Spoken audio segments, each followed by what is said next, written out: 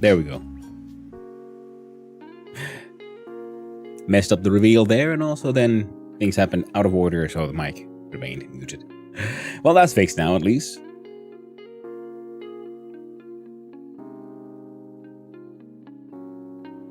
We're waiting for the mod to load, as you might be able to tell.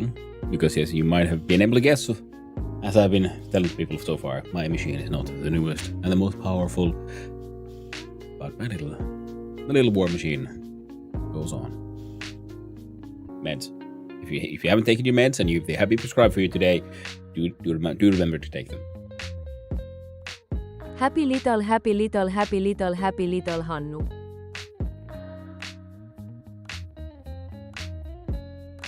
Hey there, Anthoric. Hope you're doing well. That's a happy little Hannu. And Hannuzer. Loser? But now I've got too many musics happening. If I don't know if I can do that. We gotta do this one manually for now. Oh, beep, bap. Look at general settings here. Can I turn off many, or is it just... It is what it is. I have 2 new jobs. Gonna be wild. Oh, congratulations. All I got is this. I got no new jobs. But I hope it goes well. I know the space, yeah. We have 86 science. We need like 90 for to be able to afford the cheapest science upgrade. And I need more than the cheapest one, because I want to make a copy of the space station Mir to begin with, and then eventually maybe even the ISS. Thanks. Yeah, no worries. I'm happy for you, Anthoric. It is, it's rough out there currently. There's a lot of unemployment going around. A lot of unemployment. Well, financially, we could actually pretty easily afford to do this one. Then we get custom action groups, which would be fun. So let's do that. This one's already maxed out. This one is...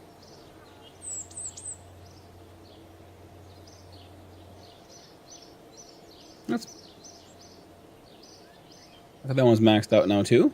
Now mission control, we can just do more active contracts.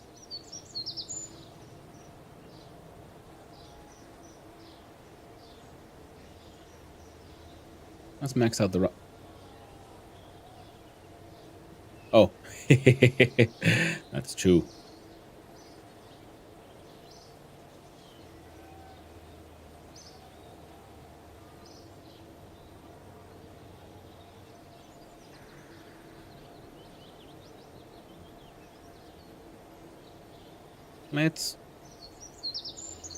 These aren't really worth it anymore, and apparently they were in the way, so let's fix those. Oh, these are some of my silly experiments that never really worked out. Cancel. Let's upgrade the runway. Because eventually we're going to try to want to make a proper space plane. Not just yet, but eventually.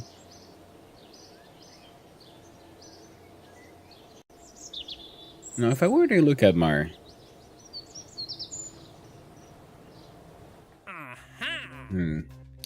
surface outpost on the moon. I kind of want to do this.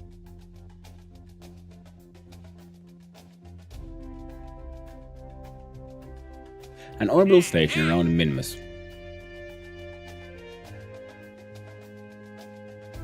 Jebediah Kerman's Junkyard and Spacecraft Purge Company.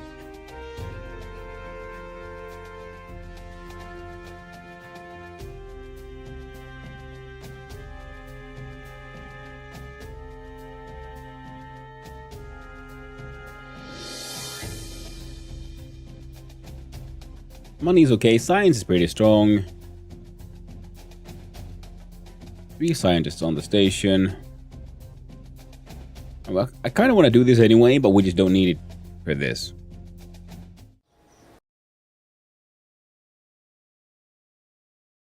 You see, if we make a fancy brand new thing instead.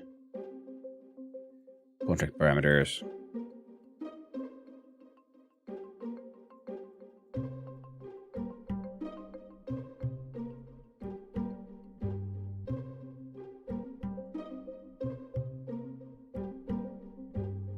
There we go. Yes, now we want to go to the moon. Actually, that's okay, so nothing too exciting should be happening here. We're working on our moon grab 1, which is kind of not working.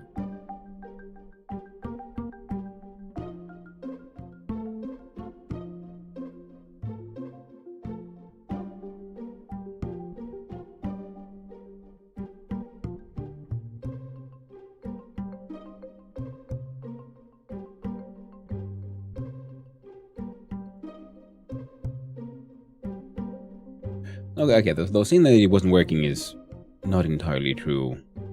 We kind of got it to work. I think we can actually get this thing where we need it.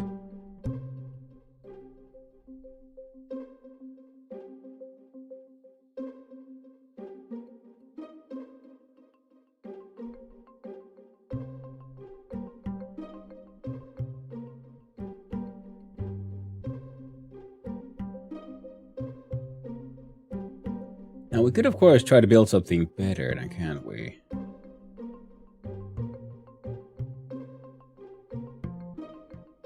Might do it on atmospheric landers.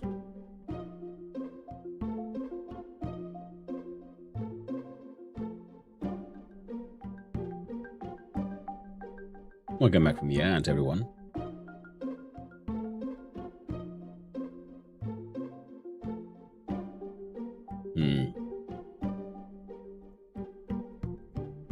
Okay, so let's do the moon landing first.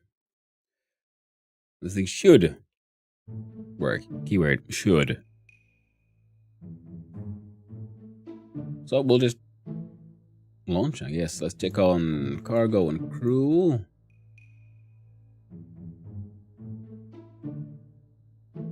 Don't think we'll be needing that one.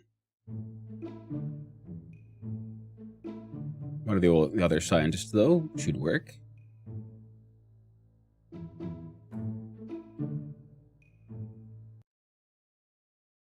What are the new ones? To fly up there with Jib.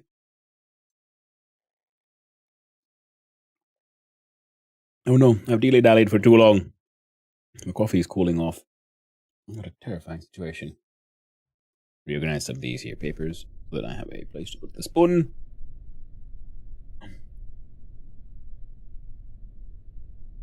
Right, let's put it all the way up there. See, nice and safe. Heckin' perfect. Now,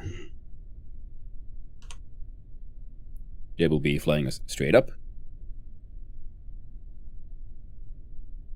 Double check. This goes off, these go. Let go. This one happens in sequence. Then this one.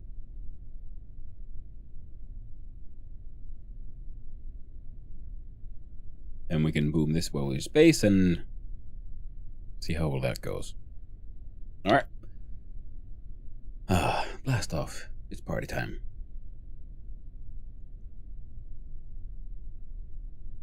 All checks are clear. And we're gonna have ignition in 5, 4, 3, 2, 1. Ignition. Gotta love it. Once we're above 100 meters per second, we're gonna start tilting to the right.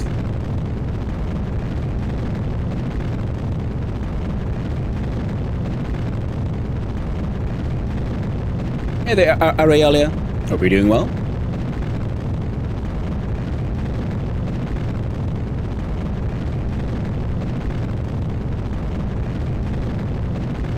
Doesn't need to be much, just the tiniest bit will do. There we go. Heckin' perfect. And we'll change engines in.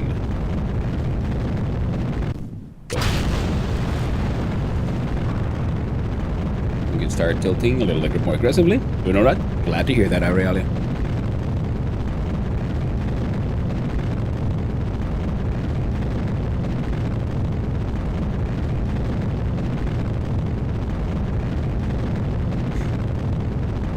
At about 500 meters per second, I think we could start pulling down on the throttle.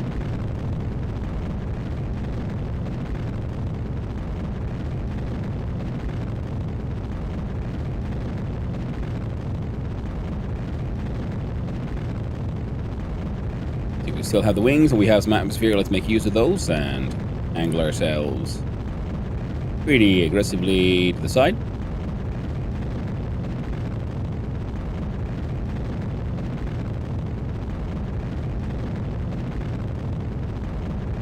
So, doing okay. Had an early morning today, and I've been drinking excessive amount of coffee. I remembered I had one of these, so I'm refilling my existing coffee cup with more coffee. Just top it up. The problem is when you make a large amount of coffee this way, you just have to keep drinking it. Okay, then we go pro-apsis, and about high enough. Can blast off. Oh shit! That was what I was supposed to do. I was supposed to change this engine to one that is a bit more efficient. Ooh, okay. The apoapsis is holding. No, it's coming down. Shit. We're going to be approaching it. We might not be able to turn this into a proper orbit. I mean, we will, though. More coffee? Hey there, Toctic. How you doing? More coffee. That's the best way to go.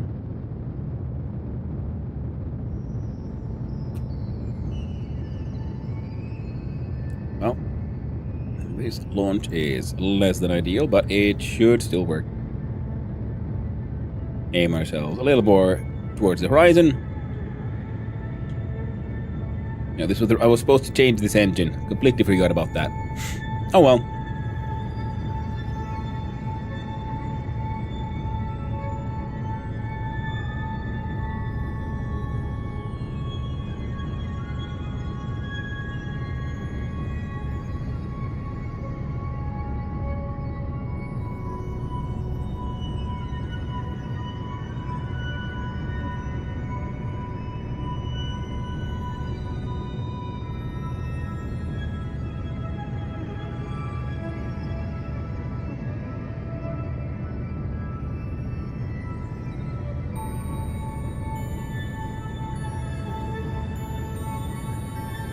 I think we'll be fine. We'll be pushing the apoapsis away from us. Okay, no, we're not. We're approaching it, but it's still a minute away, so we should be fine. The periapsis is increasing slowly, but it is increasing. Yeah, and I hope everyone's doing well. Alright.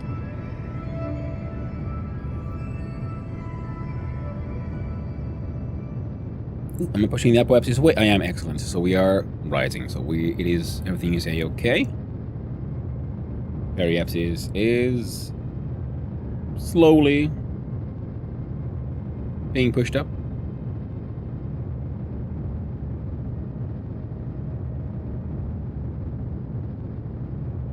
Apoapsis is increasing, so I guess technically we should pull down on the throttle.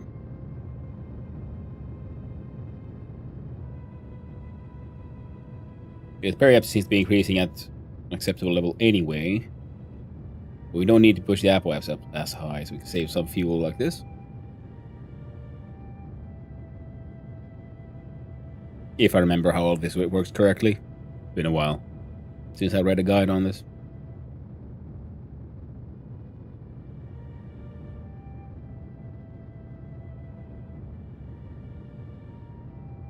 Alright, almost that orbit. Excellent. Yeah, we're good. This mission should be a success as long as we don't crash into the moon. In fact, we boom that one off. Just get it in.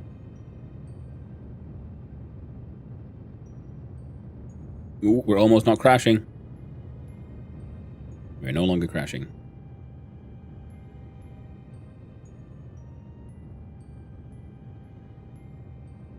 There we go. We have escaped.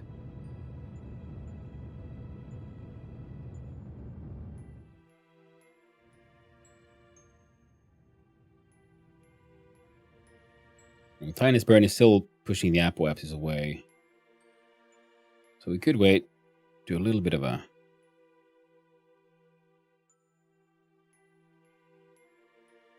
time warp, we get closer to the apoapsis. Let's say within 2 minutes. Should be okay. For less than 2 minutes. So like closer to 1 minute. Yeah, that's good. Wait for us to get this bugger turned prograde.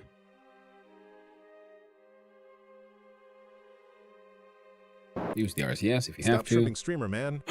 Thank you, Kidder98.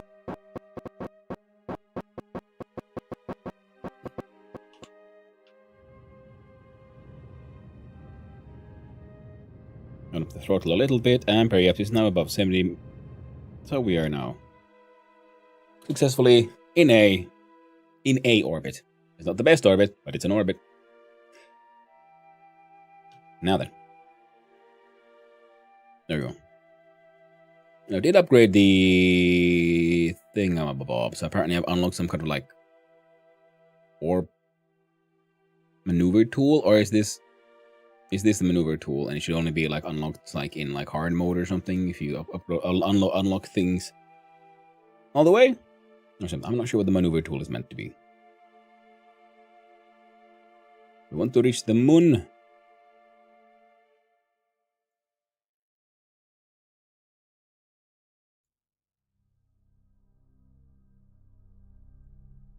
Alright.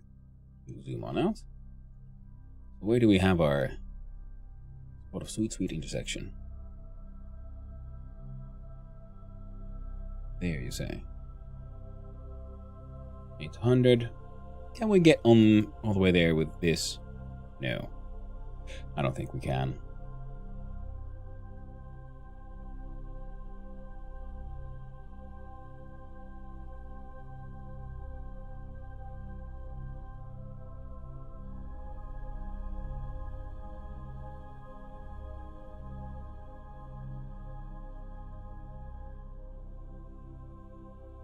There we go.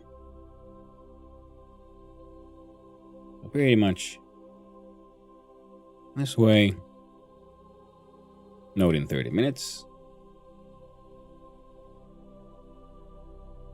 Get our ship slowly aimed that way. Burn time 59 seconds. Excellent. Hey there, upstairs. Oh, cool. I tried playing this game many years ago, but I didn't really understand much. Furthest I managed to get was the moon with basically a missile. Well, that's pretty much what all rockets are.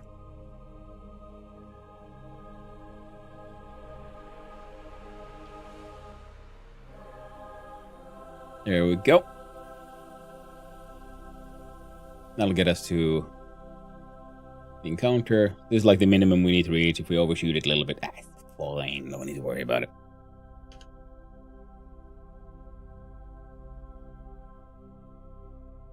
So this little nonsense should be able to land on the moon, in theory. We'll find out when we get there.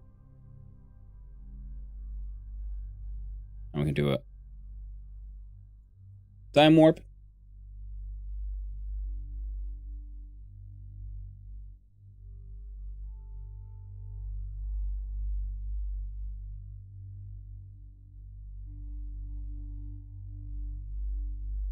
Moving all the way around the planet.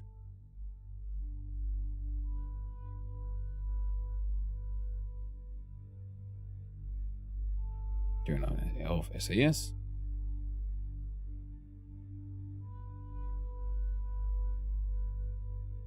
A little bit short to align ourselves. There we go. We are aimed at the maneuver node. And soon enough, hopefully, sorry, we'll be able to then blast off. I do believe it works like this, yes. We want these numbers to be close to each other. I kind of started burning too late, but it's fine because, you know, we're going to burn off the rest of the fuel from this stage, and then we'll use that stage to push us the rest of the way.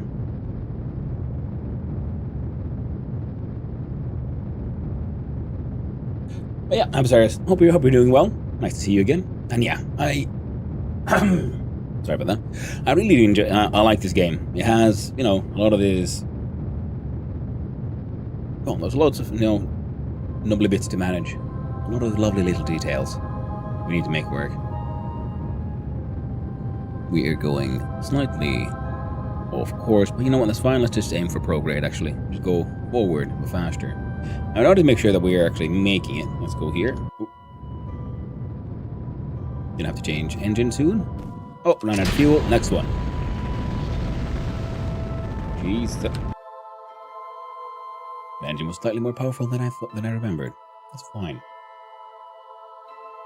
And now our trajectory will take us here, and in between these spots, we'll be under the influence of the moon's gravitational pull. And then we'll be hit this spot. Then we'll be escaping the moon's gravitation and returning to orbiting Kerbin. We don't want that. Our next trajectory will be here, our closest point to the moon. But I can't do it from here, can I? I'll have to see here. Focus, Sun, Moho, Eve, Glee, Kerbin, the moon. Now, if this is our focus, this is where the ship will go. So now we should be able to add a maneuver here. I want to slow down. Takes very, very little, and they will have an orbit.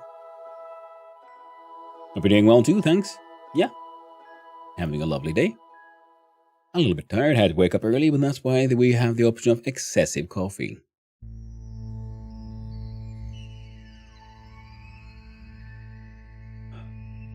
Yep. We'll stay awake, filled with the fear of spoiling ourselves. Wait, there we go. Right, that should work.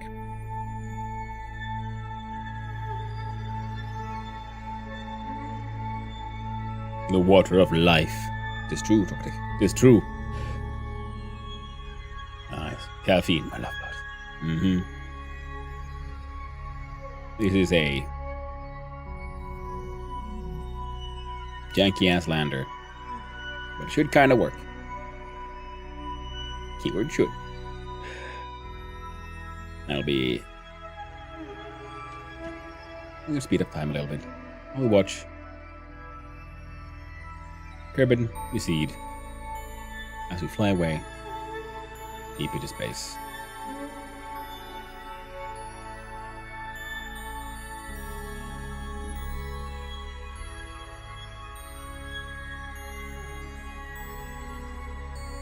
God, I love these graphical mods, adding like so much wonderful detail.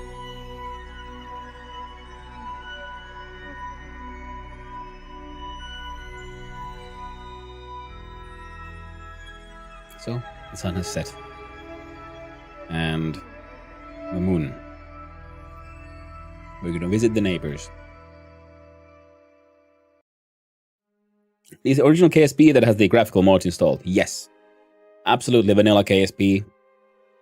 Except for graphical graphical mods.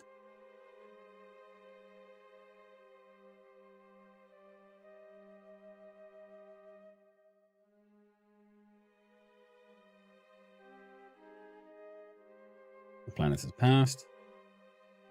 Back, you know what we could do? We could probably clickety-clack it here on the retrograde.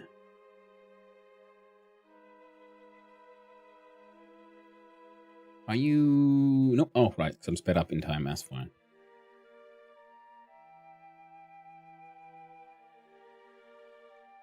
And then Jeb can steer us. It's a start of experience, so we can do prograde or retrograde. We can go forwards or backwards.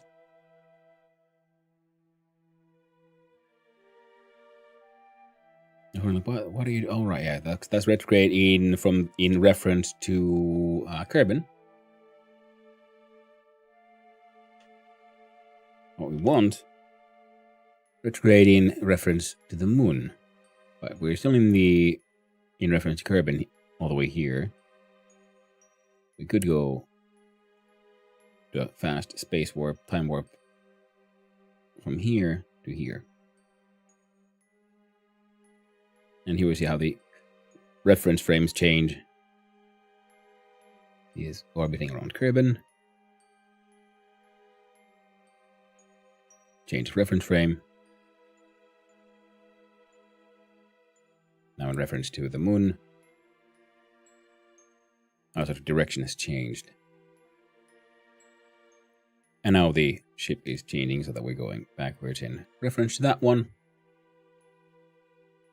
And that's close enough to where we're supposed to be firing off when we time warp to our next maneuver node that we marked there. Technically this might be close enough.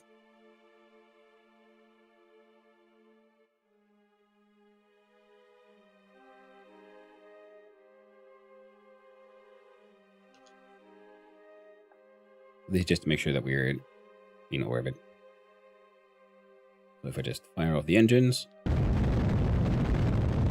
we are. There we go. We're now properly in orbit around the moon. We've been caught by the gravity well. Don't need that node now anymore. Now we can have a look, see at where do we...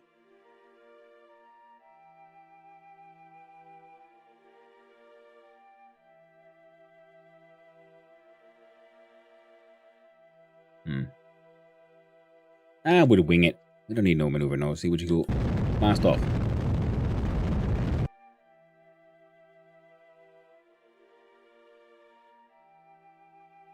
Now this will be a fastest point. Oh, sorry. So technically we want to slow down here if I remember correctly. Takes very little. Yeah. Maneuvering in this low gravity, around the low gravity body is much more fuel efficient. Technically, we could try to start to initiate landing already here, can't we? Because we're taking the entire ship to land. We don't have a separate lander. I kind of want to try to make a proper, ship lander docking thing eventually. Well, that's then. 3 kilometers up, that would actually crash. So minimum of that. It works for me. Looking from here, if we do prograde.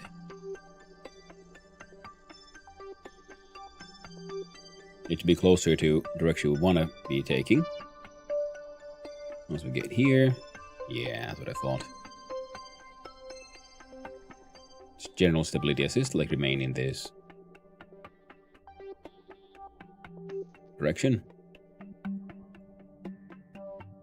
We'll speed on up to the next node.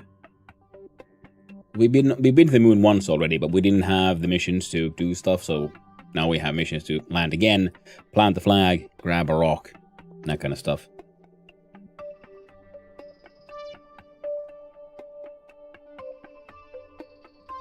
And I want more science because I want the unfolding solar panels. I don't have those yet. And I want those because I want to build a copy of Mir base station. Somewhat.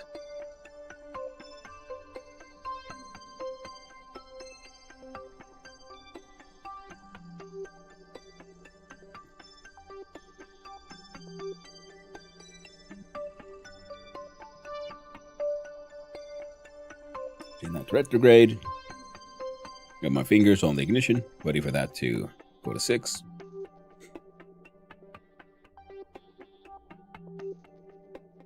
If you want to go there, want to get science. Sounds pretty cool. The game is very cool. I very much like it because essentially it is like many games that are simulators. They're kind of puzzles. You can always add more complexity to your puzzles if you want. But I've always liked the science of, space. Do 10 kilometers. And I like the fact that because of the nature of the game and because of the well-understood nature of, the physics of orbital mechanics and so on, this is something that is very sort of realistically simulatable.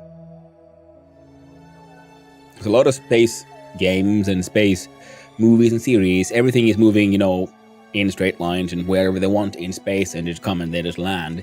Whereas in this one, because we're simulating space flights and how things are and like radio connections and so on, is much more interesting in my opinion, because now we'll have to then figure out how do we not go outside radio range, and how do like orbital mechanics actually work. And it's just neat. And I always liked space. When I was a kid, I wanted to be an astronaut. Well, it wasn't really an option for me.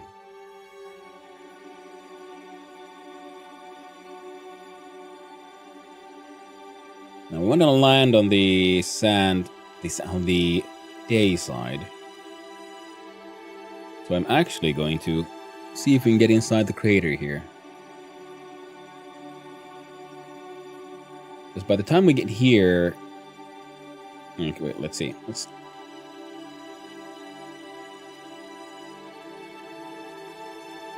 Yeah, we'll be on the 9th side.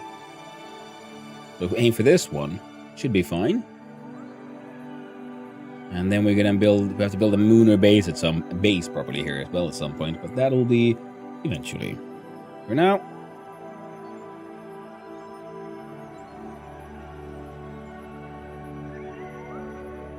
we'll be coming in hot. We're actually coming into, oh! I think I might have fucked up a bit. Fine, don't worry about it.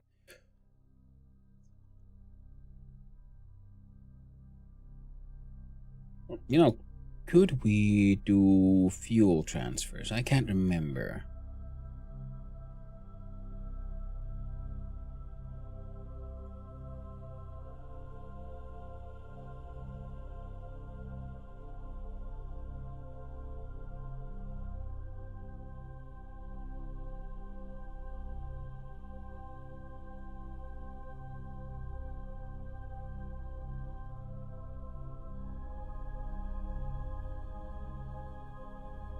There we go.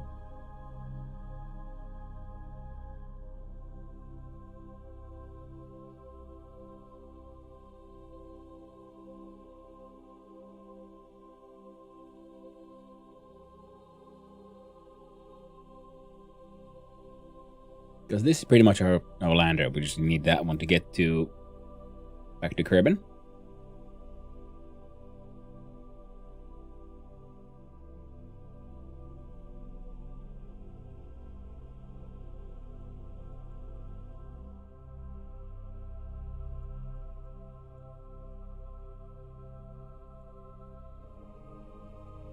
There we go. Good enough. So now we have extra fuel, so we should at least be able to land now. We have RCS and things to help us as well. Wait, I lost the moon. There it is. Terrifying that when you lose the entire orbital body you're trying to land on.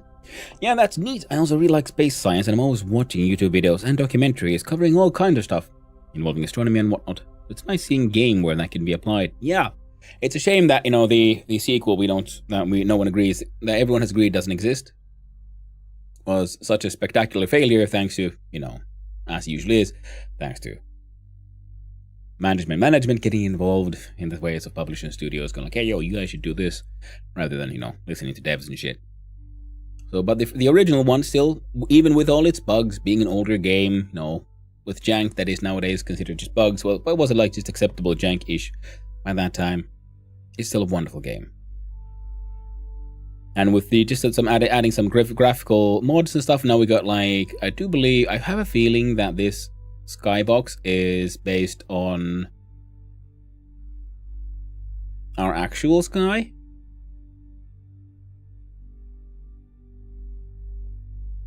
Definitely feels like that. And I love the lens flare and how the lights go through the atmosphere. We got volumetric clouds and things. Though I don't have the super fancy one. I have the most basic of the mods that allow for volumetric clouds to be done. And I have yet to pay for BlackRock whatever it was called, for the actual super fancy settings where you get really realistic clouds.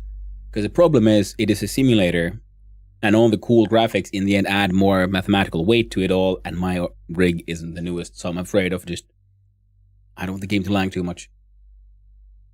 And it's also fun because, like I said, because it's based on a lot of it on existing space science and components. Of course, it's a game, so you can do some, cheesy shit.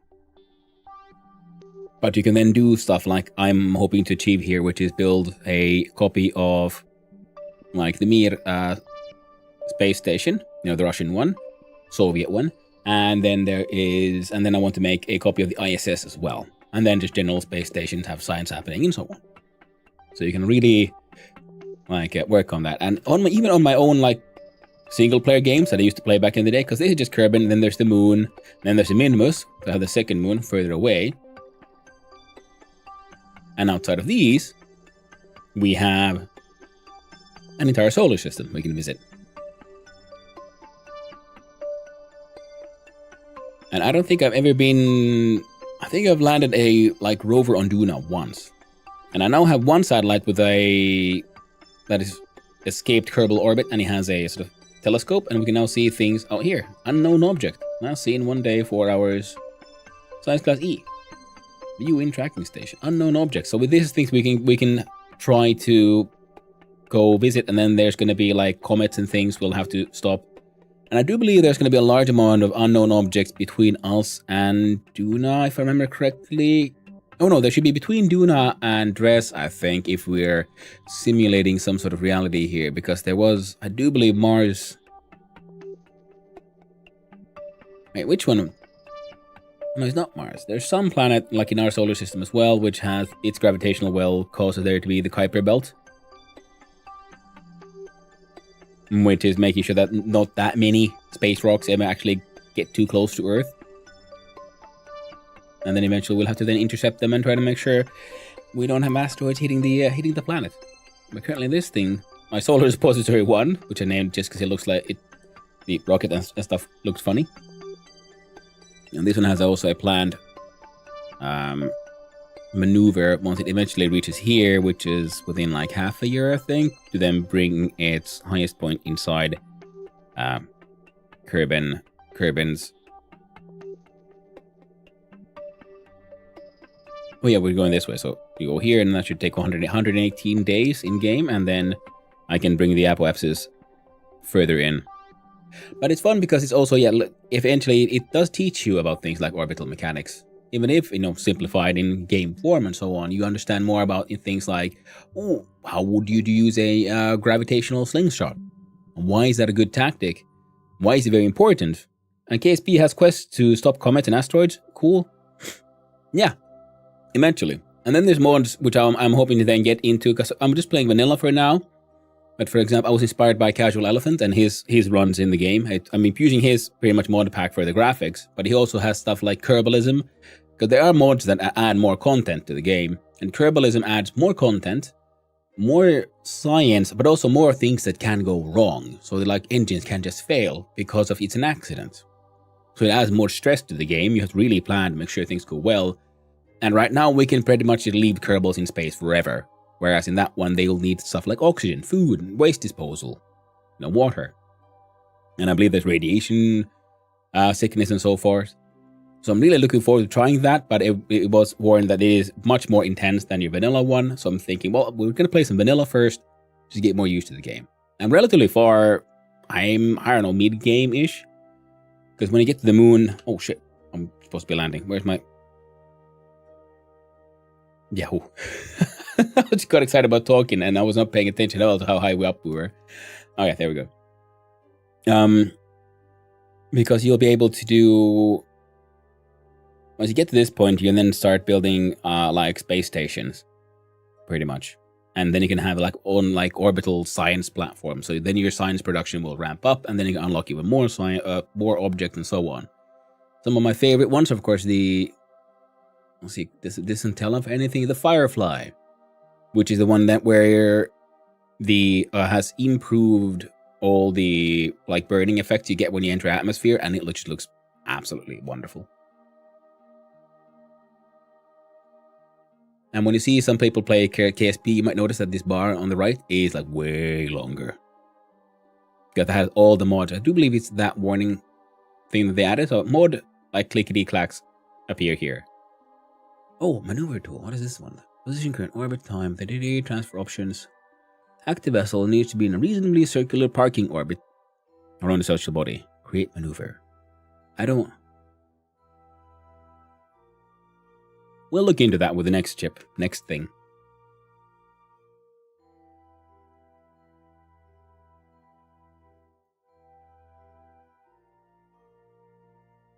And I like how the game has its hectic moments, where, for example, when you try to do landings, I like it has the plane simulator and so on, even though I'm really bad at landing planes and they keep on exploding. So that's why I prefer spaceships, because I'm less stressed out about those, funnily enough. But it has these really calm moments, and it's really zen stuff. Just look at this moon. Look at all these extra light nibbly bits. It looks so much better. Honestly though, I don't know how all these modes are graphical. I wonder if I could just launch up like a vanilla version and do a comparison. But either way, with all the shadows, all the grainy unevenness, do you think the vanilla looks a bit more like this? Then we're close enough, the mods add stuff like this. One hectic thing I remember about this game is I had to be careful when speeding up time because the integrity of my ships would fail. Yes. That is a bug. It's still there. It's not as bad as it used to be, but it's still there. And it's one of those general, do not speed up time unless you can just, let things be as they are. Because if you're speeding up time and then when things are sped up, you try to move your ship around, that's a bad idea because the physics can get a little confused. That's how it used to be. I don't know if it's as bad anymore as it used to be with all that. But I like to, assume the worst and all that. Now with this, even though that is rotating, we should hopefully still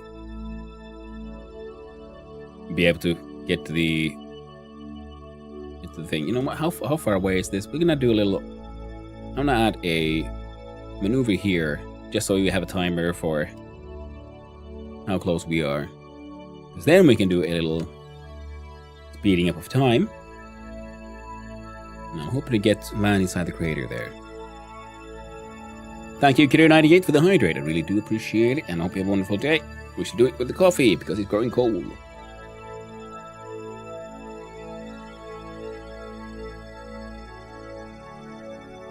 So we'll look on high settings. Yeah. And these aren't even the highest settings with these mods I have right now. Things can look even better. Because I see, things are slowly loading in more details. If you have a more powerful rig, you can put your settings, ramp them all up. Because a lot of this is actually just, I think it's just bitmaps really. You don't need to simulate a lot of this. You just add sort of unevenness, and then if you know from which direction the light is coming, and depending on how you created this pattern, probably using noise, and then it's relatively easy to then offset them and make them darker. And depending on the size of the object that has been offset, you make it darker, and that way you can get shadows happening programmatically. See, slowly loading in more and more detail as we go forward and move around. If you see someone like Discount Engineer or Urban, god damn it, we were doing raid editing yesterday. Yeah, Urban, another good streamer who also plays a ton of KSP and has way better rig and setup and everything. He does really complex stuff and has a mods installed and everything. And yeah, the game can look absolutely beautiful. Especially because you don't need it to be that high def. Not really. It just needs to be good enough, because a lot of the detail will be lost in scale anyway, because the scale of these things are, they're entire planets, or planetoids, or moons.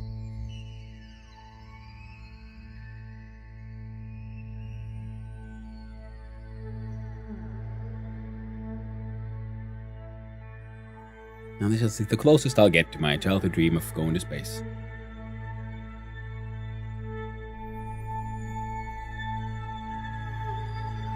It's one of those I could speed up time so we can get even closer to landing. I don't know if I care. I'll gladly just watch this slowly approach. And the music works. And the playlists I usually use for my, waiting screens and so on, the chill hop ones, we've also noticed that is also really good sort of music for just hanging out in space. Watching things just fly by in a way that looks slow, but it's actually really heckin' fast. Like currently, we're going over 500 meters per second and increasing. Half a kilometer in 1 second.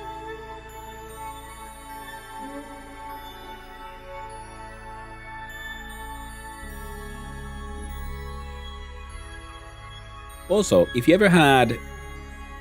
That's another fun thing was here in this game is... This would be an awesome game to also to help teach people about, you know, relativity when it's discussed in physics and so on, and how speeds actually, how fast something is moving in relation to something else is how the sort of reality actually works. Because in this one, you sort of have to, you see it very, very visually when you're going, moving, like we saw earlier when we left the orbit of Kerbin and entered the orbital sort of the gravitational well of the moon. So we have changed frame of reference. Our speed sort of, we haven't slowed down or sped up, but suddenly our relative speed, the number does change because speed only matters in relation to something else. Because everything is moving, reality is moving, the entire planet is hurtling through space, spinning around the sun. The sun is moving, spinning around a black hole in the galaxy, and the galaxy itself is hurtling through space. No one really knows what if there is, or what even could be the general speed of space around us, because no one knows what would happen at speed 0. If you really stopped moving in relationship to everything, what is that speed? What is the direction? We don't really know, especially because space itself, as in, there's a lot of math that indicates that the universe itself is, expanding. So, is it even possible to stop inside space that is itself growing?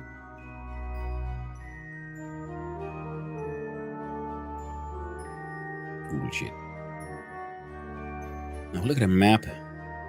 Yeah, we can kill off that thing. Now let's see here.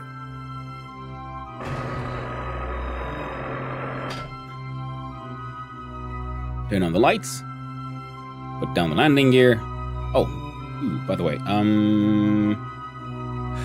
shit. I fucked up, didn't I? Oh, yeah. Way higher, I should have just launched. I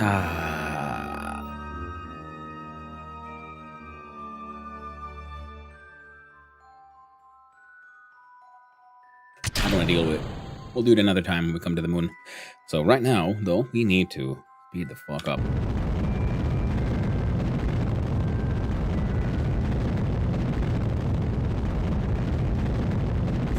Or slow the fuck down, depending on how you look at it.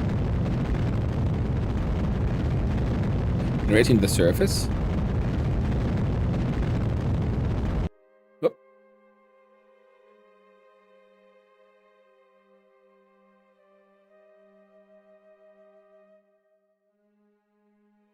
And use some of the RCS.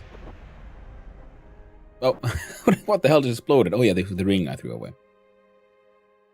So we stopped our sideways motion in relation to the moon's surface, and now we're essentially falling down. Again, in relation, because technically, yeah, we're still falling in a curve, but at the same time as the surface of the moon is moving in rotation, so we're effectively going straight down. It was one of the first lines I loved in the Star Trek reboot movies when Scotty looked at the equation from his future and went, "Huh, it never occurred to me to think of space as the thing that was moving." Yeah, that's true. Look at our fuel.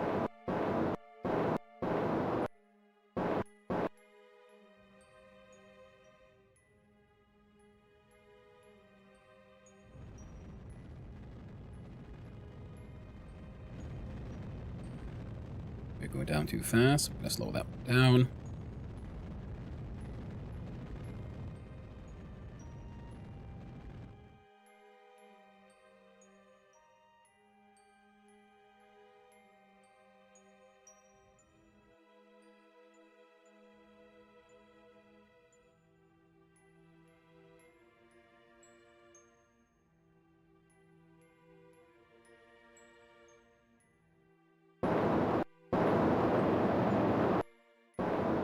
Entire thing might be a failure.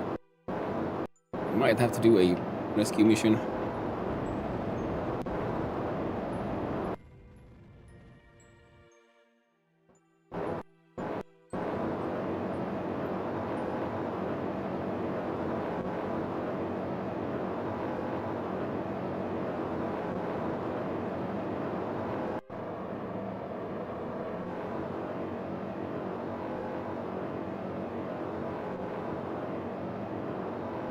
that a rock? Please don't be a rock.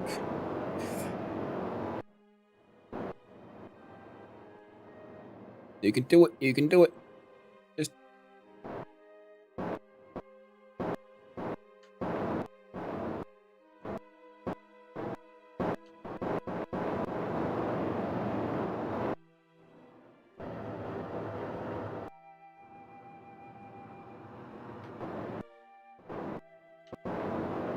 Heckin', come on.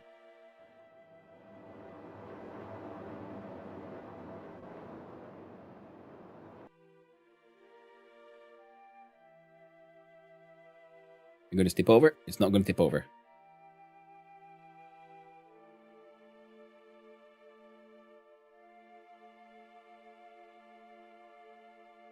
Excellent.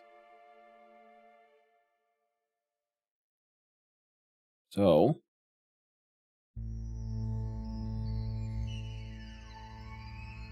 Jetting Kerman will get the honor of going...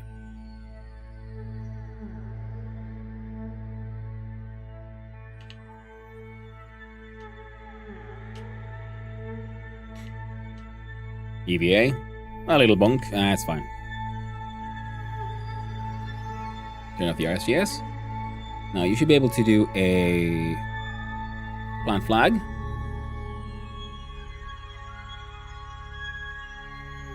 There we go. Site name.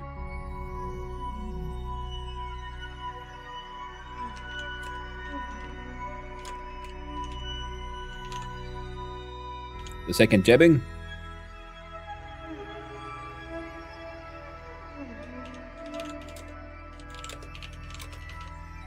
Jetting was here too. There's one contract done, and the next would be take surface sample.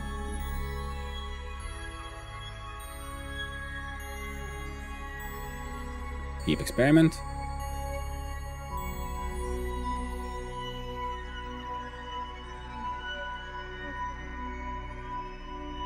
Where's the contracts? Moonstone on the moon. I'm assuming this is how you do it, right? We take a surface sample. Isn't that what that means?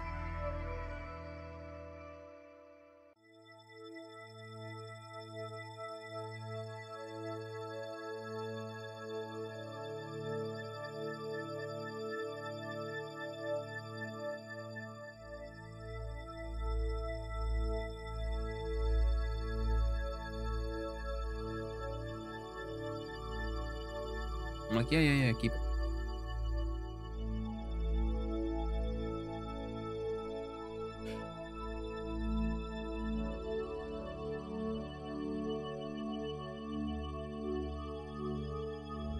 Ah, it was the bots trying to say something.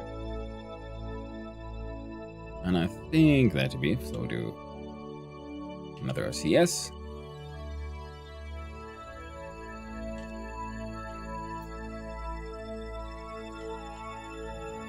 See if I can remember.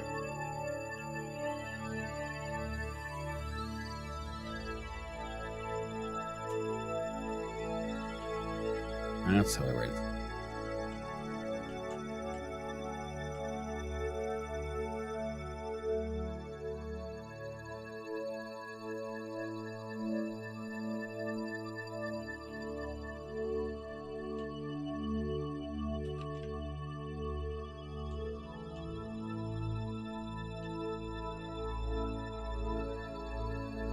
And B for board.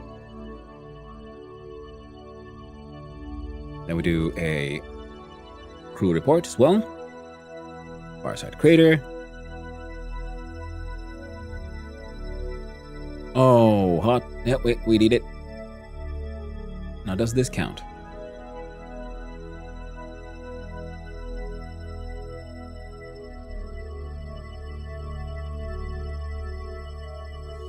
Surface deployed mystery goo.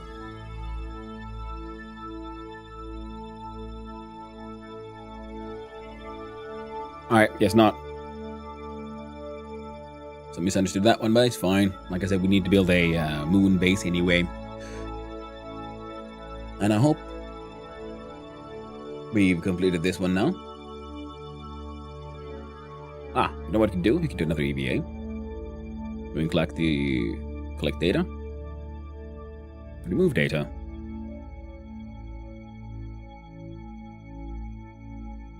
Restore, because you're a magical science man. We do right click. Store experiment.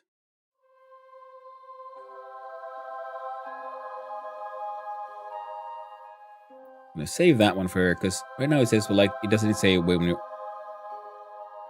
from the crater. Let's dance here, excellent. You can reset that shit. In a board.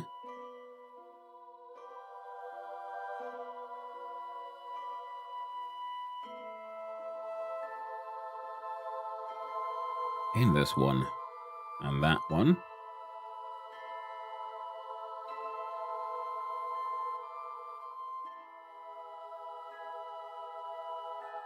Hmm?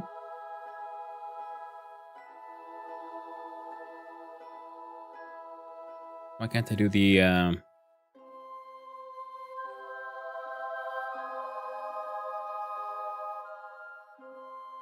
what did I do previously, but not now? Send the fuel back and forth. Ah! Not explain it.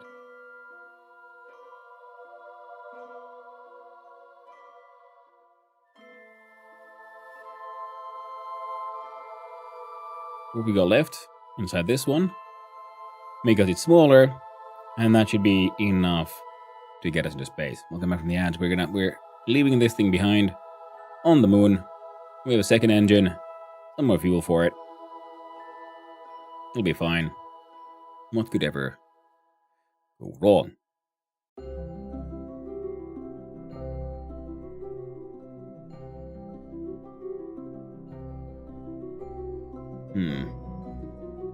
Losing electric charge? Well, that's okay.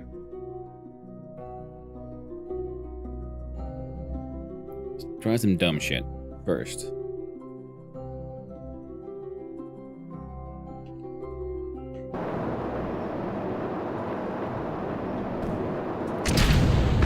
Jesus Christ! I did a little bit more.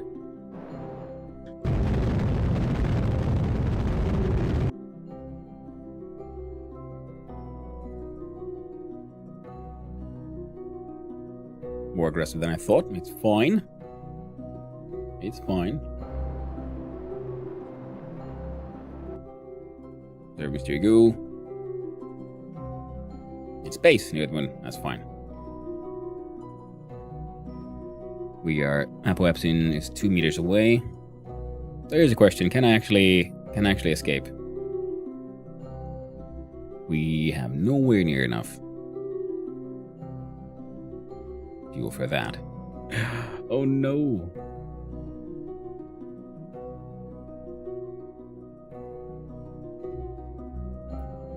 Well, push button equals 10 Gs. I had a Kraken drive like that once. Yeah.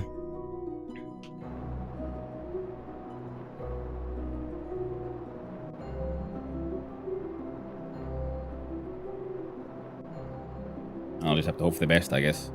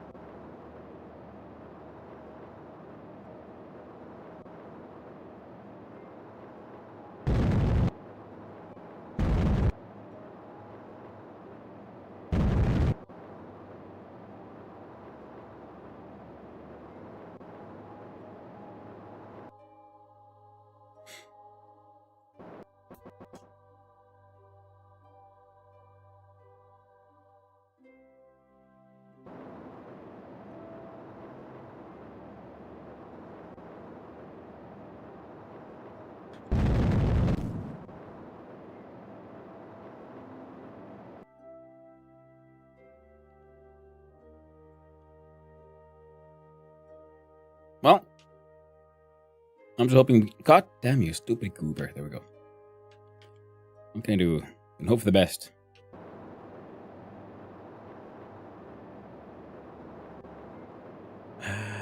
I think Jeb's dead.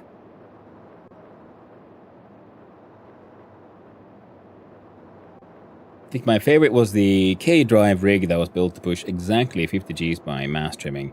I was trying to replicate something Matt saw, a probe core reaching its G limit and blacking out. Mine just blew up at its G limit. Didn't matter how gently you reach it. Oh, dang.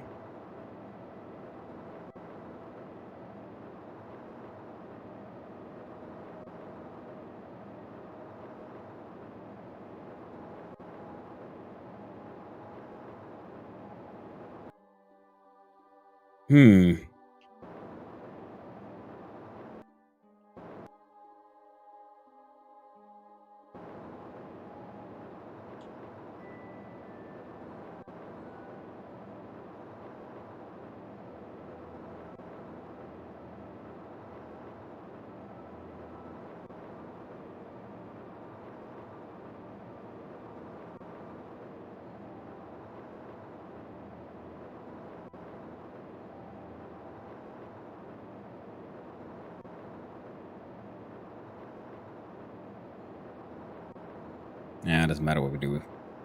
I don't want them to die, though. Because of something stupid like this.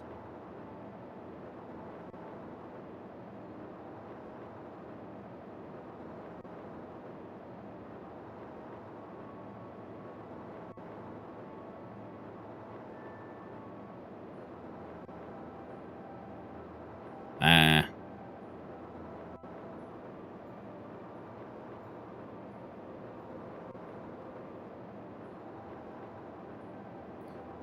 What happened for 9G and out? Little touch on the RCS to trim the mass and puff bang. Nope, one not out. Oof. Yeah. Doesn't know because it doesn't really matter what we do here.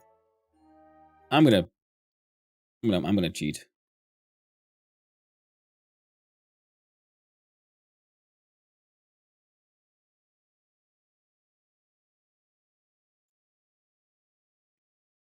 Brain no work, coffee well without. I do understand that. That's how I feel. I cheated. It was my one fuck up. If it happens again, then we'll have to let Jeb die. I don't want Jeb to die. Well, first of all, this thing is brought with us for a reason.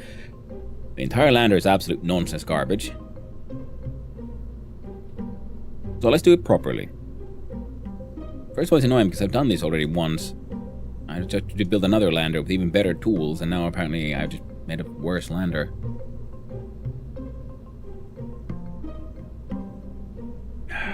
Ooh. Cold coffee. So if we scrap the entire thing. First of all, because, I played a little bit of KSP yesterday, and it's been a few weeks since I played this last. I'm first going to go check out what exactly is my science and research situation. Because I do know I've got essentially these. I should be able to build a space station. So I want this one so I can have these photovoltaic cells. I need 160 research. I can't get that. I also want landing so I can have actual freaking landing struts, because I have to build these weird things I'm not really a fan of. Better command modules would be neat.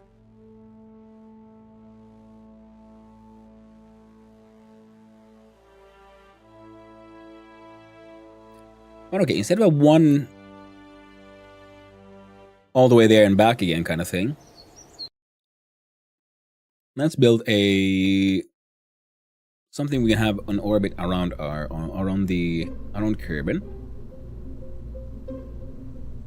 Now how do we do that?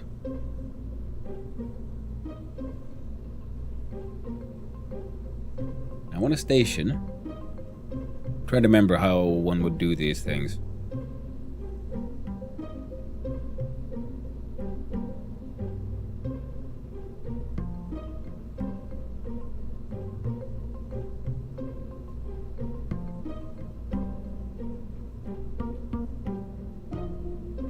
Like if we built this thing in an interesting, no, not that one, an interesting collection of stages. We can use this one. We're gonna want... Oh, well, no, we don't even need that one. We can actually use the smaller one. Because we only need Jeb there. God dang you, stupid goober. There we go, the Mark 1. More than enough. And also because the Mark 1 is something I actually have a big enough heat shield for. Well, this thing would be coming back. As is. It would pretty much only need... Let's see... a couple of these. And that one. See, that's enough. Some drag shoes to slow us down. That one to bring us man down safely. Heckin' perfect. Now attached to this, we would then want... I don't fully understand why this one. What's the difference between this and many others? Is it just... does it look different? Housing small parts.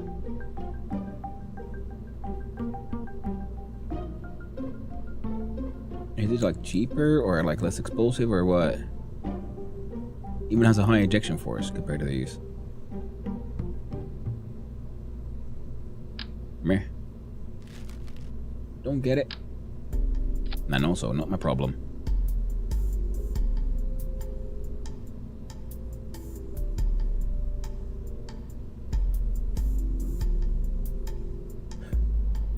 Now, if we look at what exactly, where's this really tiny one? Solid fuel booster.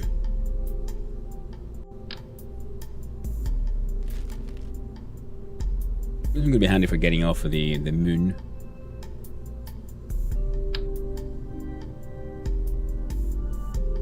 This one should be more than enough for...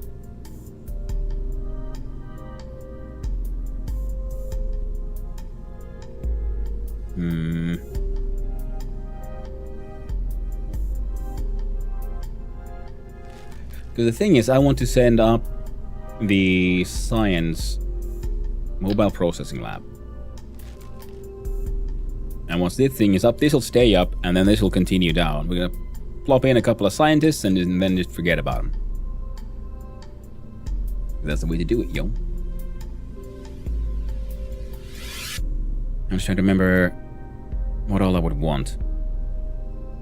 Now this one will want some slight maneuvering, and I'm wondering if RCS would be enough, or if we should have a tiny little engine shit. And I guess a tiny little engines would be a good idea in the end. So we do... Is this the smallest one we got? Yeah. That was more than enough. This one is to help us maneuver from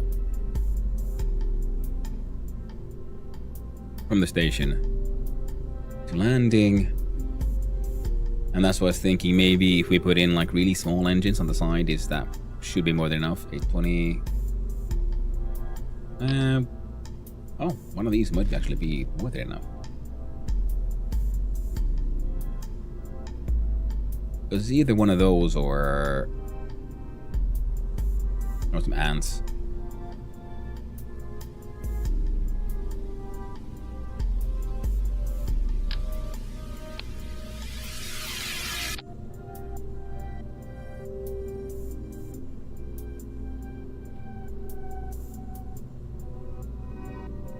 Yep. It ain't perfect, but it'll get the job done. And just to make sure things don't get too shitty, just one solar panel.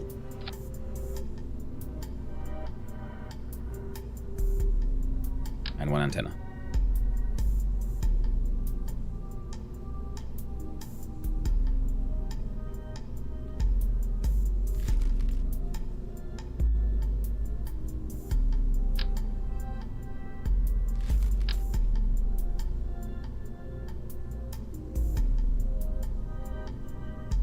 There you go. That should be...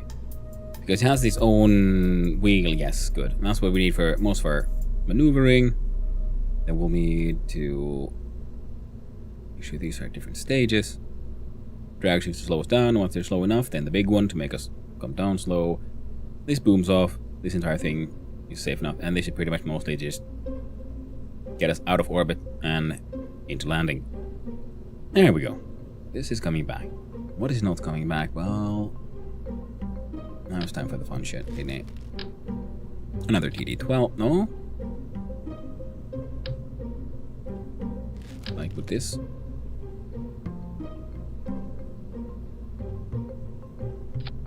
I don't. Fine. Don't want to work with me? Then we'll do it this way.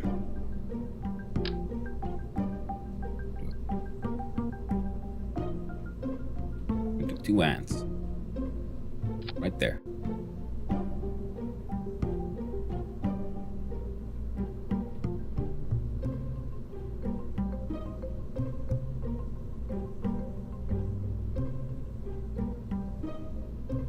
That should work, right?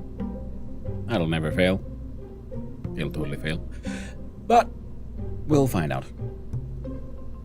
And then the next part is... how do we do the next one?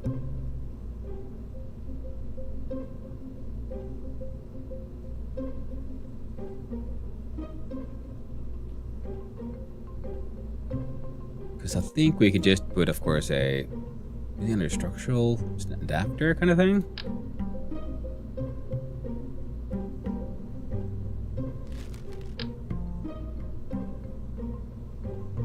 But it doesn't really do anything.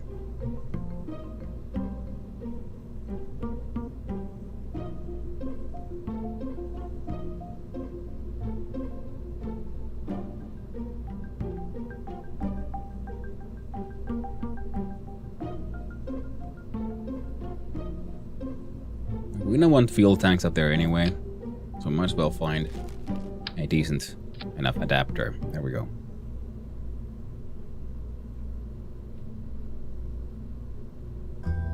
And from here, I guess we could do another one.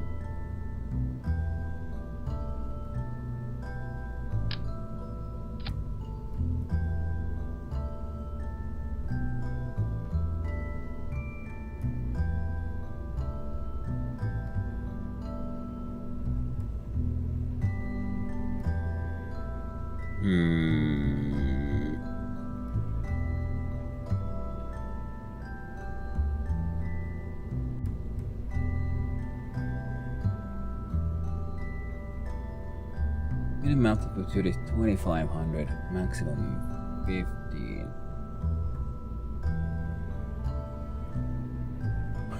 This orbital survey scanner uses a combination of advanced sensor technology and witchcraft to provide information on a planet or moon's natural resources. These images can be viewed either in flight or in the relative safety and comfort back at the KSP. They seem to be an antenna capable of transmitting the information back and sufficient power. That is true, we'll be needing some power packs. And one of these science juniors might as well come with us as well. No, friend. Just the one, please. Just the one.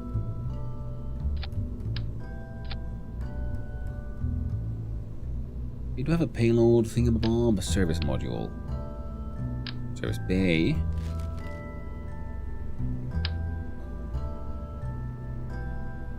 Oh, that's neat. And this one is how big? This one.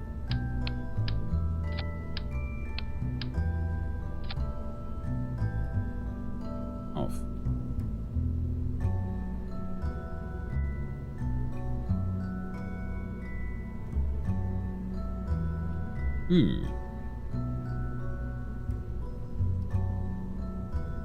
So then we can hide it in here. Which I guess will be mostly batteries.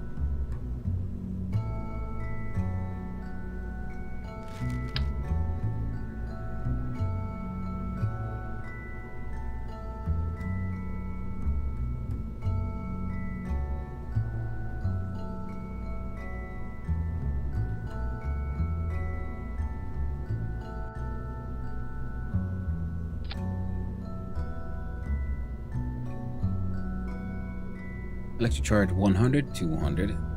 Oh, these are twice as good, but this one is far less than twice as, in price.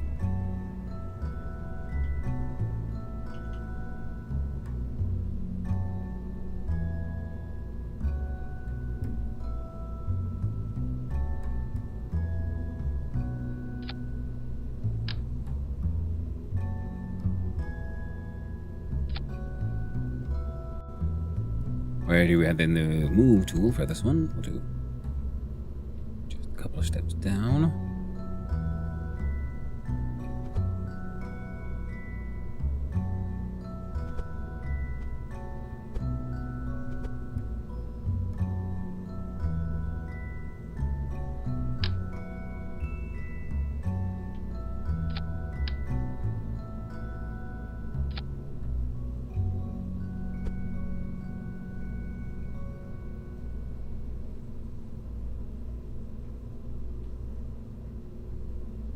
It's a decent amount of batteries. Anything else we might want to stick in here? Not really. That'll do. I think it'll look neater if it has 4 of these.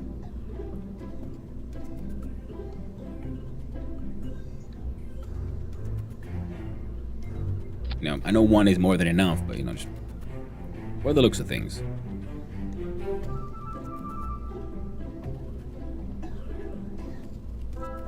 So I'm not sure if I want to have this thing here. It'll have to be because the science bubble thingamabob. Oh, well, because this is going to be...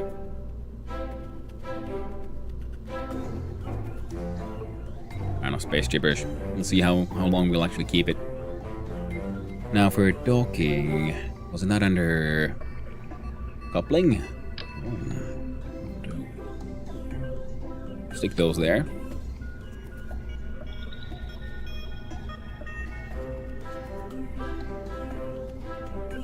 And under electrical, we're gonna have a fuck ton of these.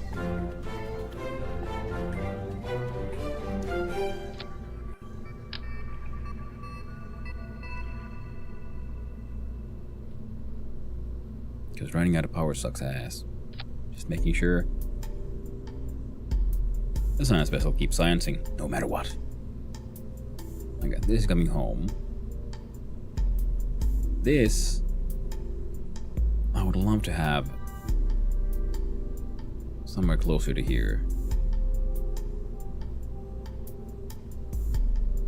Good morning, Oshug. Hope you're doing well, my friend. Now I'm trying to figure out, should I put more of these here? I guess always more batteries, especially because these are relatively cheap and we're going to go through a lot of power on this thing in due time. Oh, and get up into 4. Then we do... Nope, there we go. I think I can do... Then we use the move tool.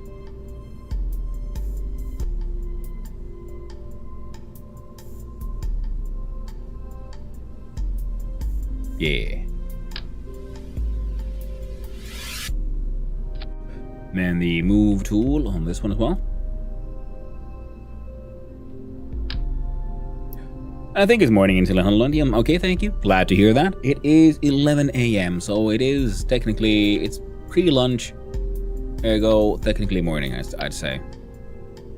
And that should be enough batteries for a few things.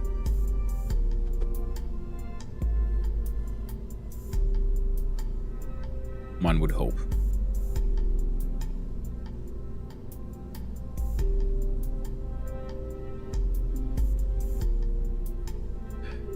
I think that might be enough batteries. Oh, what I realized. Of course, what else we could put in here? Monopropellant tanks, right?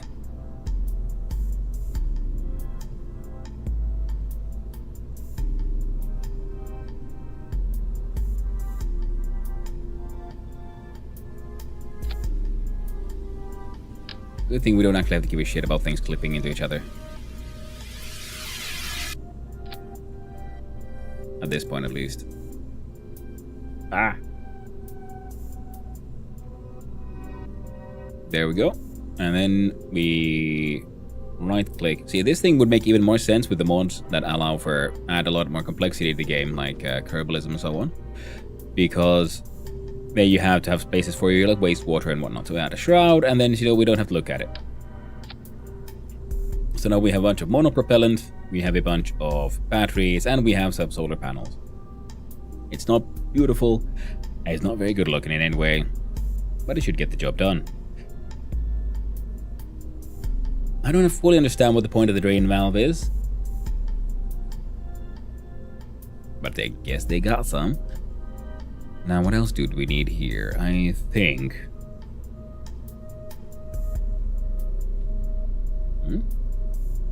Oh. There we go. Oh, actually, seeing as the talking portrait that way. And yeah, some of these are being added purely for cosmetics, such as you make these things blink. Oh, there's ads.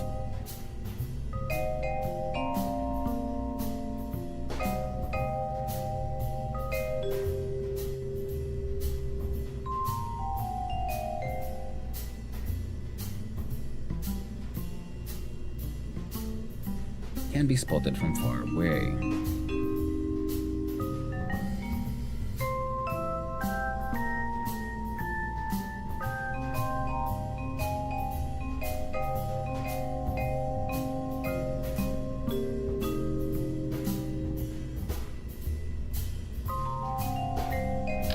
I think we can use these.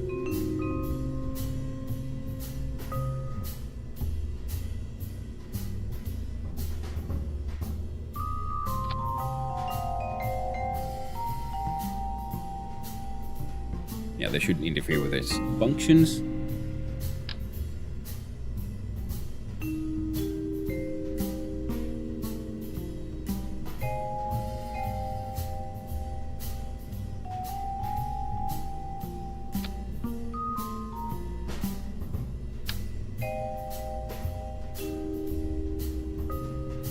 I think we can make this little shenanigan work.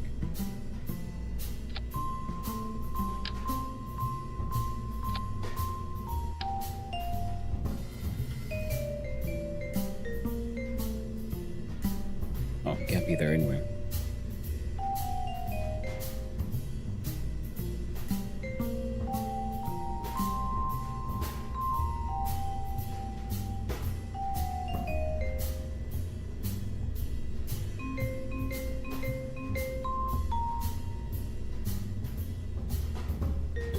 Put you there.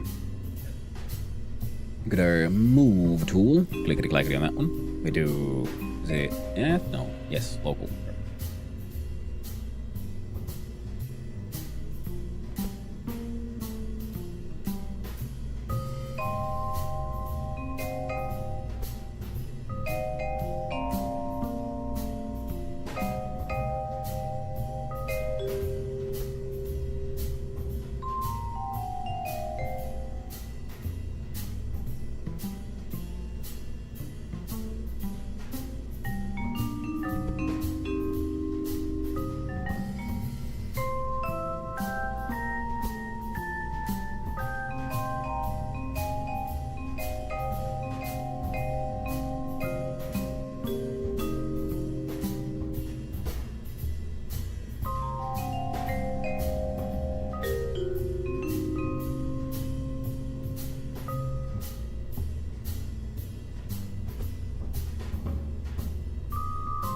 There we go. That is just blinking lights around all the docking ports.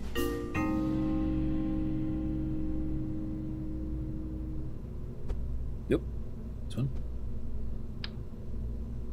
Oh, is it S for snap? Nope.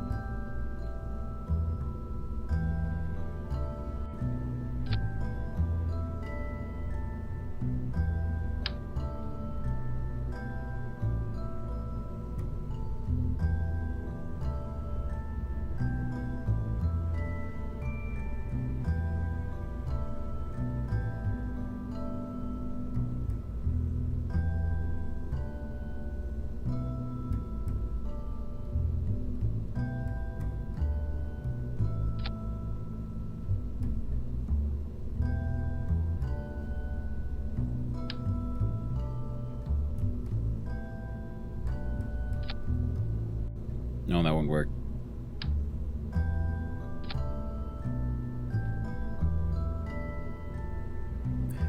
And all these solar panels here.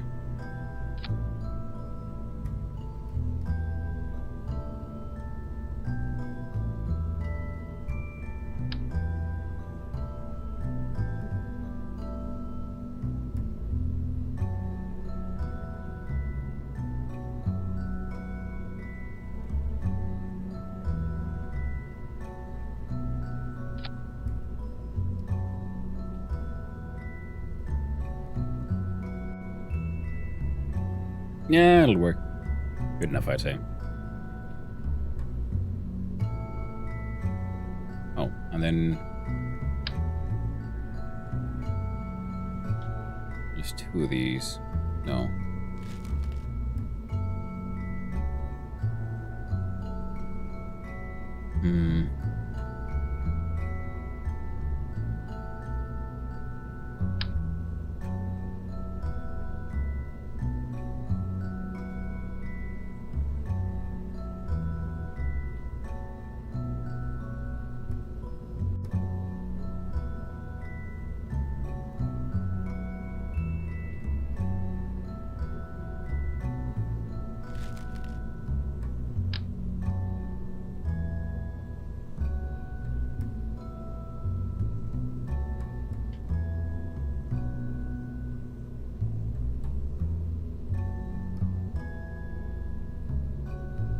That'll work actually, because this should then illuminate the docking ports along with the blinky lights.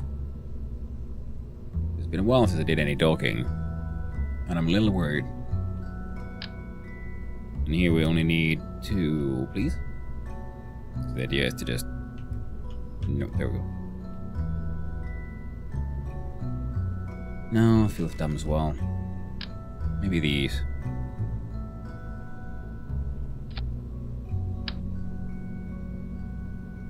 Close enough. There we go.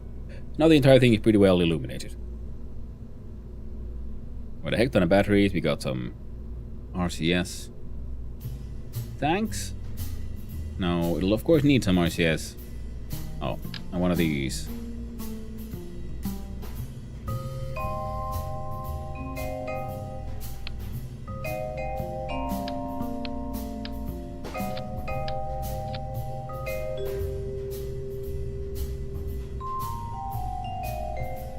Would have been nice to put inside the service bay, but no. I'll get the job done.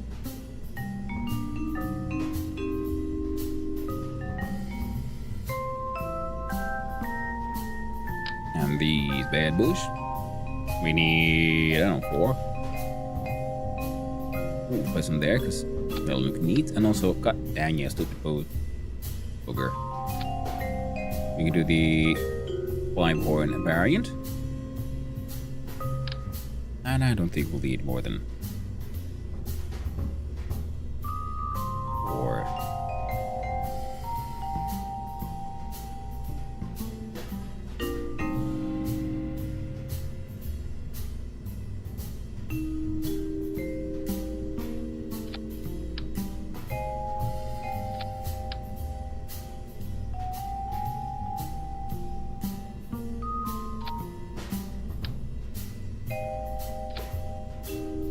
There. Light by the stairs works.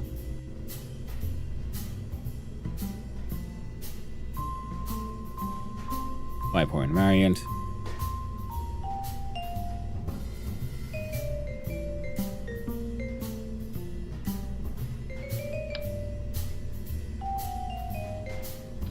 And that will make more sense.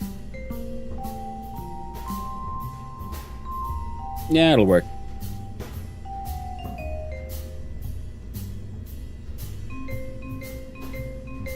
Anything else I want to send up in space with these bastards? I'll get cargo.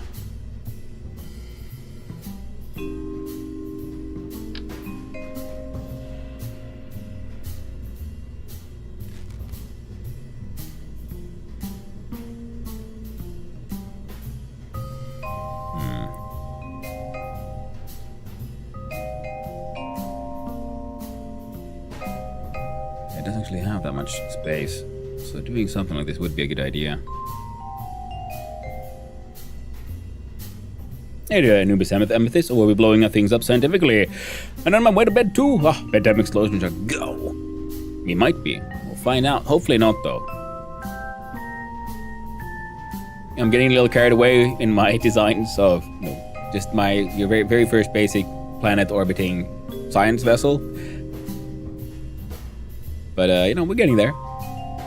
Give me something. So here's so we can do some docking. There's some place for fuel. Nice. I'd like some more storage units. Okay, what if we unshroud you for a little bit? Can I just plunk one of these in here somehow? Something for just one. How much do these cost? $200.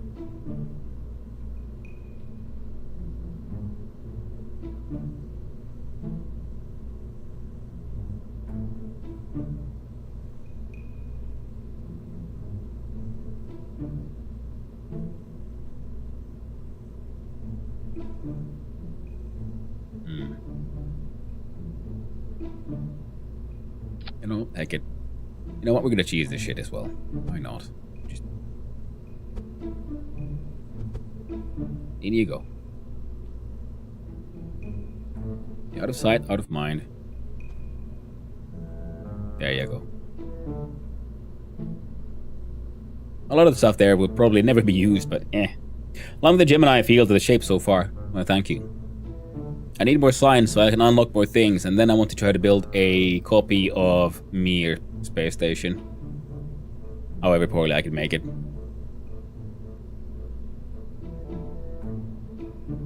Now look at cargo. What you'll be needing is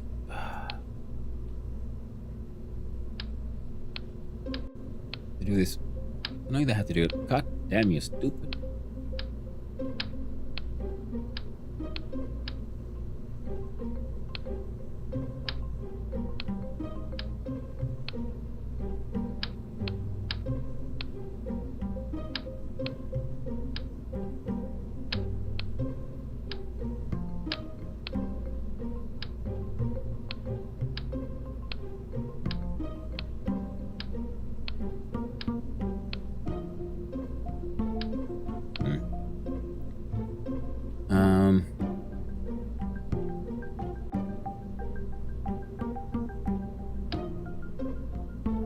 I don't know if we technically need these for anything, but we got some now apparently.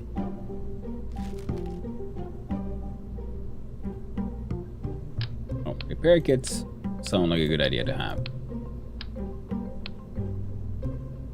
Experiment.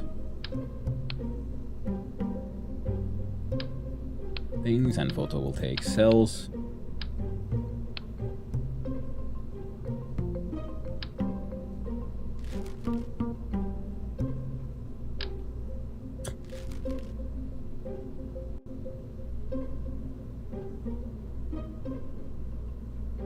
Can I put these? Oh.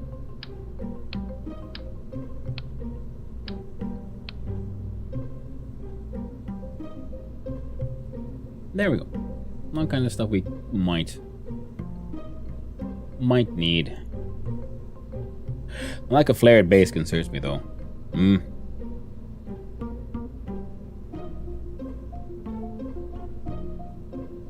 Like I said, this thing is just essentially just going to orbit. I'm gonna leave it there. And I'm just putting in random things that might be useful in the future, like a backup jetpack or something. EVA pack. We have we can bring in more things and then take stuff from here if we dock with other ships. And the idea is hopefully maybe we then turn this into an orbiting station and have it also as a refueling station. But that's acceptable. More EVA repair kits though. You never know. You never know. Look at the crew. The couple of brand new scientists instantly get Congratulations, you get a permanent job posting. Well, good for you.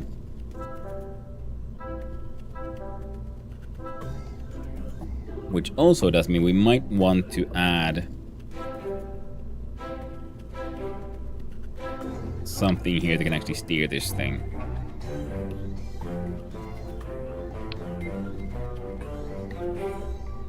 Can we like... No, we don't need fucking 4 of them though. We'll figure it out.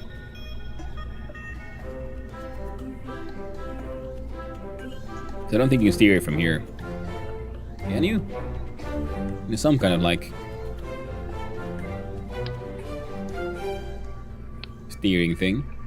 Can't trust those scientists. They're gonna be doing science from now until forever. We're gonna have to need a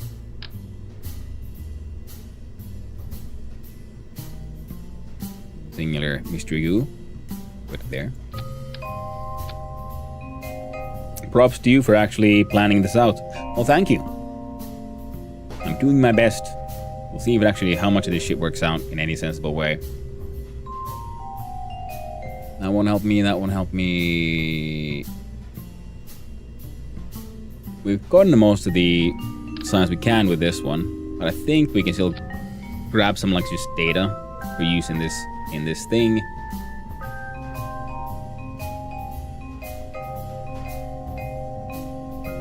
We can measure some thermals, and we can grab one piece of science just from the ground here. Of course, there's always one mission critical oversight. We'll find it when he wants us to. Exactly, Anubis. You're absolutely correct. Because with this, we should hopefully get some... This one can do science, right? Collectible data, yes. Because we need just the data, right, for our friend here, the lab. I can't remember exactly how the lab works, so we'll find out when we get there. Now, what do we have?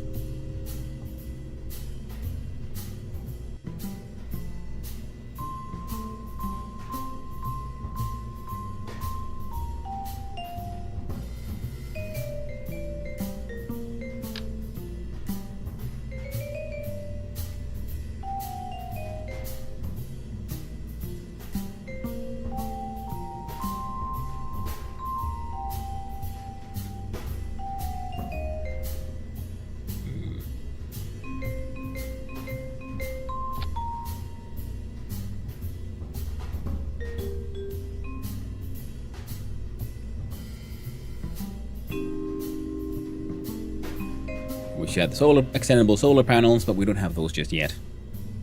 We're working on those.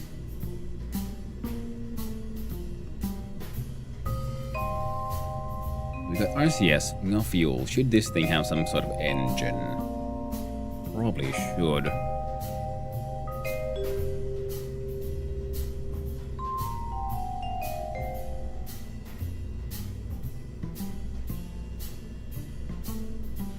I don't know if I should have a...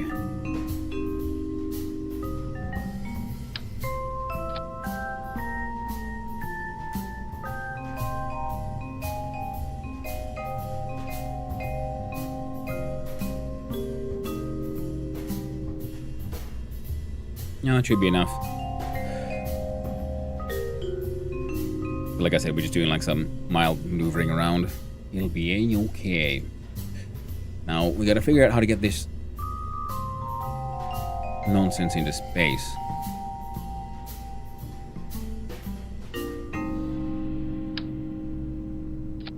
There we go. So first of all, just giant fuel tanks. Followed by a main cell. Not quite enough as is, but we can then add some fuel tanks on the side. Technically, we could even slap one of these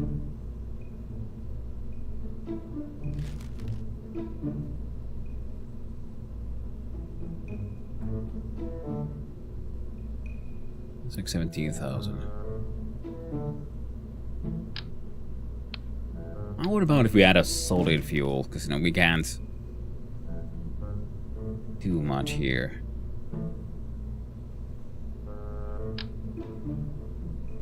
Ooh, that's... Wait.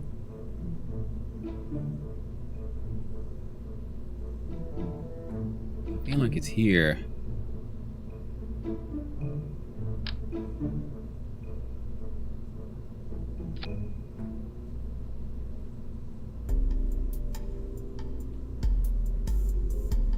We usually have enough thrust to weight ratio.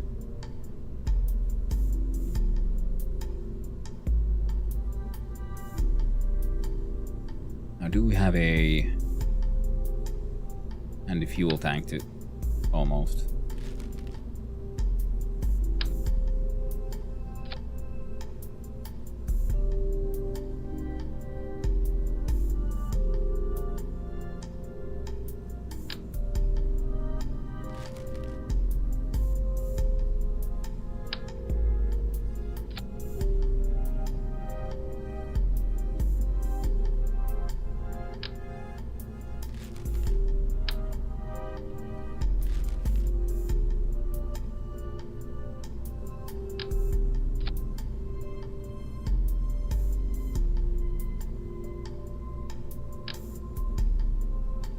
Those rockets.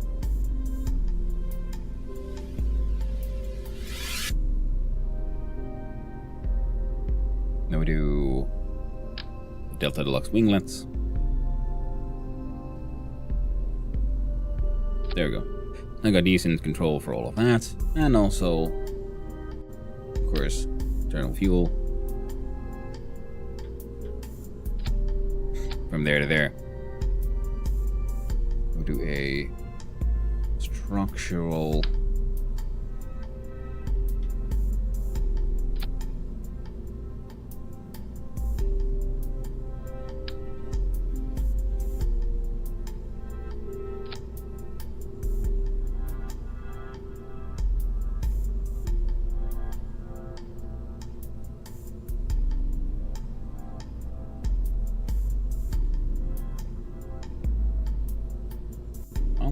Pretty expensive. And that's okay.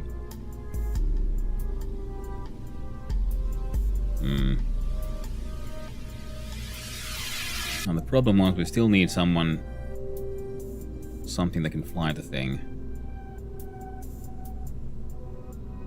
And I really feel like sticking one of these in here somehow.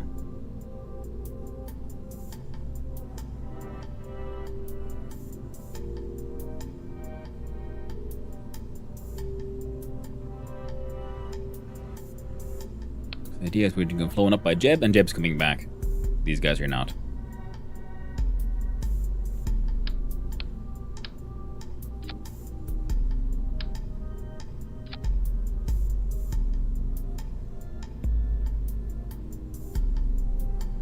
Ah, wrong one. There we go.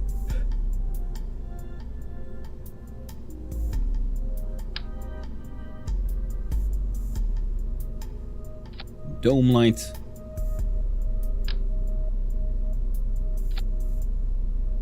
There.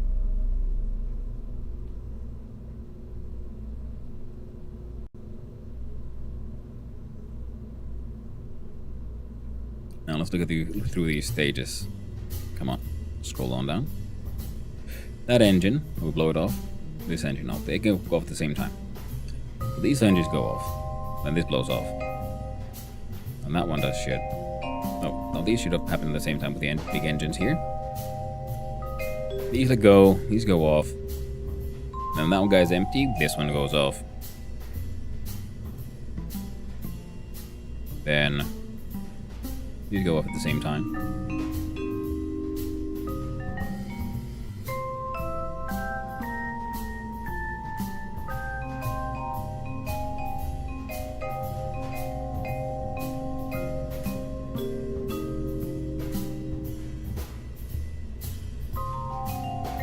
These two engines. And this one. Actually, they're on separate things. The shroud will be ignored.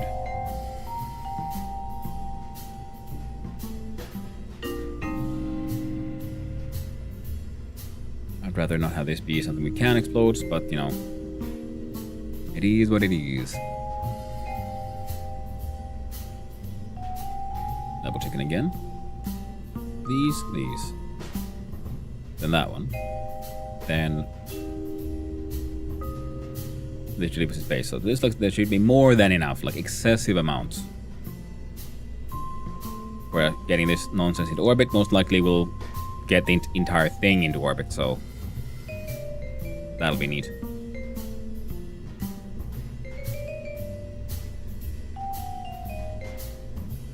Well, it's an emergency fuel supply, I guess. Then we have a bunch of scientific equipment. Ah! No way. Ooh. I was thinking loud needs antennas, so you have the relays already. Just in case, maybe we should just stick one of these.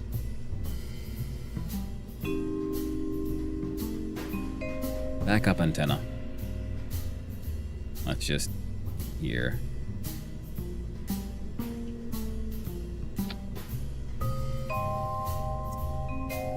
And then we have a final look at everything we can put on here, and everything looks to me to be a-okay. And when the cargo, oh, this thing.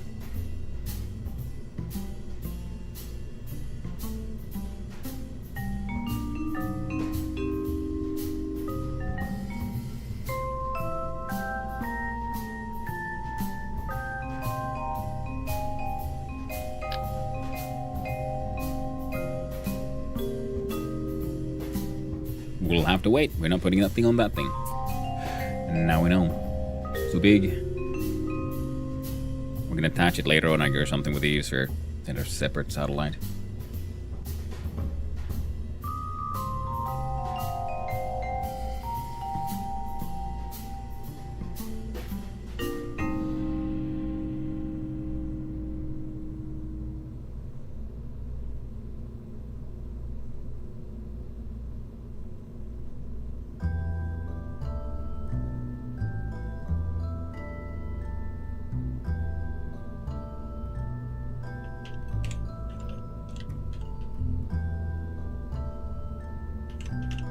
Orbital 1.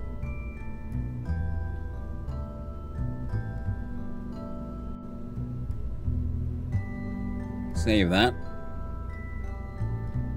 And this is a simulated launch, because I'm not sure if this will actually work. So if we get this into orbit, we're going to reset and do it again.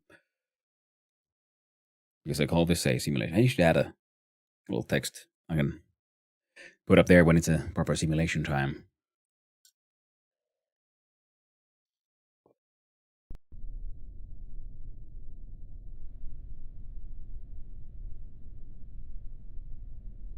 Well,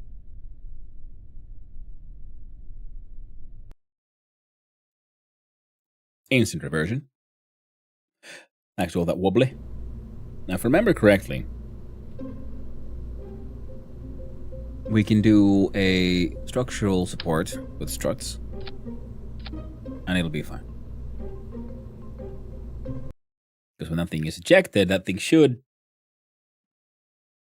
fly off. Okay, there's a chance when that thing ejects, it'll just break the shit out of our spaceship. Because it might do that. That is why it's important to do a simulation instead of an official flight. So we have the right to revert. Of course, there's always a right to revert when you're still on the landing platform. There we go. SAS goes up. Jebediah is in control. Everything is ready to go. So, ignition in 3, 2, 1. Ignition. Jesus Christ.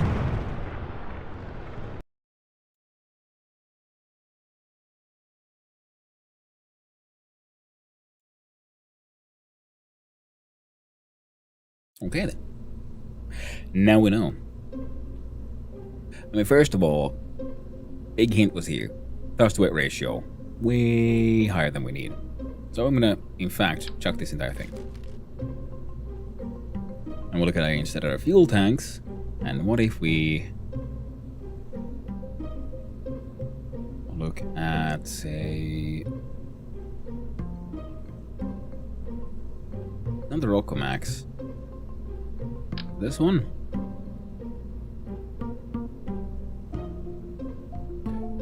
Maybe a little better to do. Attach that one. This one has its own, like, things to chuck it out of the way.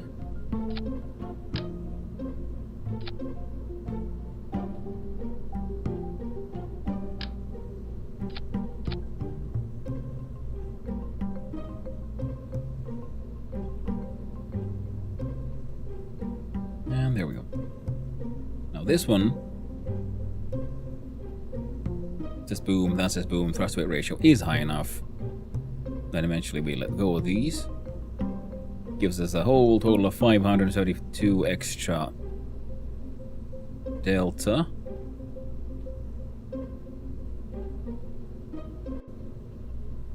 Which might be enough.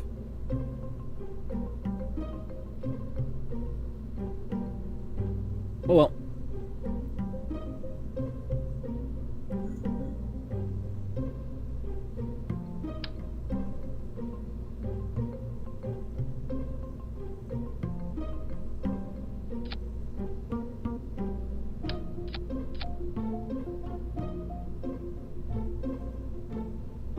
Hopefully slightly less ugly. Whereas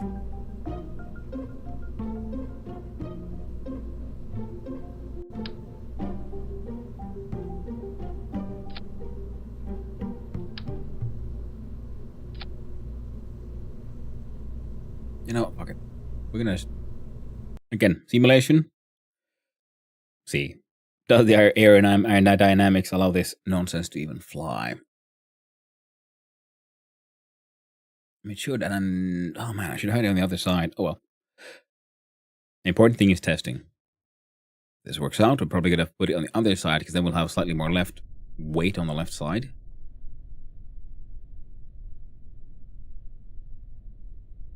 Yeah, it should work. So 3, 2, 1. Ignition.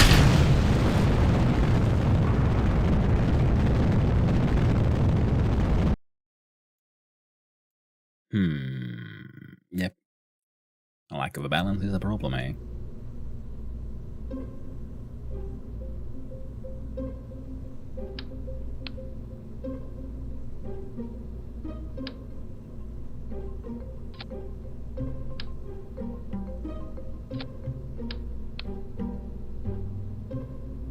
Now,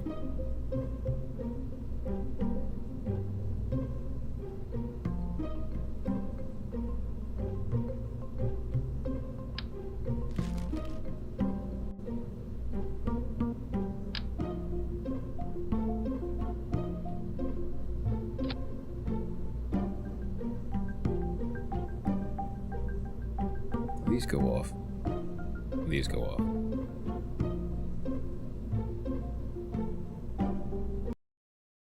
The weird VS mod. And they came Stockholm. I am the one. It is. It has to do more with the whole orbital mechanics of than, you know, the Rust dimension.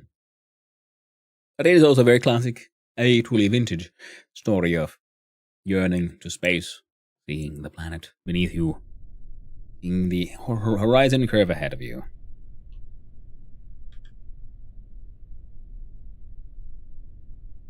Another simulation. So even if we make it, it doesn't count. We have to revert.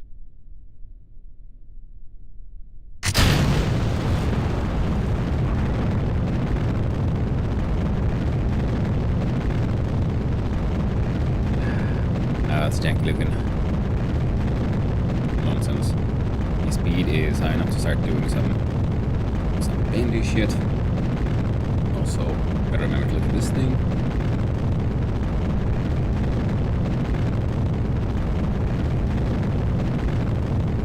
And here, oh, they're empty. Go. low grade, it'll be fine.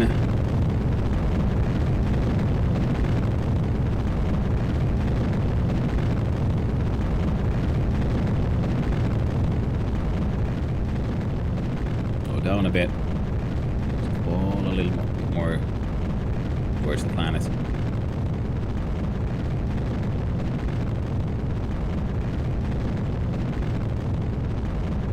Or not. It's fine. Now, see, in this game, is it hard? It has its challenges, yes. Like most games, it's not that hard once you learn how to play it and whatnot.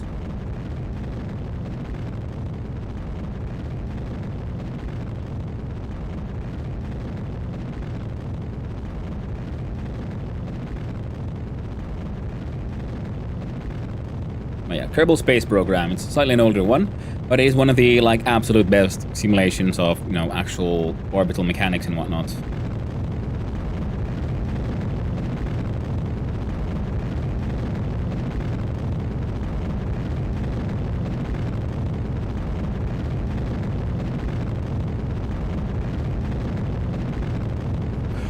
See, it's not hard for Hanno because he's 1/3 Kerbal. There might or might not have been a Hanno Kerbal. Hanno Kerman in my family line. I cannot admit or deny. God, I perhaps went too hard. I was not paying attention. We've almost left atmosphere properly into, as I said, space proper.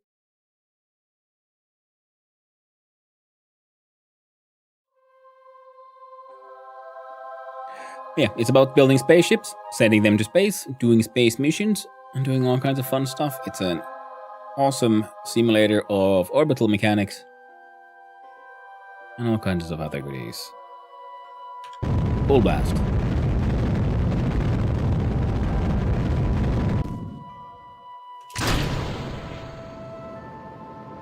Here the problem is, yeah.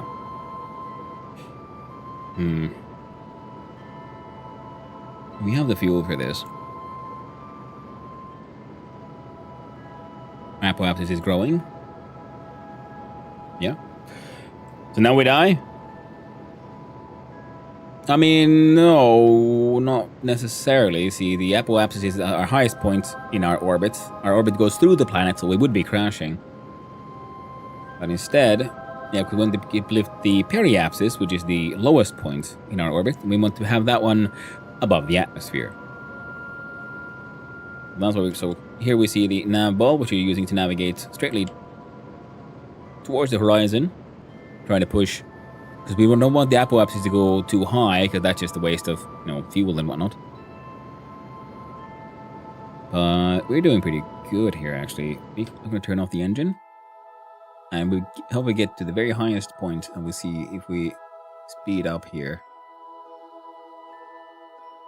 Turn this maneuver tool to this one.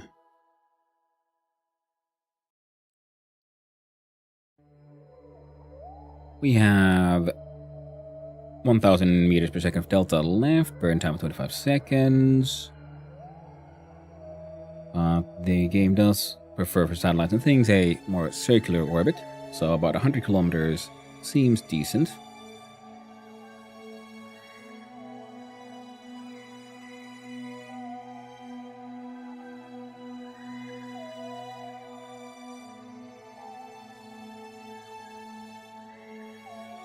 Yeah, it's absolutely achievable.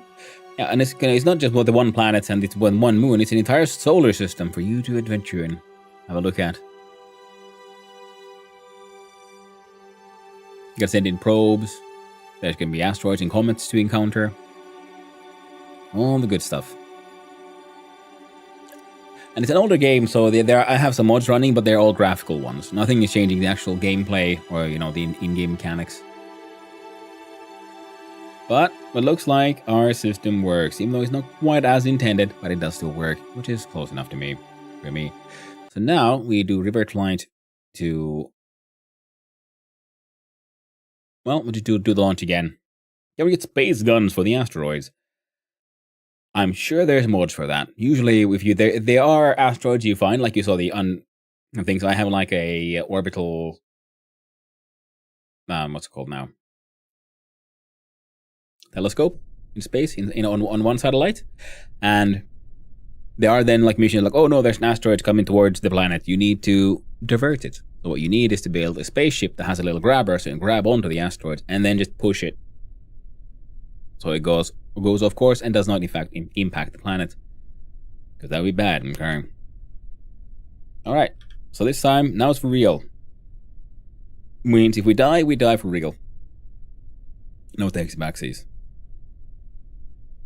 We have SAS on. Stability assist. Engines at full power. Getting nervous because I don't want Jeb to die because he's a cool cat. And we'll be having a ignition in 5, 4, 3, 2, 1. Ignition. Yeah, blast off.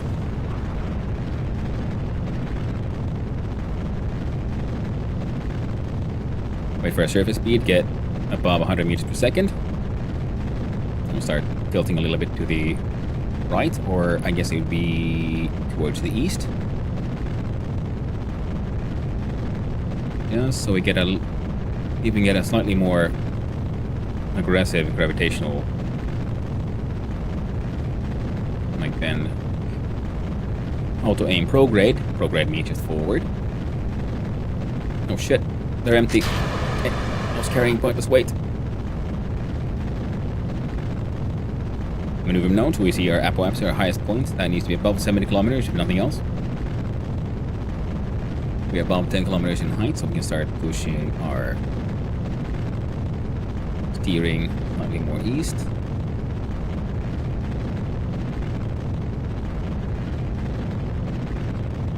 That is... Oh shit, gotta slow down our throttle, we're going too fast. Apoapsis still going up, everything is going A-okay. Apoapsis is now above the atmosphere. Means we can just aim this one even more aggressively. Towards east. Try to maintain it there, my friend. And we're A-okay. Oh, next, turn off the engine completely.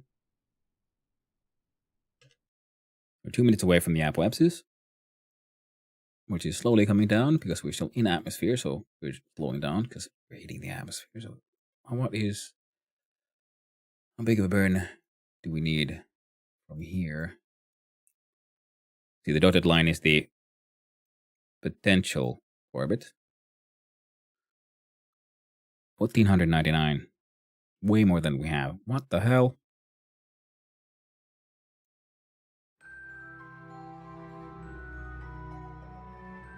That's not how it works. That shouldn't be. Oh, stability assist. We were again aiming at the wrong place. Music change, which let us know that we have entered space proper. We are about 1.5 minutes away from our highest point, and after that we're going to start falling. So before we hit that point, we're going to aim towards the horizon.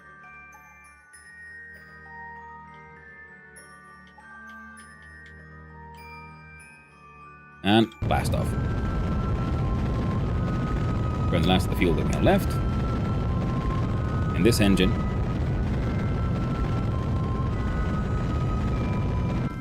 throw it away and continue with this one.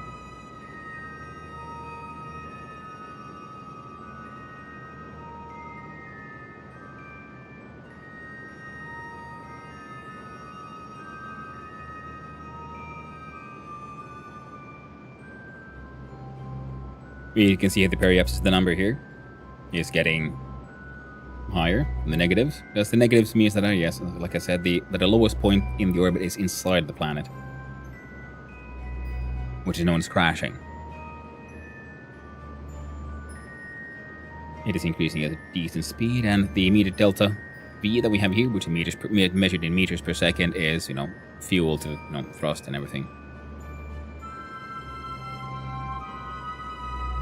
Velocity to acceleration. Delta between those, I think is delta V. Yeah, we're good.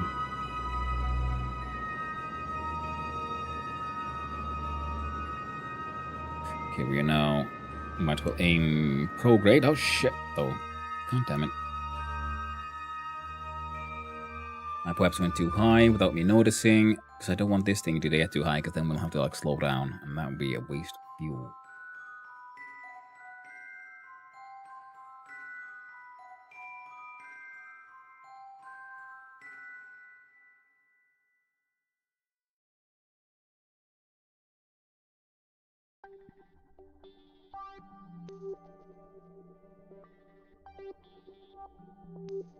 I was kind of hoping for 100 kilometers. I guess we can do for aim for 150.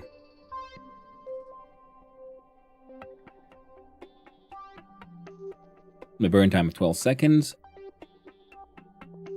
which means we're 3 minutes away.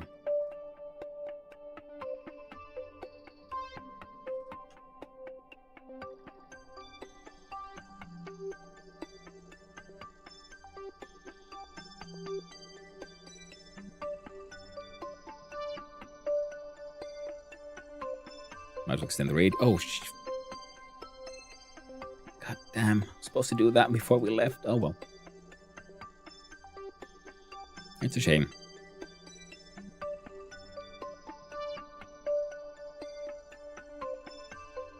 We're supposed to run all of these before we launched off the planet.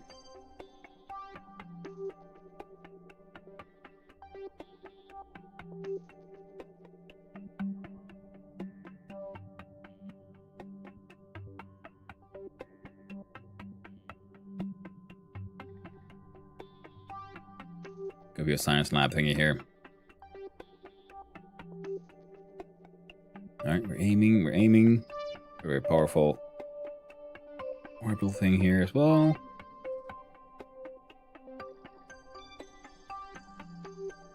There we go. So 2 minutes and 15 seconds away from our burn. Future burn here. Oh man, I should have also dealt. Oh well.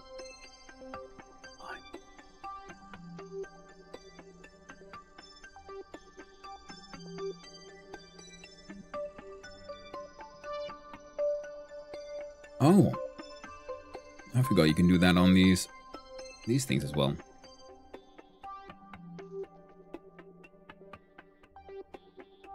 Now they have a bunch of like data here. They'll be creating an X amount of science per day, so that'll be nice. And it would have been more nice if I would have remembered to do all that science on the ground. We'll have to send some ships up here to bring some science for them. Oh, you as well. Nice. Close those doors, please. Not paying attention to my timer. We're getting there. Now, because the physics simulation, we can also speed up time, but it's an older game, so you don't always want to do this because sometimes shit gets weird. Wild, as they say. If I remember correctly, yeah, we need to wait for the node and the burn time to get to the same level, and then we turn on the engines. And go. We can pretty much just watch the periapsis here. Oh, the camera changed because our frame of reference has changed.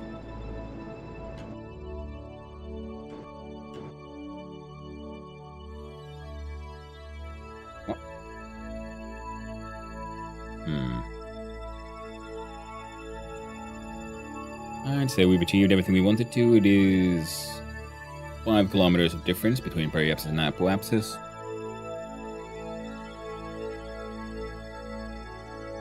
Our radiators here are cooling.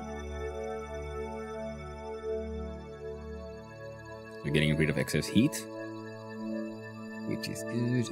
You can go EVA. You're gonna get yourself a nice little EVA report. Keep experiment.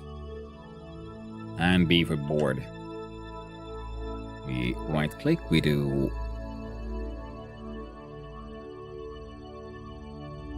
apparently fuck all.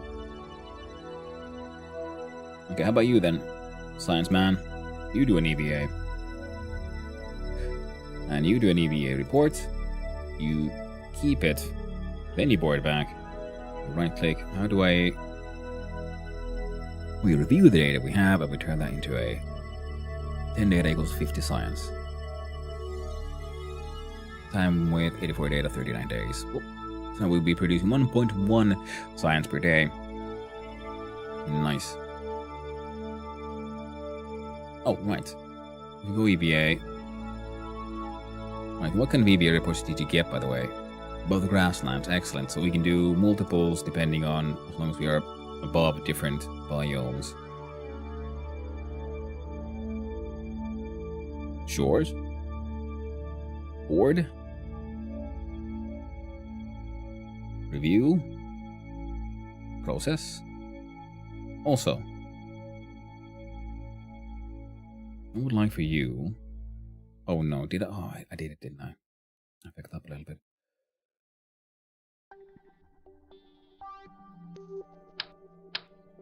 There we go. So, ding. Oh, wrong button. We'll go EVA one more time. EVA. Above the water. Keep that experiment. Then we're gonna let go. We will perform EVA science. Do a science in space. Do a little spinny winny. Keep that experiment as well. Activate the RCS. B for board. Right click. Review data. Ah, already had that one.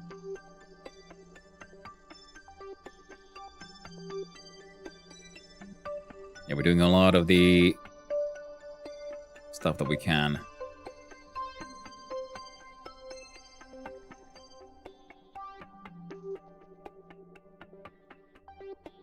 Maximize the amount of data. And this thing will just be pumping out science.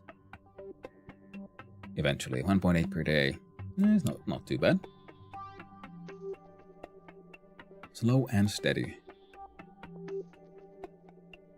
But I think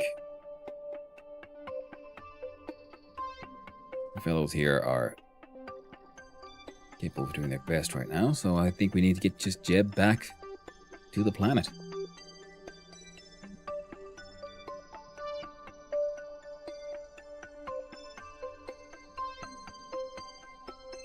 And I think Jeb has more than enough fuel for anything he wants to do.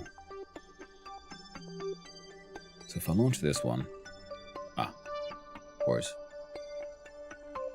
turn on all the lights.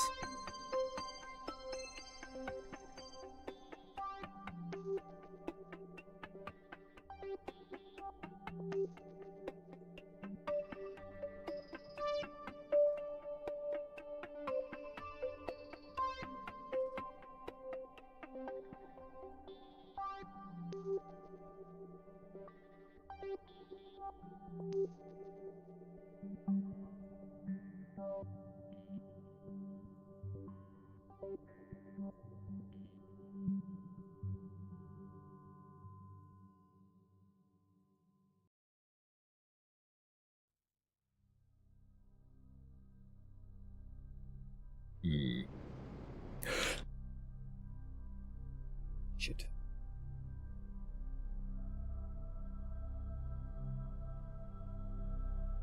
Accidentally I hit Z. Shit. That really matters. I just want the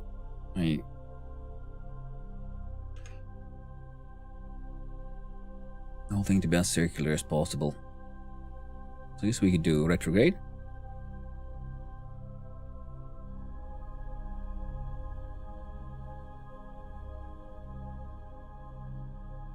We should probably do it at the periapsis here, though. Yeah, the maneuver. I'll slow this down.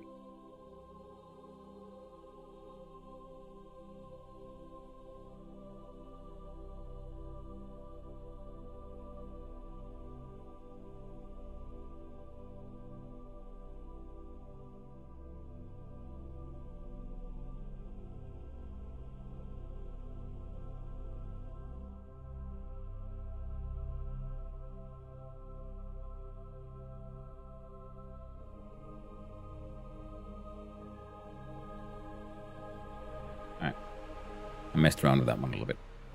Let's see here. Oh, yeah, you go to back to 0. It's just speed that we want to affect here.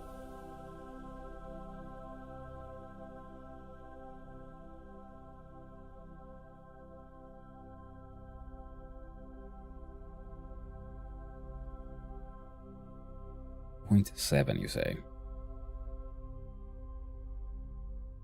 Fair enough.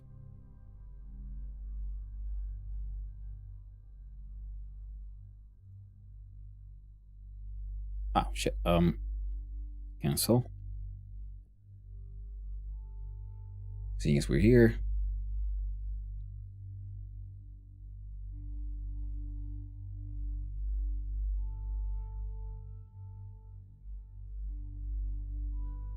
Might as well have you go EVA. Grab an EVA report. Oh, grassland. Already had that one.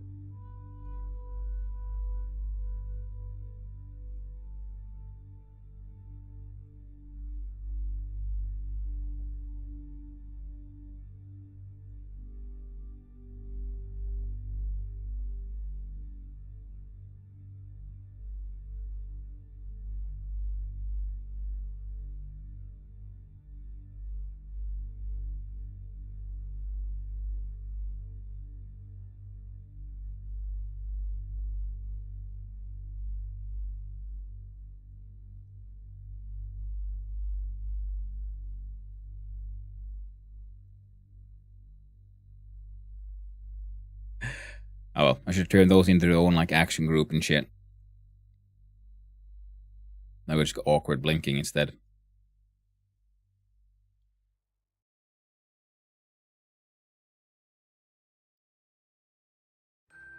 Maybe it's better if we do turn these blinks off.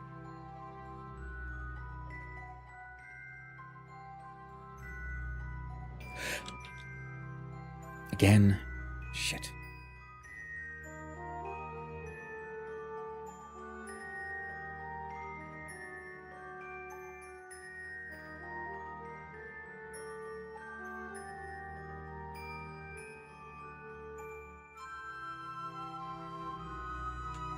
Alright, back in there.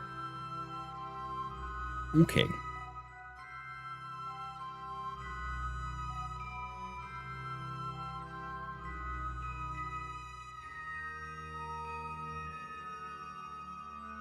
Do prograde. Thank you, Kidder98, for the hydrate. I really do appreciate it.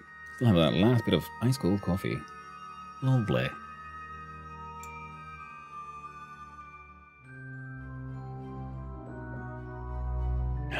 How'd you like to drink your coffee? Well, if it's good coffee, black. If it's crap coffee, with some milk in it. Pretty much. I do appreciate some nice lattes and other like fancier coffees.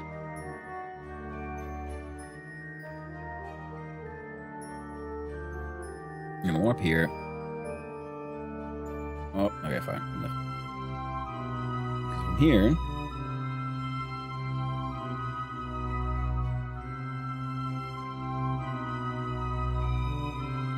There we go. Periapsis has been brought up. Now we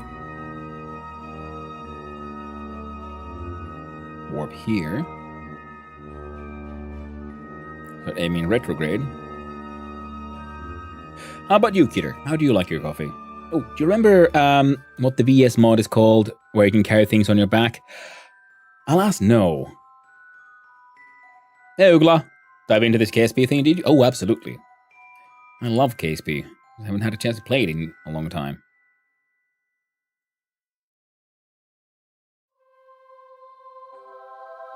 Bring Apple Apps is down.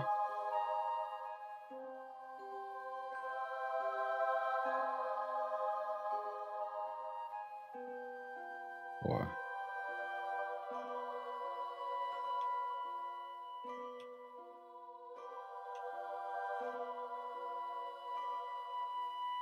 Yeah, that's good enough.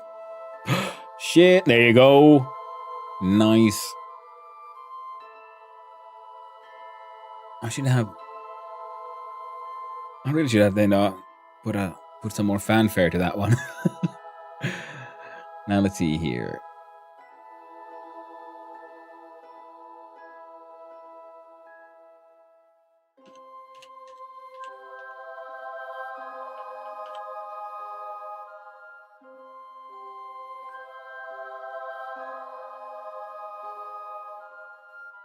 There you go.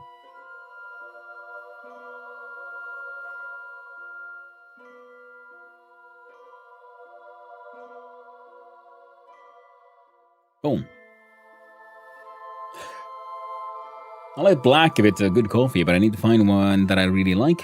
Right now I drink it with some milk, because it's big, it's strong. Yeah. That's how it works. Nice. Well done, Ugla. Finally. Got that diamond. I don't know. I think, yeah, we're above the water now. I think we've done pretty much all the signs we can with the stuff we got. Because if we look at here, nothing's changed. If we look at this one, no.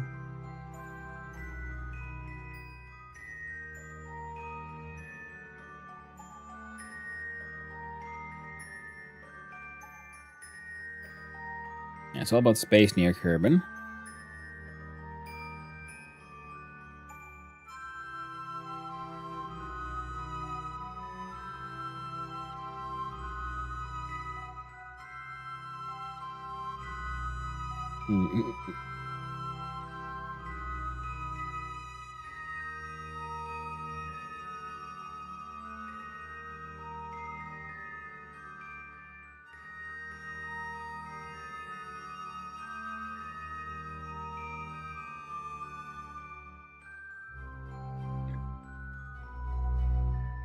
Where's the sun? We're kind of facing the sun.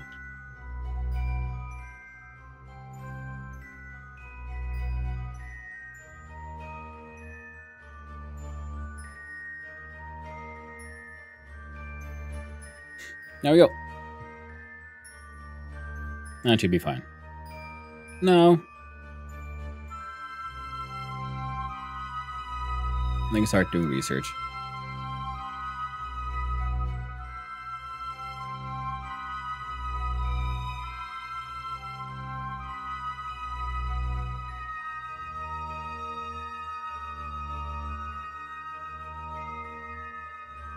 Still haven't really fully understood what the hell is.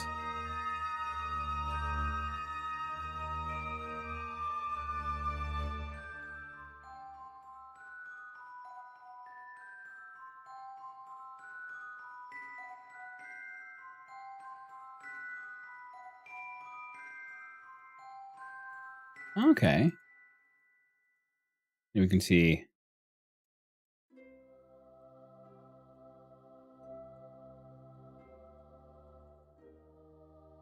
Okay, that's neat.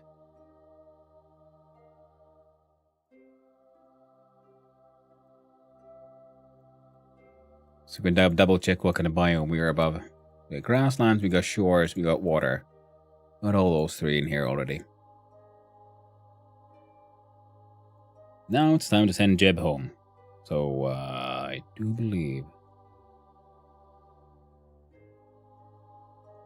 all I really need to do is... Oh.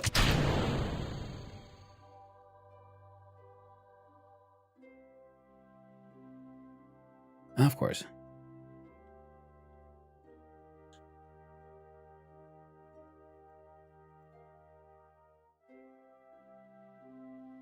How did that even... Do a wiggle? Turn?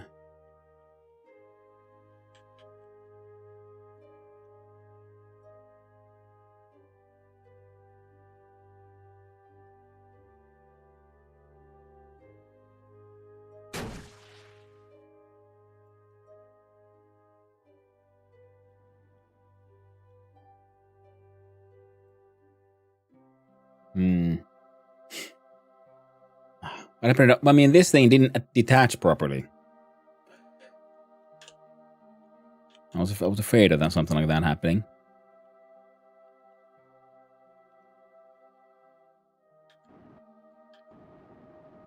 I see that glitching thing there. Yeah, it's not supposed to happen. These are attached in a way they really shouldn't, because this thing usually just freaking destroys itself. I don't understand why it didn't do it this time. To the point where I'm like thinking, can I revert this thing somehow?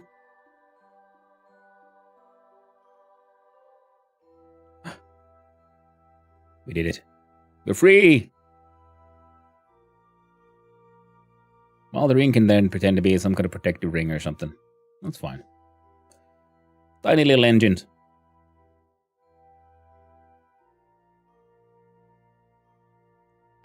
What kind of step on it? Thankfully, we didn't need to.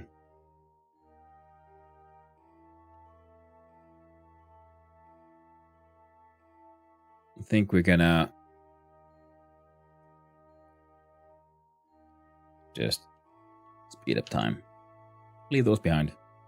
They got their own thing going.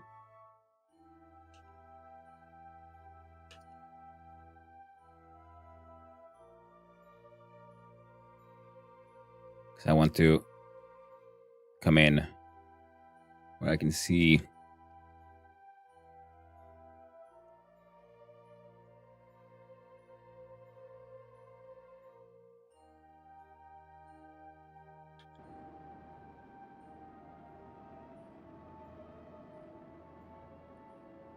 Then we use our tiny, teeny, weeny little thrusters.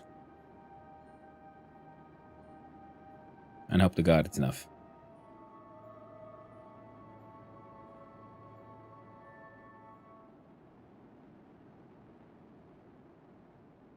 Well, that much delta V. That definitely should be. And the periapsis is going down. Well, if we get it below 70, that's enough. Because then we're already hitting atmosphere, which means we'll be aerobraking and eventually landing. Yeah, we're good.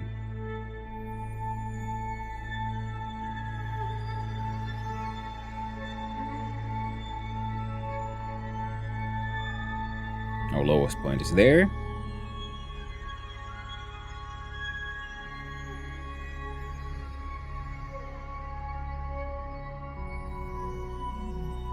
So we got these teeny weeny tiny ass engines. What? There's only one on?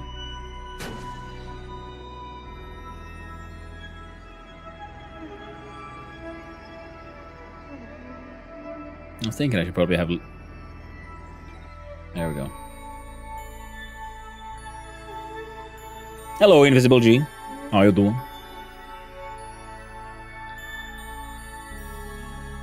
And now we can do a time warp.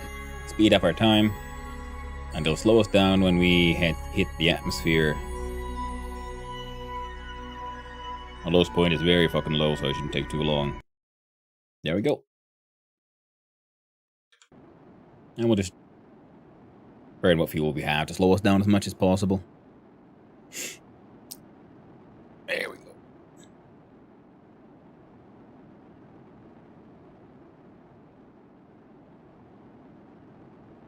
There we go. Now we are no longer properly landing. Doing fine? Glad to hear it, my friend. Glad to hear it. We finally got our first, like, proper station in space. Not much. Far from perfect, but it's there. Now we gotta get your jib back here. And then I guess we're going to Minimus or something. Or then we'll design a more interesting kind of space lunar lander.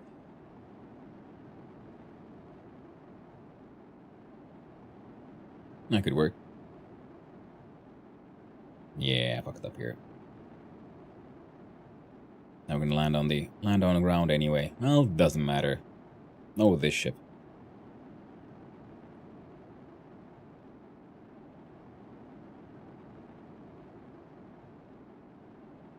Yeah, we're in the atmosphere.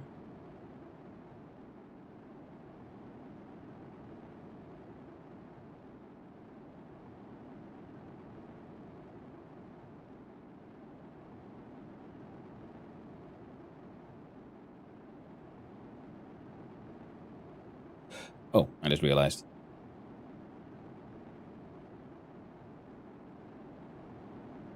There's no heat shield or anything here. Well, this thing heats up enough, it's gonna heckin' explode. It's full of fuel. And that, my friend, is dangerous. So we're gonna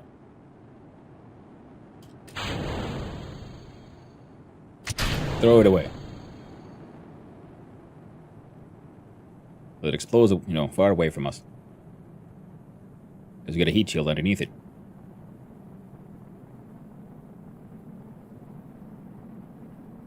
Oh yeah. Jeb returns.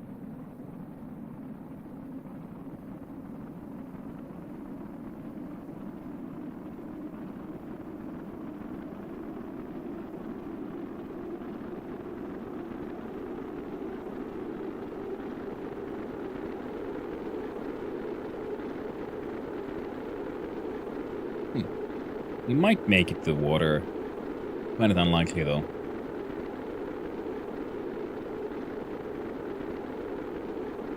And getting something with a heat shield back is like so much easier. It's breaking down in the atmosphere. Little comet and smoke trail. Jeb having fun.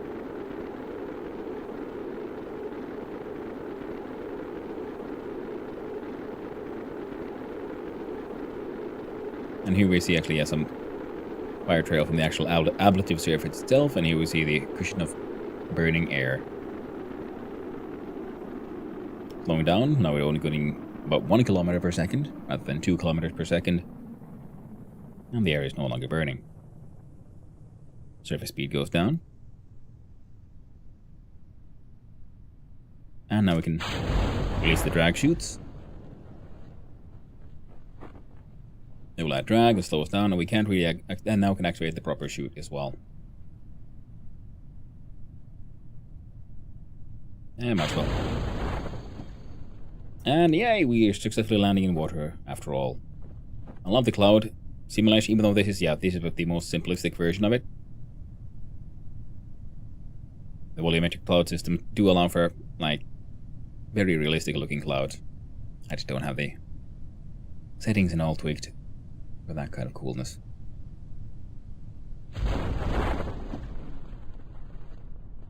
Rolling down to 24 meters per second, it's fine. I think it's just adding drag. It'll open up soon enough. There we go, and now we're going down at a grand total of 6 meters per second, which is why I like the whole being able to time work, because it takes a while to wait for us to get all the way down. Man, I do like these graphic mods. Like even the clouds have shadows and everything. Really well thought out.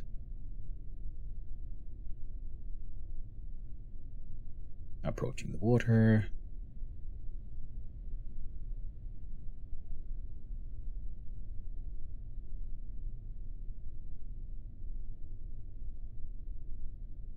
And then we splash down.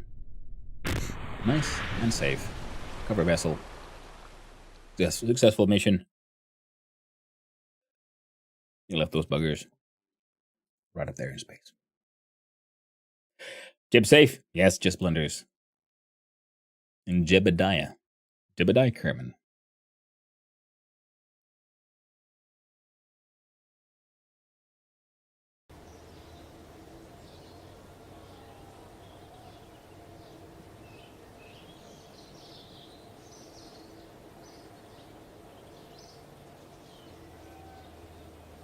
I can recover some of that debris. And I'm going to look see here. Oh, those are for those missions. Orbital. We have to look once it here. Vessel classification. Why did I change that one? You are station.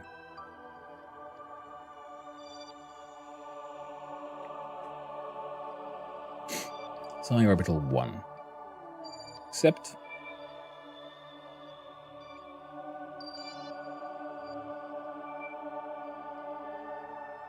We click here on fly.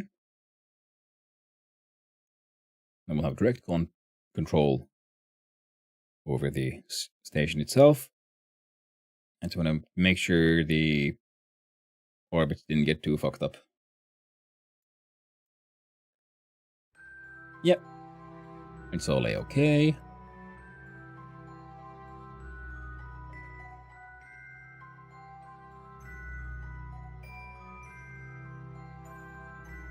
SAS working, yeah, because we have a lovely little robo controller. Oh. Ship is functional. And research is being done.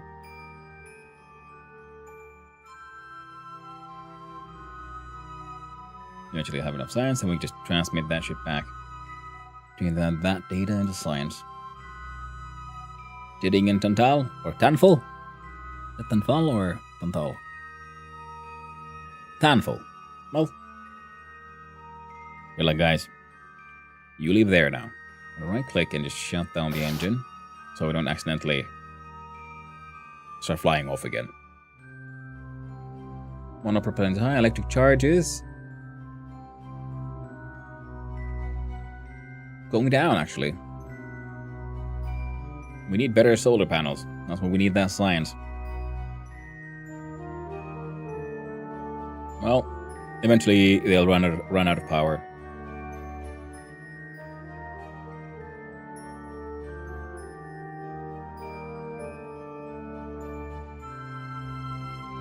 Isn't really affected. Like your station. Ooh, Jeb, thanks. Hey, the worst is blunders. Thank you, Kidder98. These are cooling fans, though, not solar panels. I need way more signs for some solar panels. And this thing is slowly but surely creating more signs, but it currently has 0.227. And I need 50 more.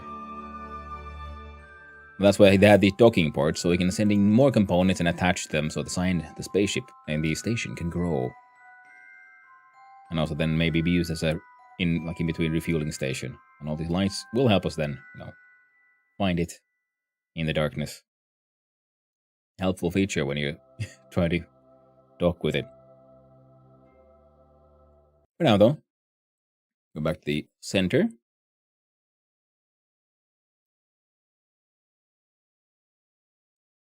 Oh, look at our science things.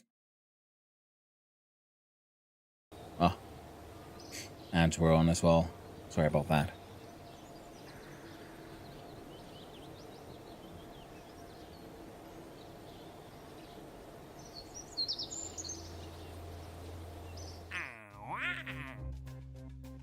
Flat flag on moon, green moonstone back.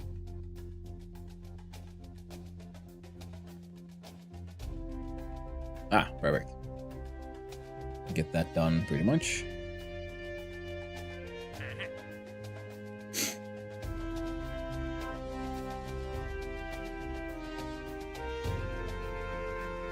He's placed an experiment on the moon so we can figure it out. We'll send the science back up. But I have one on the moon. So we'll have to send another one of these.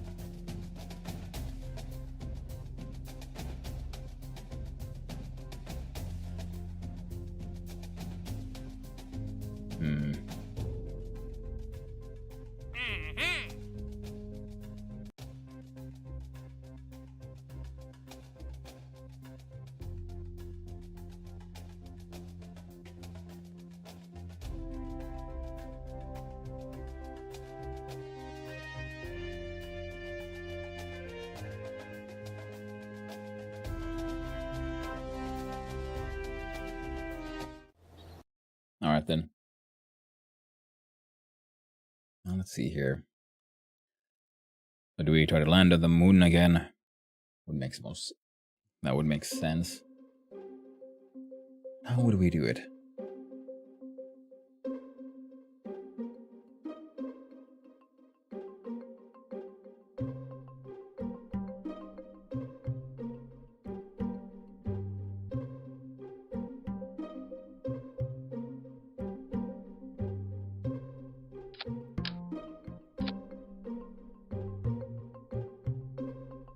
Now this way we can have this one do some flying. We can have a scientist in here, which would be handy for the whole stuff we need to do on the surface.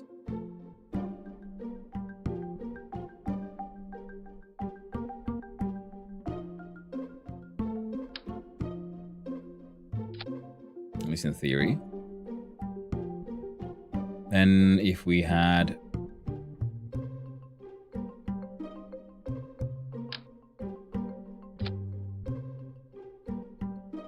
maybe one of those. These are better for satellites. If I had that one, and we would look at our fuel tanks.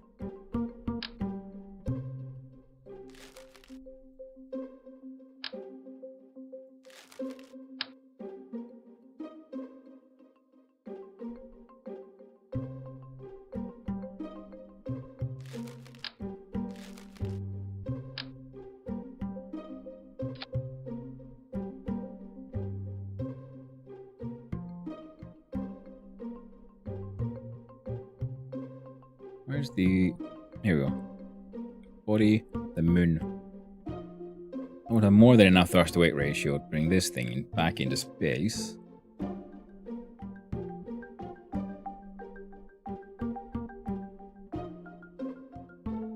So I'm trying to see if... Okay, so if we land this thing on the moon, we bring it back. I'll see here. We have land ground here. Micro landing struts.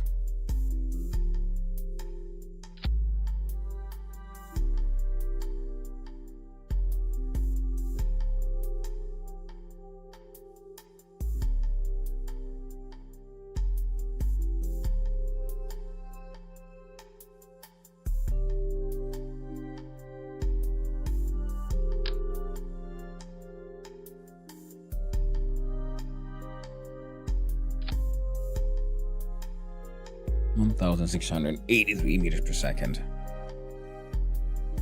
Well, this setup is enough to land and get away from the moon, pretty much. Which is neat. Now, of course, that's not really enough. We would also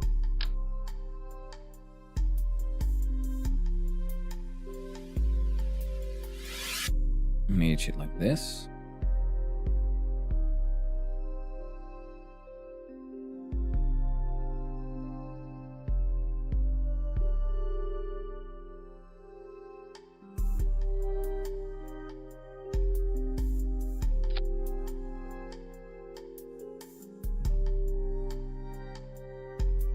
And they would need their own fuel, which we find had like more decent fuel canisters for these things, but we do not.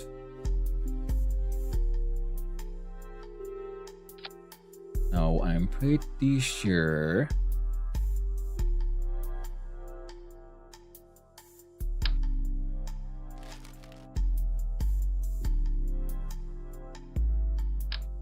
we'd also want a couple of these.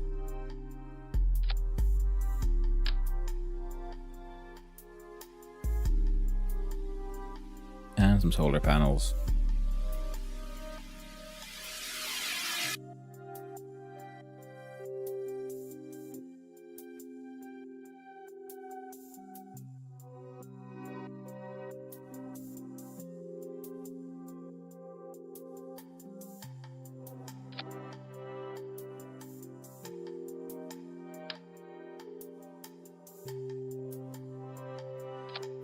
There we go.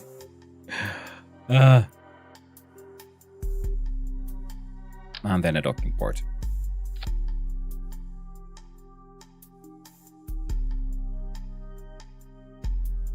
Now this thing should be able to get to the moon, land,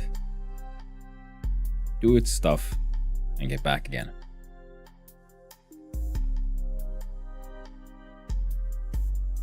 Now, of course, we would need lights.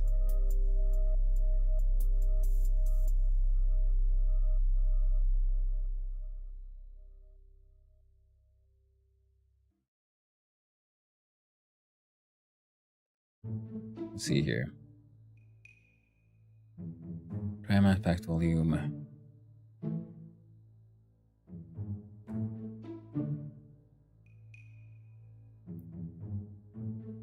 Oh, I should probably turn off the lights on the space station. Oh well.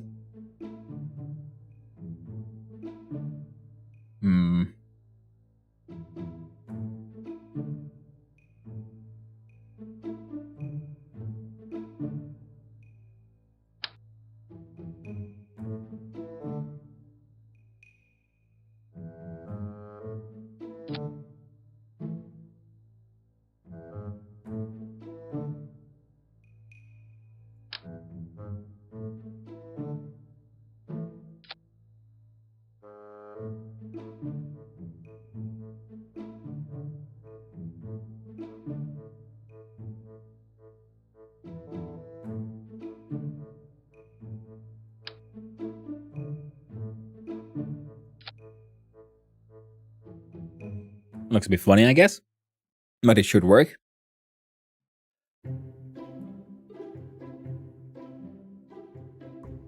Now, if we look at the what was it? Actions. Now these are in gear. Under light, we have toggle light. That's pretty much all we need, really. Oh, and of course, we're gonna need some form of communication.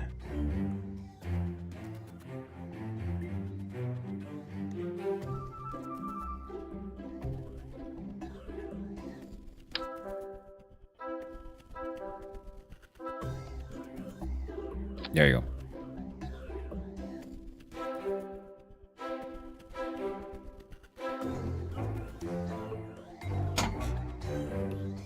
What? Start shield. Deploy shielded. I don't know what that means. It's fine.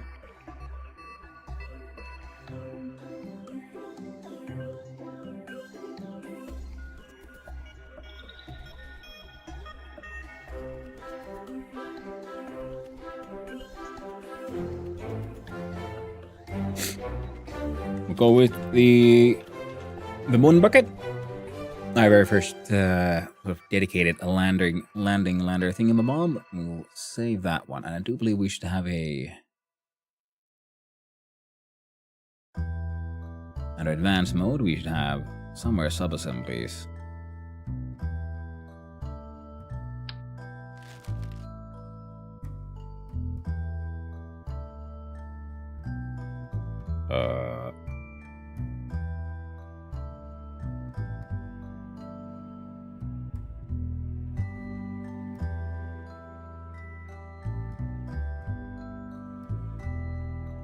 Pretty sure I just saved this thing, didn't I?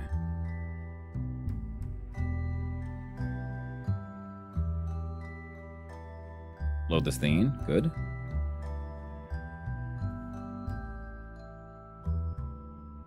How did I... Oh, there we go. Subassembly drop zone. Click and drag a part here to save as a subassembly. Exit part is not attachable. The hell you mean, friend?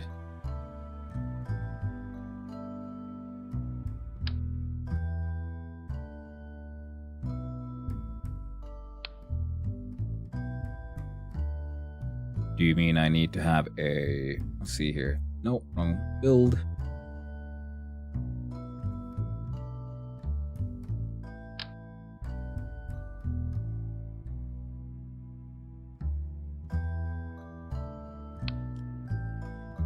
Where's the payload one?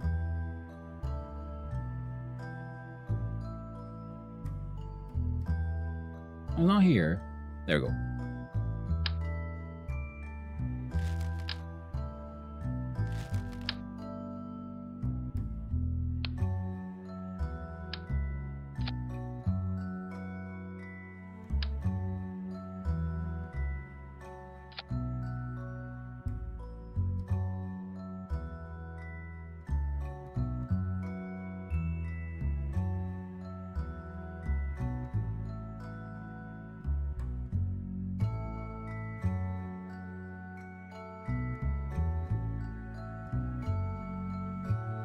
There we go.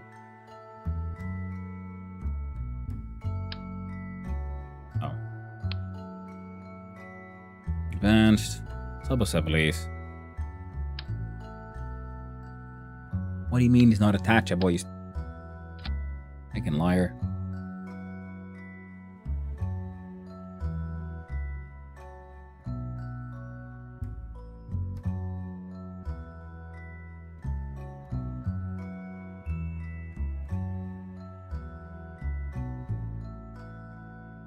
Fine.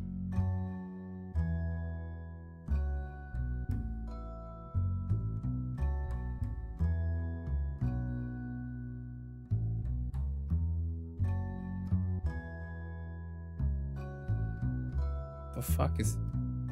There we go.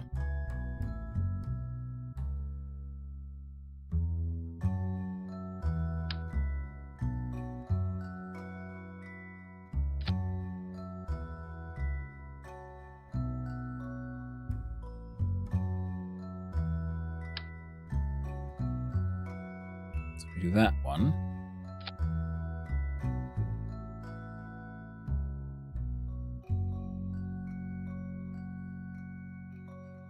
Okay, let's try something. What if we look at pods?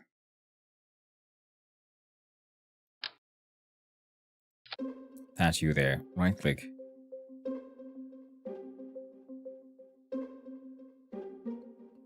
New.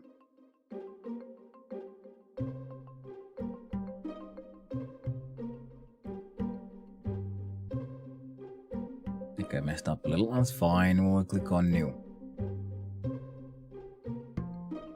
Don't save.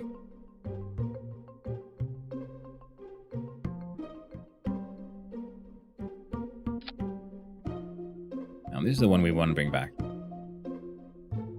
with everyone in. So you'll have my usual setup. Enough heat sheet, not the small one.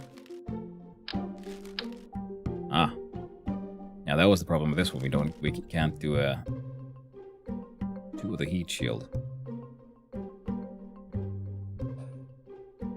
Fair enough. Which means you don't have to use a engine as a heat shield.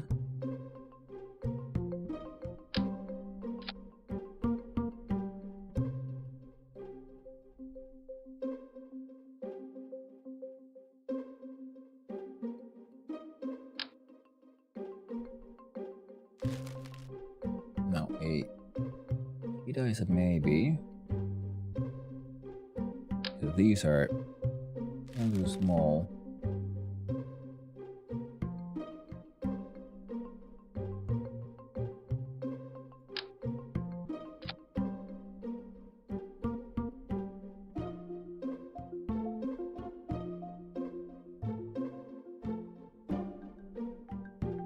Yeah, that's fine. So then this is what would be coming back to the planet, right? Yeah.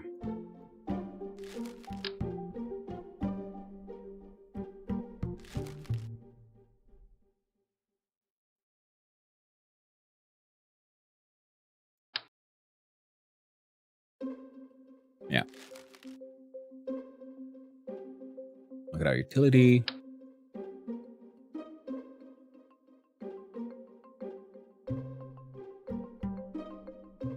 Need 2 of those.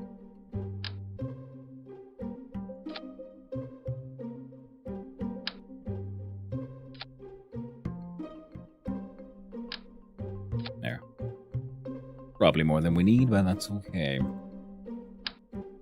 Doing it anyway. Single one of these.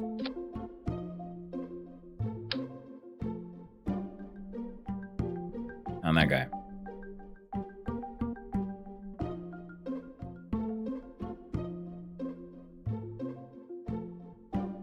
Ah. You, of course, will not be there. That's fine. And coupling. Again, I fully understand how this one.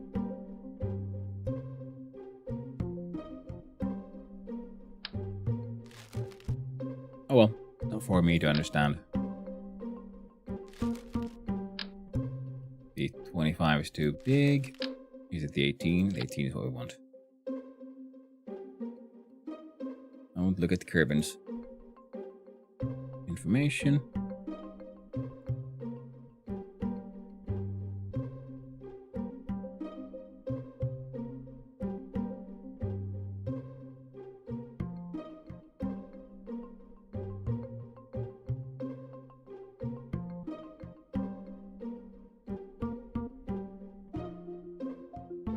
Manufacturer found lying by the side of the road.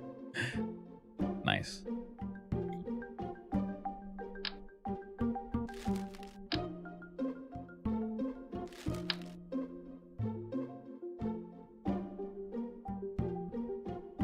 I'm going big because I'm pretty sure. Okay. We'll assume too many things. Let's look at structural.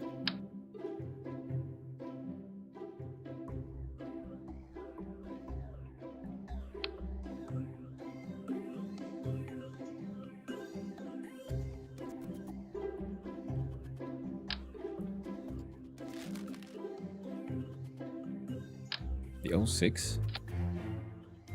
And attached to you was the structural version of... Oh. Ghost we left there.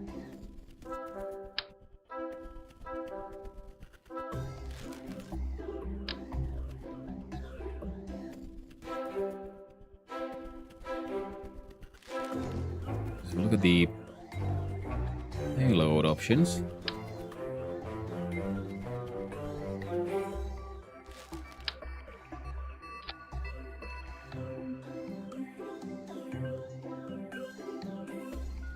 Attach payload here.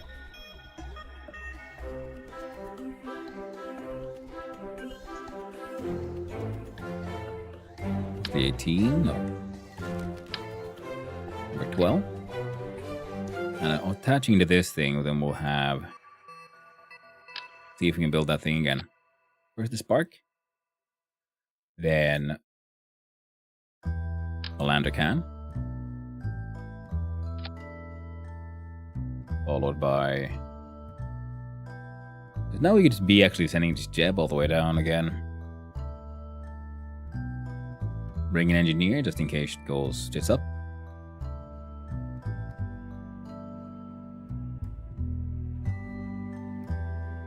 Yeah.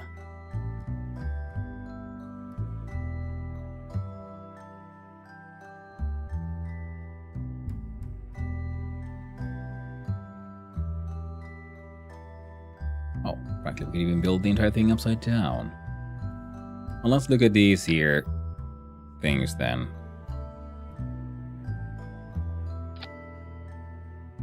Start retracted.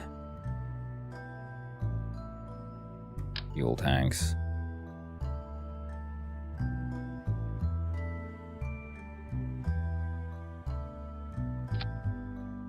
Those two should be enough.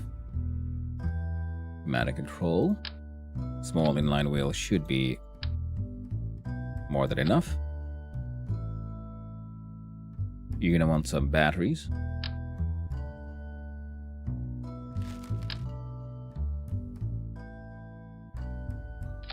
That should hopefully be enough.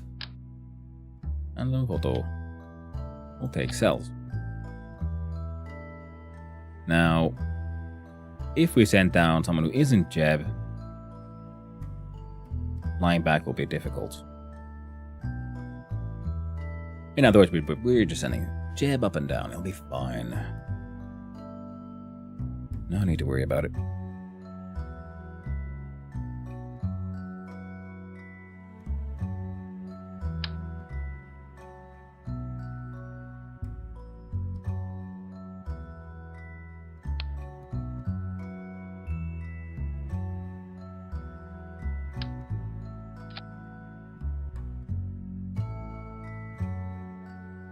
Well, the docky port has a just in case, but nothing else.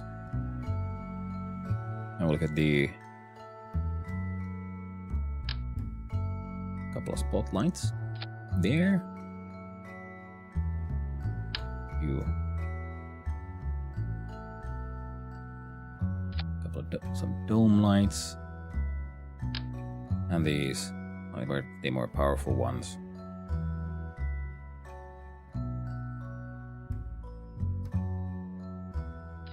Two might be enough. Control.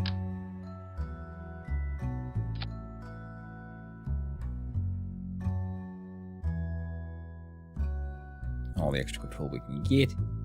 And fuel for those as well. Kind of important.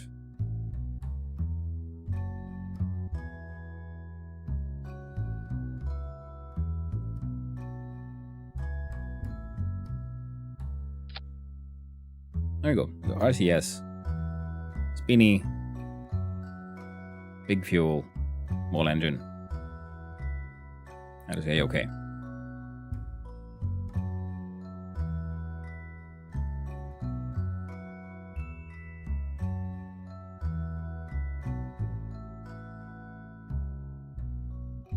Now, if I understood it correctly, if we look at our sub-assemblies, and I grab this entire thing.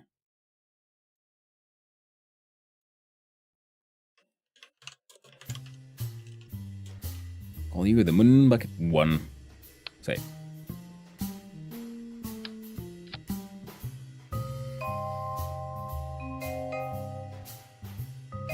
With any luck, Moon Bucket 1 should work. Close the advanced stuff and have a look at our coupling options. We'll add a clampetron. A single one here. With lights.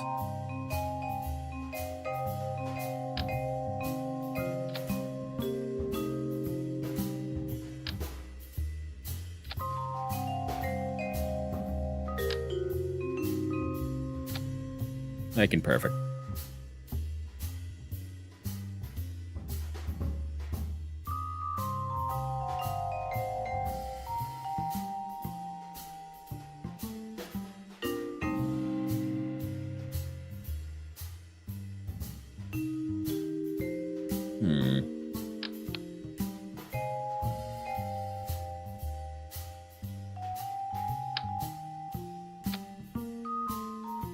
Another your poodle.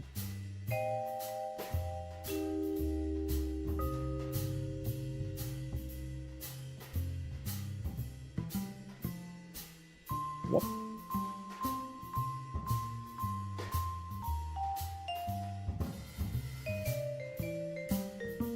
You're gonna have to be way up there. Same as you. That would do. You'll need to be in your own space.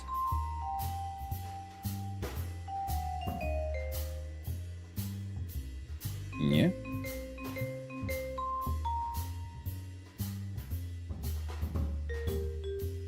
This one goes off.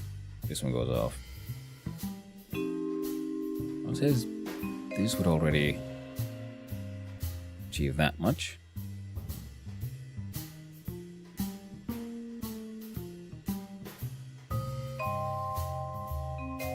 Oh, in vacuum. That should be more than enough.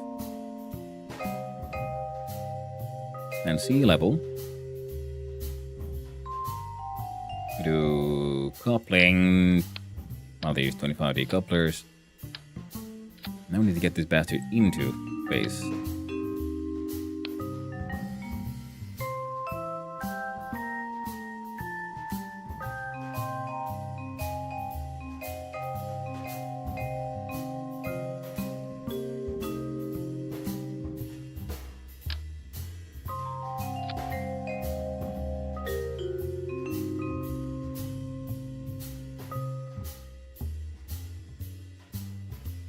The idea is here to these two combined get us to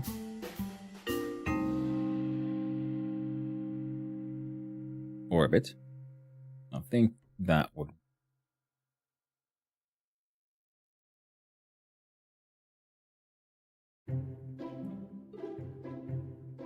what? I don't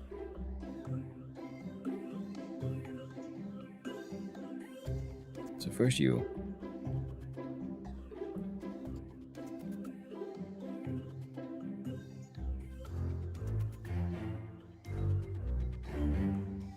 Yeah, you two are combined. You two make sense. Well, this one takes us to the moon. This one takes us to orbit. Look at sea level.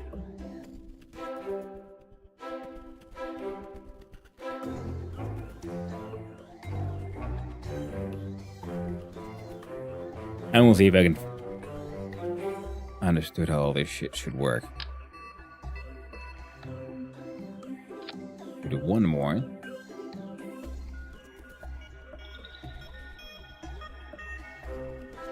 Another Rocamax. Make you orange. And the end would be the main sail. Enough thrust to weight ratio. Should work.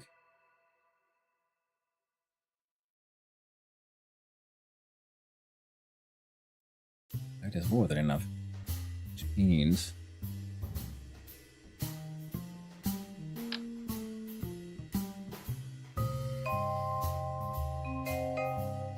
put you on there. No.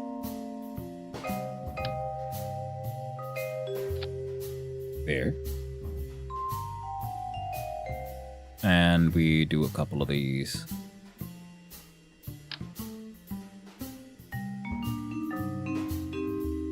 These well, fellows.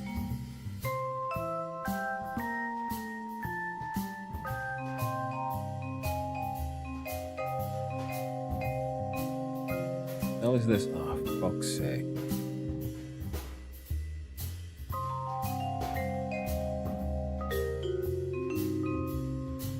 I'm not sure I fully understand the logic this thing is trying to look at these.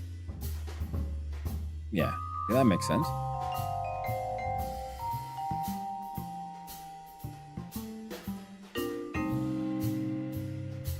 That makes sense. That combo makes sense. You do not. You make sense. It'll be your own thing. It was attached to you, my friends. I want to put some solid fuel boosters.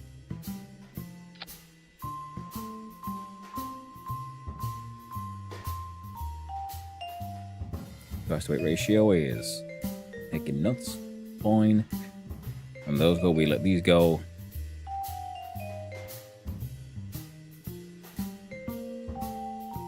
And we look at aerodynamics. We can add little nose cones on these because it just looks neater.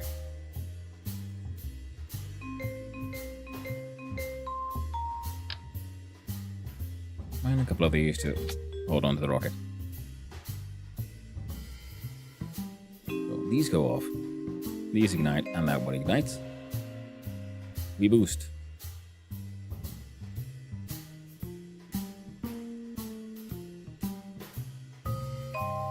We get into these let go.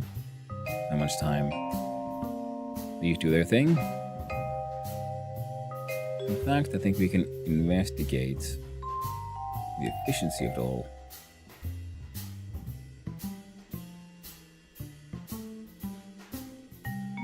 Yeah, we don't have enough oomph, it would seem. Maximum thrust in sea level is 250. 500, 1500.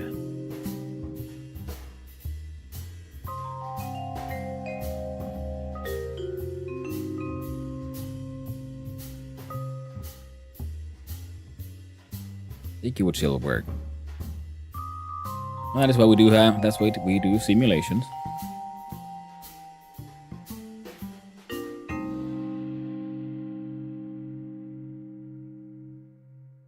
Now, big ship here as well, though, does need a certain little something known as RCS.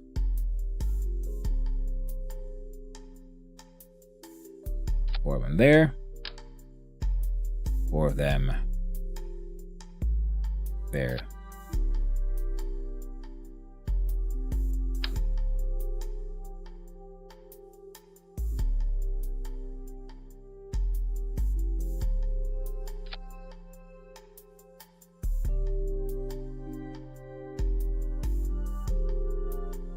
Nah, that'll work.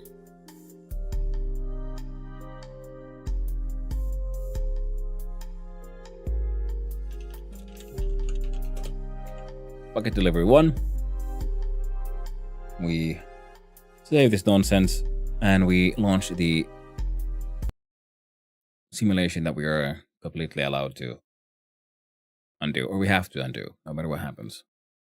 Especially because I think we're currently sending the pilot, Jeb, and an engineer, which is not really what we want. We want a pilot and a scientist to go. Right? Something like that.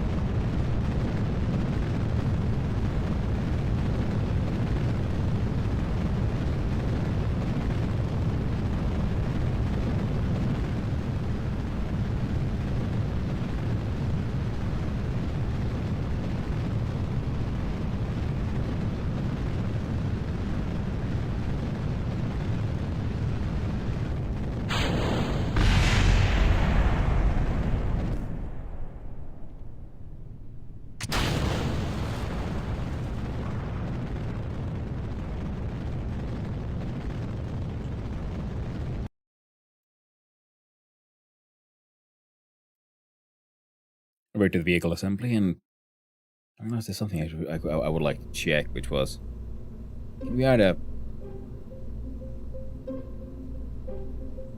make that thing carry some more cargo?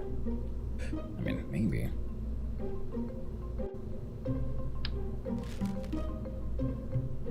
Well, those didn't really work. Next would be...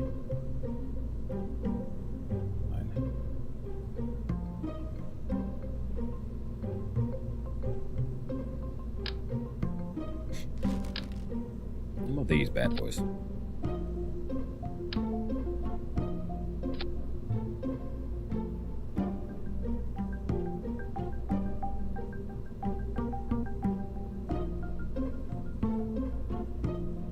Look at aerodynamics.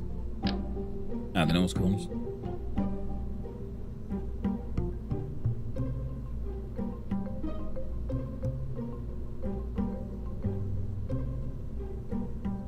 Look at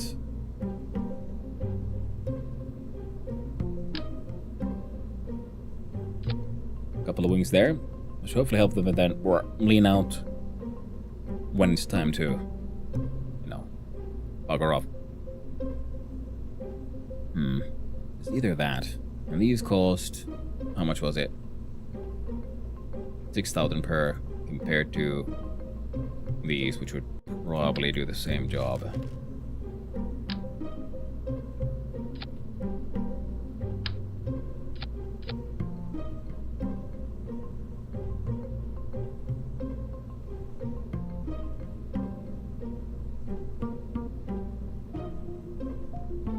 Or not? Huh. Alright, we're testing with the kickback.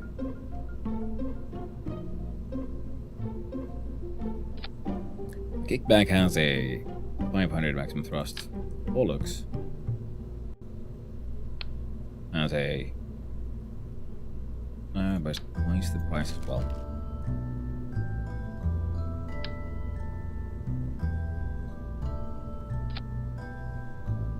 We'll do another simulated run here, just to see if I've understood it correctly, how these things should work.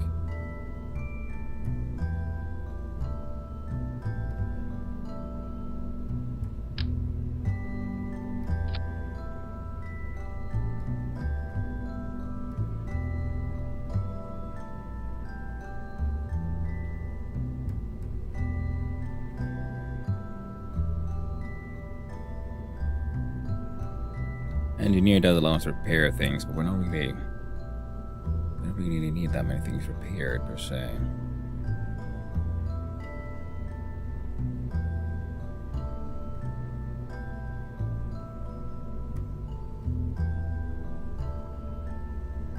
could always bring one more mystery goo. One more thermometer. And this thing.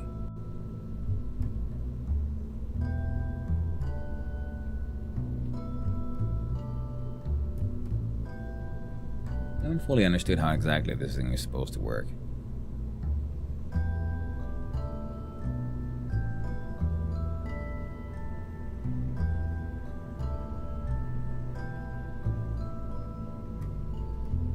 Thinking it's probably meant for like rovers and things.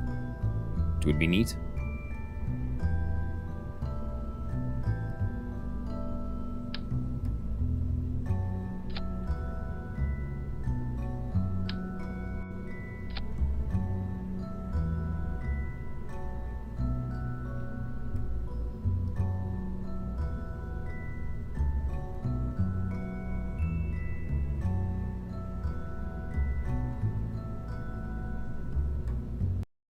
Save and launch.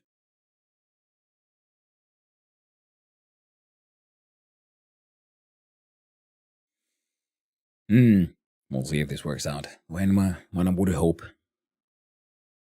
Because I want more science. I want to unlock more things.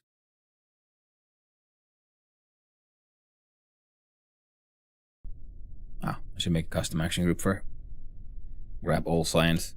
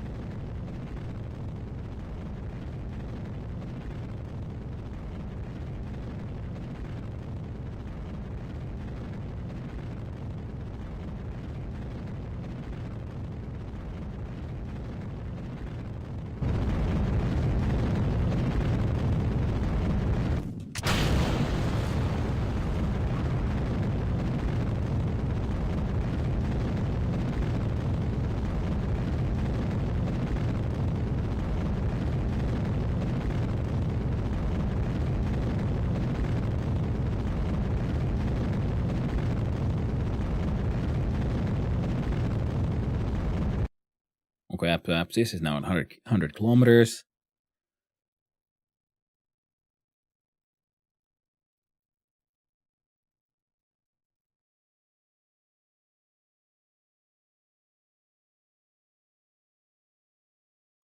Now this one's supposed to take us to the moon. That should be more than enough delta.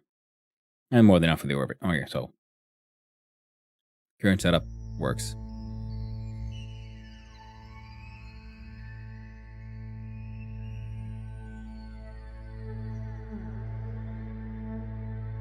I'm stay in prograde.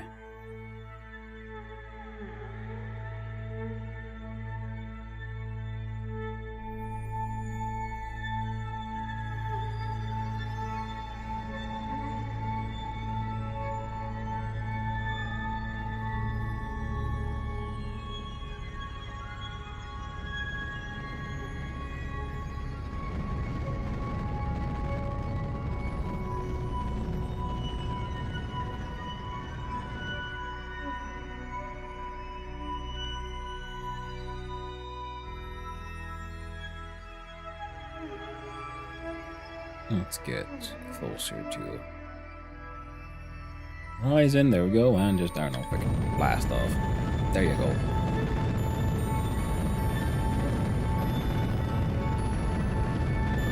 And with this, we should be able to get the periapsis up.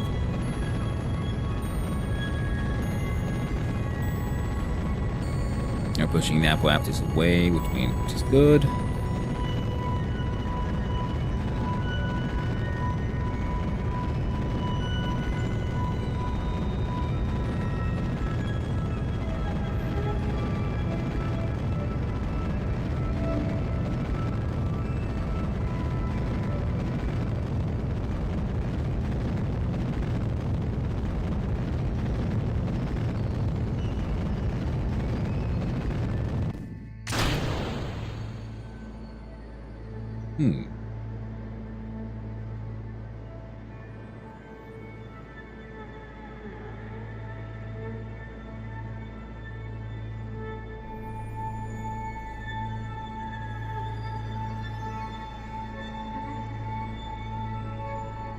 Okay. We're in orbit. Not a perfect, not a really good orbit, but we are now in orbit. So could we then get from here to the moon?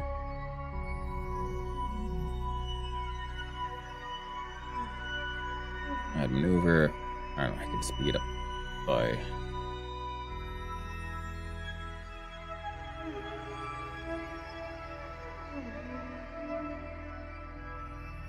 $700. Oh, right, maneuver tool. Circularization. Delta V estimate.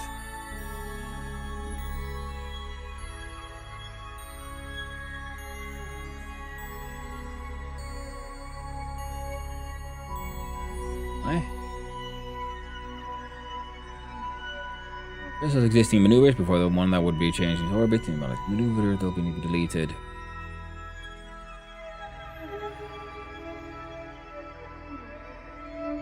Ah.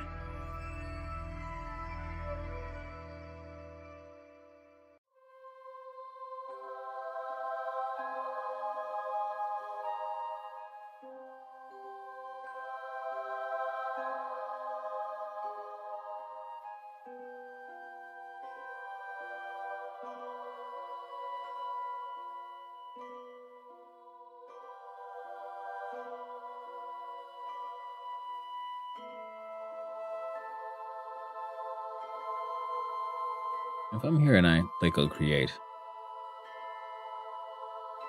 The hell?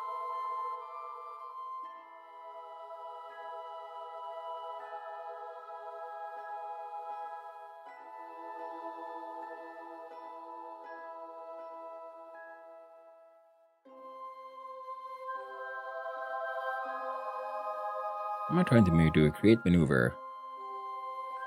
Year 1.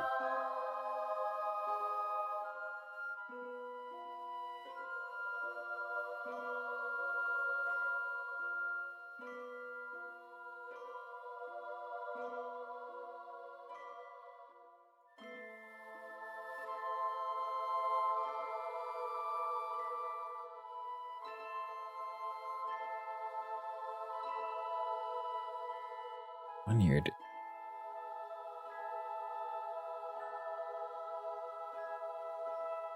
I don't get it.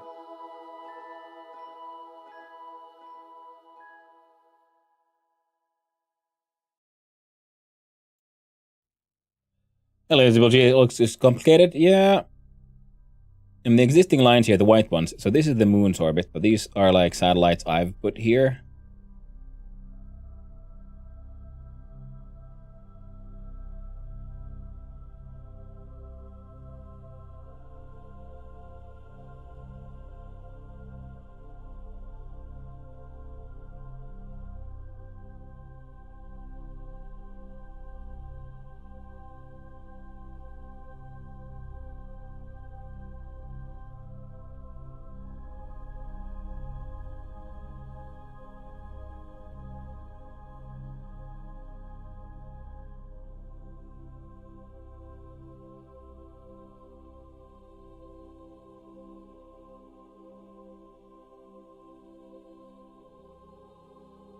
Hmm.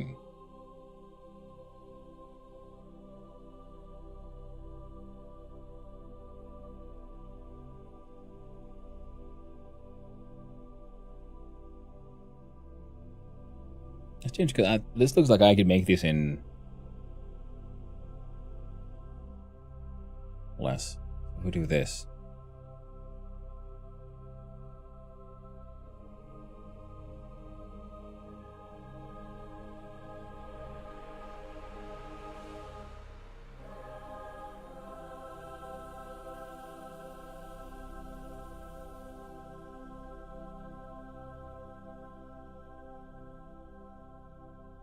$860. This one suggests that I here start speeding up.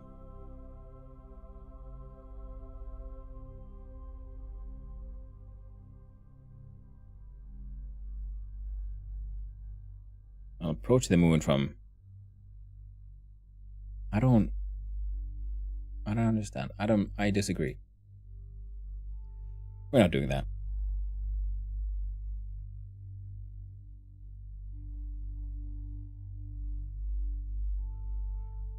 Okay, I can just instead from here. Now these symbols here on this thing, we can design our plan for maneuvers. This one means go faster. This one means go slow. So more go slow, or let's go slow is also fast. This is rotating the orbit this way or that way. If we look at it from up top, it might be more obvious. You see so rotating sideways, and then these, the normal, anti-normal, are then trying to revolve it in various directions. So it's actually pretty simple. I try to go up, down, this way, that way, or I just go fast or slow.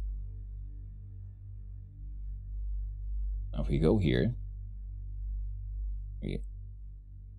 I'll play around these numbers. We turn those back to 0. We go here, and then we look at our chances of going faster.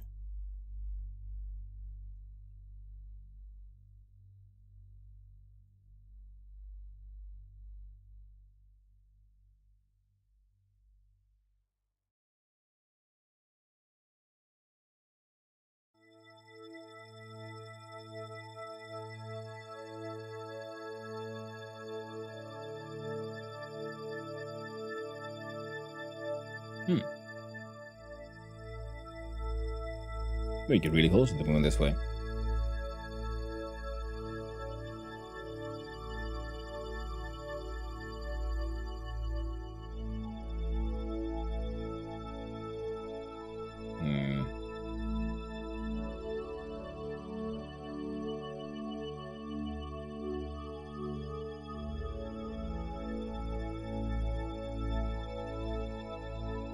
It would crash into the moon.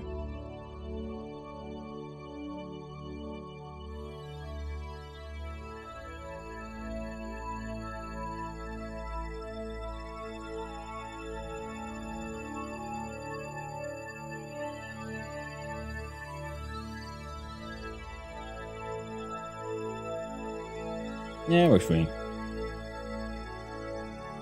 That is the thing we're aiming for.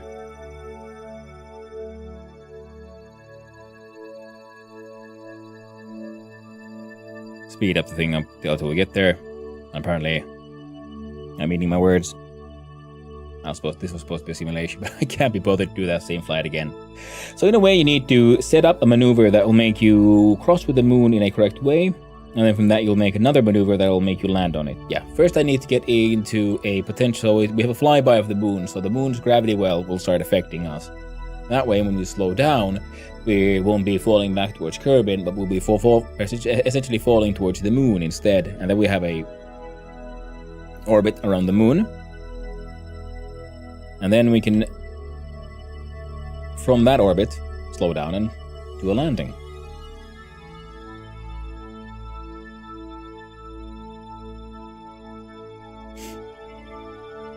Here's when we're how far away from the node, and if we do a burn at now, this is how it should work if I understood things correctly. Our current sort of orbit, we see it here.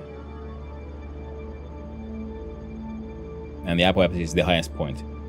So I'm pushing the highest point to get close enough to the moon so that we are potentially intersecting with the moon's orbit, or its gravity well.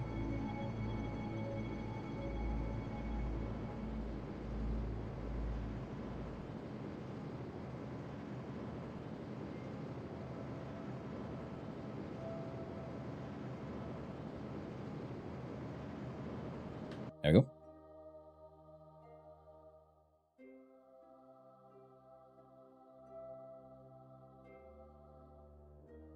See, on the green one, see, because first we'll go here. Our current orbit is the orange one. When we encounter the moon's gravity well will pull it off that trajectory, and if we stay there, we'll go close to the moon and then continue on our way, and then we'll enter the green orbit, and eventually, then we'll enter the purple orbit, I believe.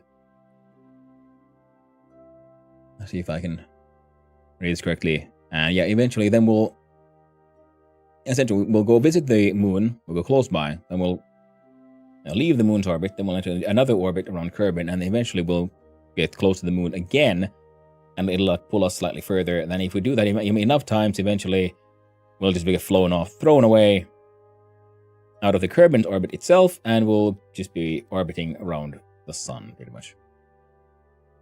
So essentially, if we don't do nothing, eventually we'll leave Kerbin's orbit, thanks to the magic of gravity wells. The closest point will be 29 kilometers, and it's 1 week of going in circles. Well, that is irrelevant for us, because we just want to get here.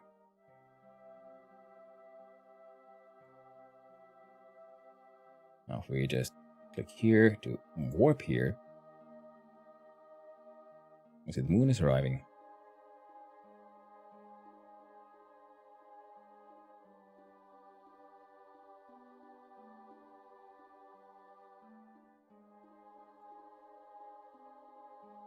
A warp there. This is our moon encounter, where a frame of reference goes away from orbiting Kerbin to orbiting the moon.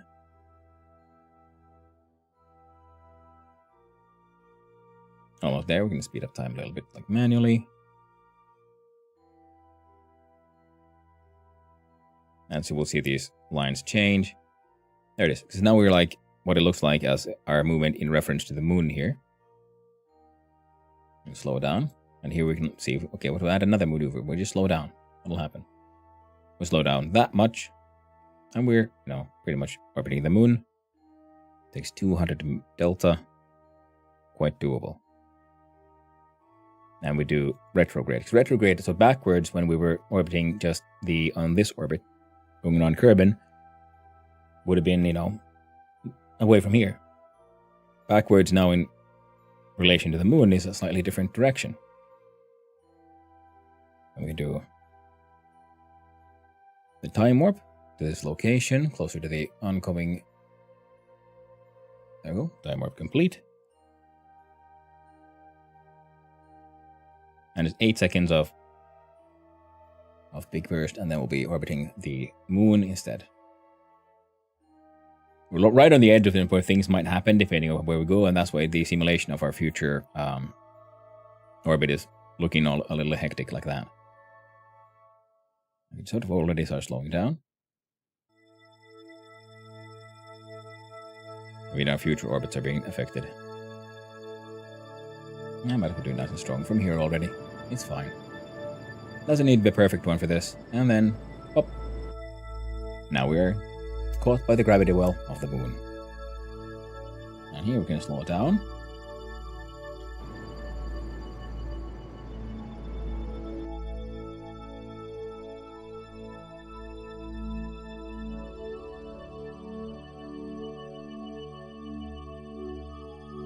Let's see.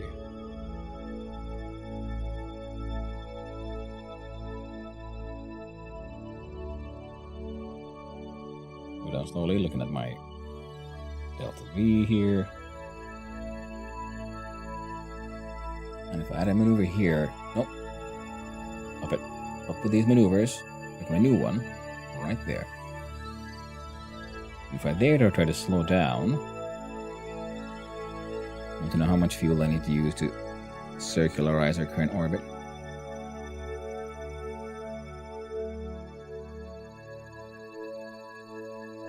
Not too much. How about look at here? Current orbit, the moon. Cannot calculate transfer when a vessel's orbital inclination is too high. Oh well. Hey, dude. Don't care about you. There. Here's our... where they would be... oh. Open this one again.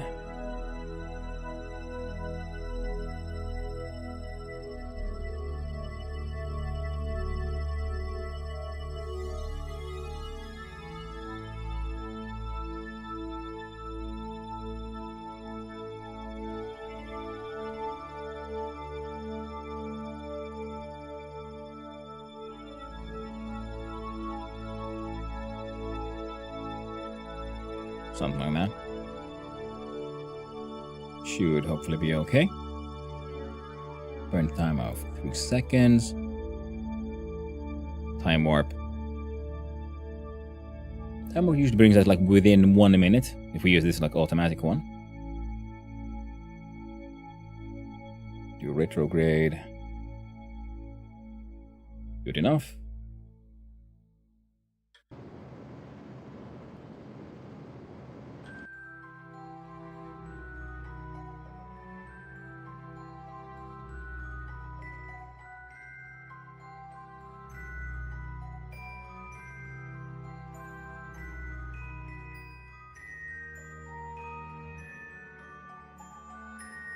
Okay. Deploy that one.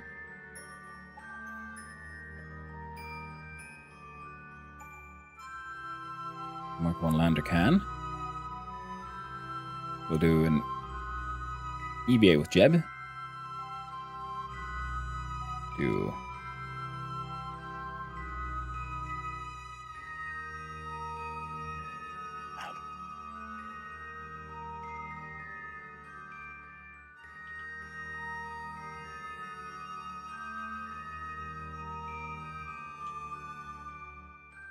and board.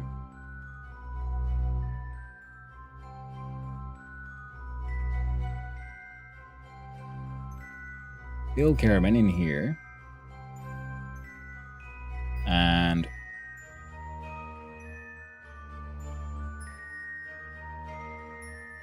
Jebediah caravan in there. Good. Next thing should be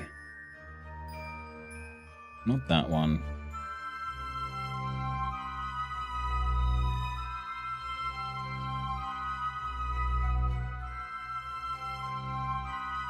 Decouple.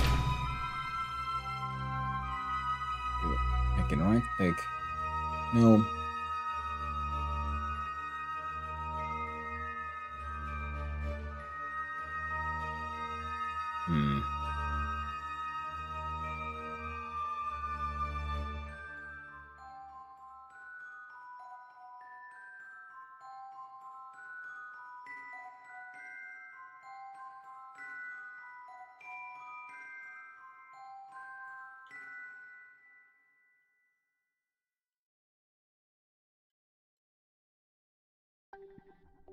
There we go. That is in a successful orbit. That is fine.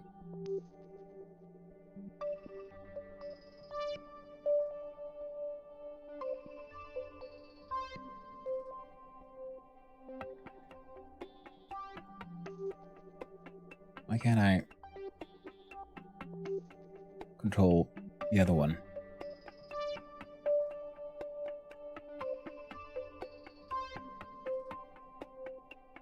What? I don't get it.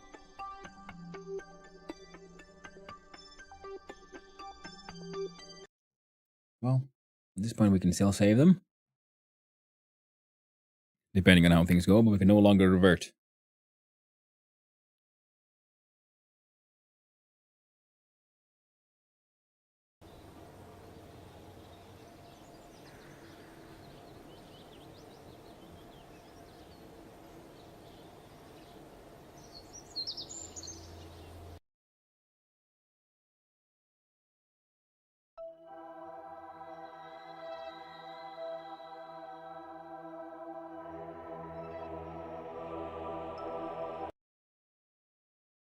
We'll get delivery one lander. Can we control it now? Let's hope so. Otherwise, it's an expensive failure, and we'll just have to use the RCS backpack to send Jeb on back. Oh, we can decouple that one. Yep. Definitely can do all kinds of cool shit. Nice. With our fuel situation, everything is A-okay.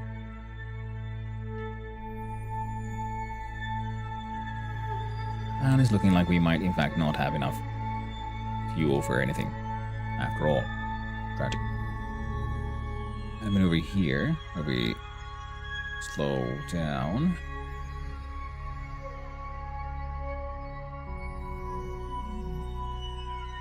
Should work.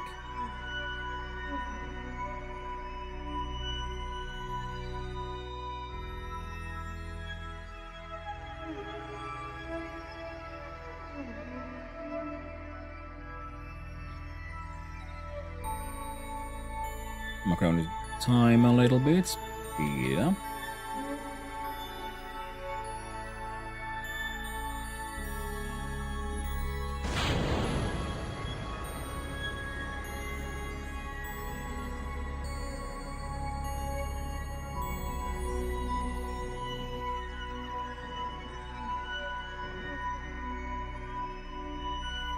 About a kilometer in height, yeah. That looks like we will be intersecting with the planets easily enough.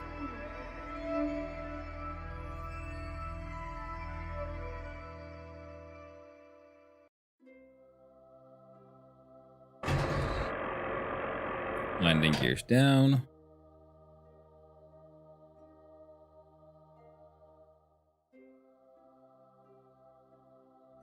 Got monopropellant, we got everything we might need.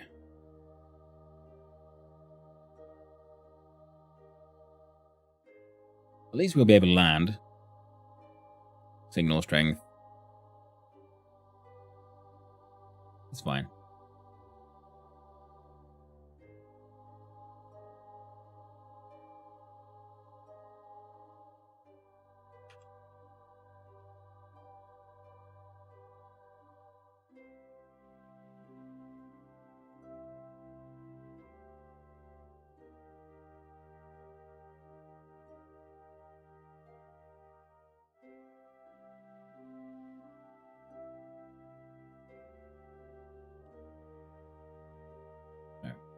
Time warp cancelled.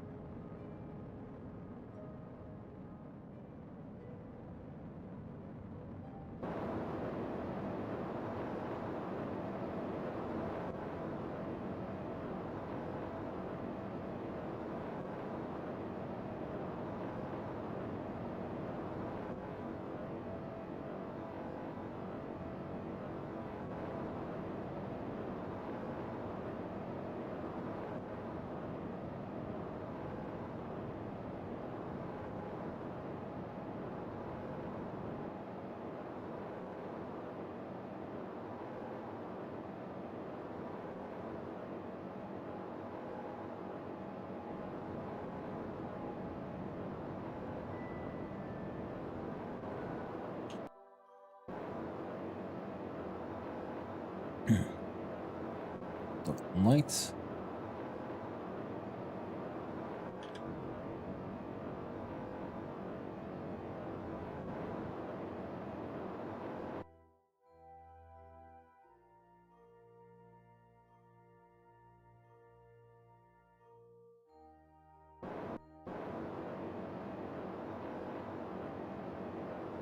That thing is small enough so we can actually use RCS here very efficiently.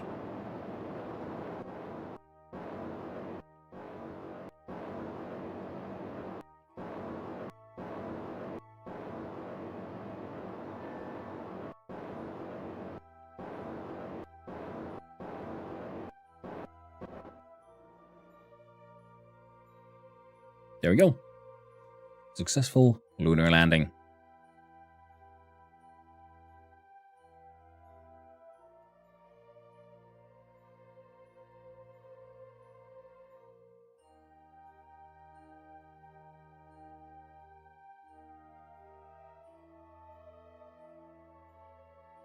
Oh. Thought I put the barometric one as well. Oh well. Crew report.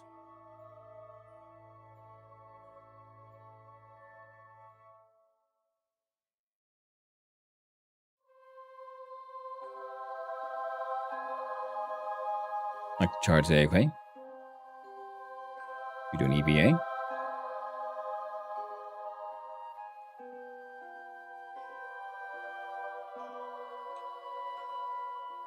Plant the flag. Get these missions done. Site name.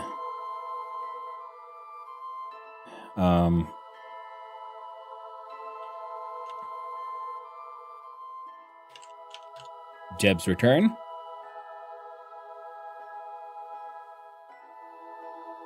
Take surface sample. EVA report.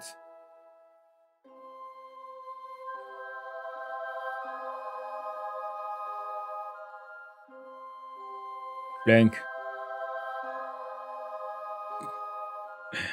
Ah. Hey, they meet hands. Kirby's and gentle curbs. We did it. Yes, we did.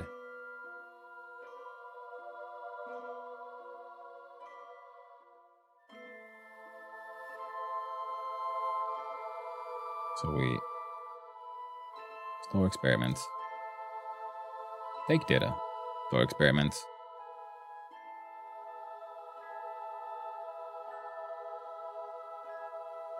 Look at our contracts. And we pretty much achieved everything we can achieve here. The question is, can we get out? Can we,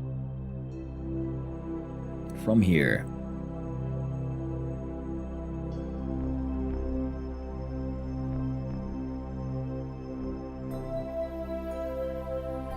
back to orbit?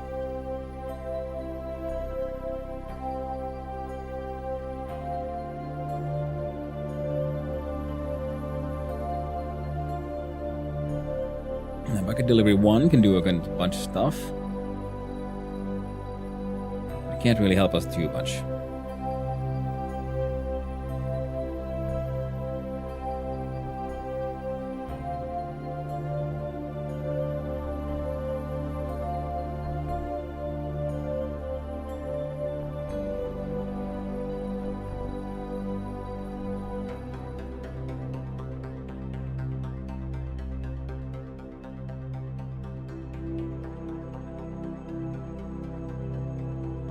Why can't we transfer this thing?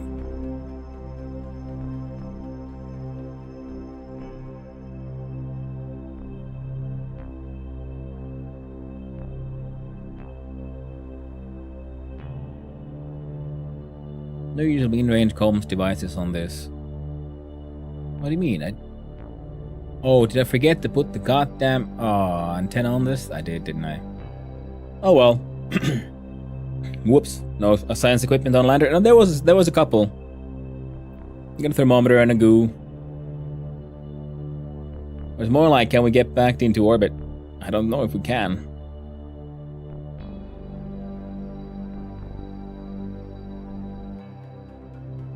Just didn't see? Yeah.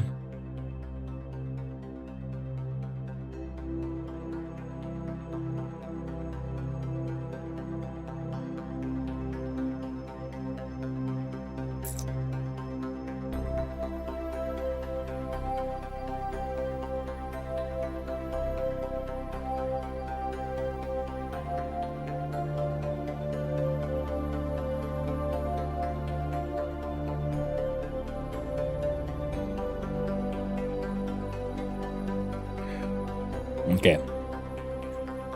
I'm gonna do a little thing about check here.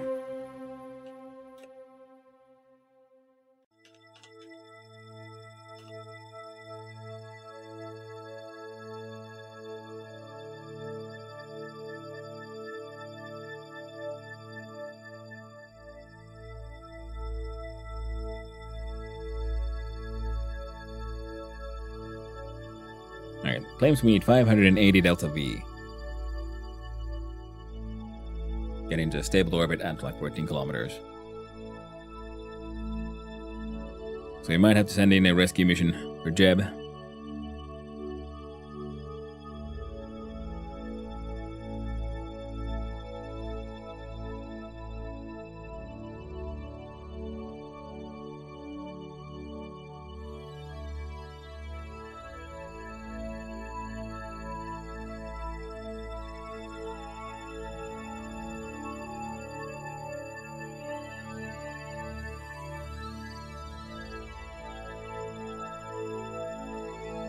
What?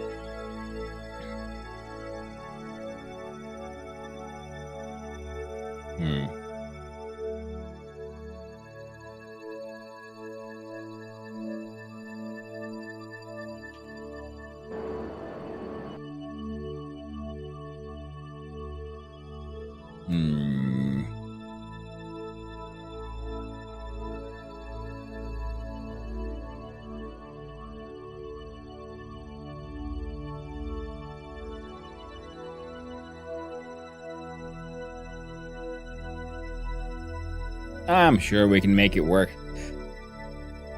Risk. That's what it's all about. Now,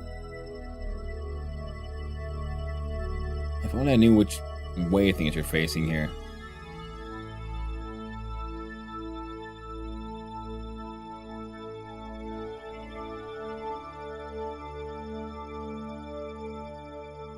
That's north. I guess we want to go this way again. Alright then.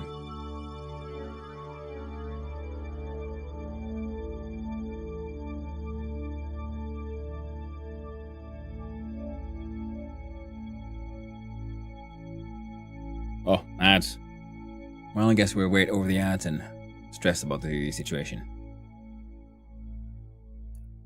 Got a neat landing spot.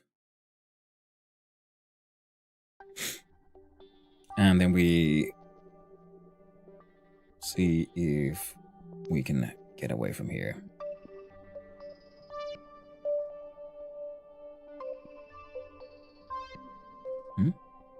That's interesting. Everything seems to be doing okay.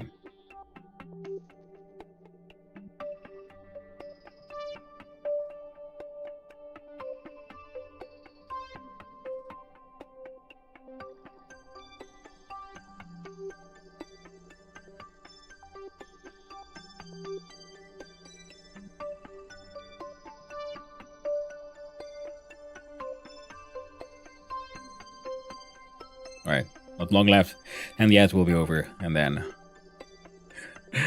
oh god, another desperate attempt in trying to save Jeb's life.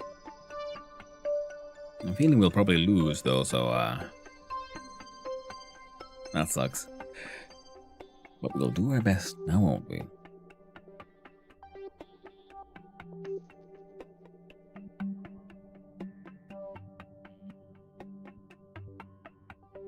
Alright, ads are over. Let's do this.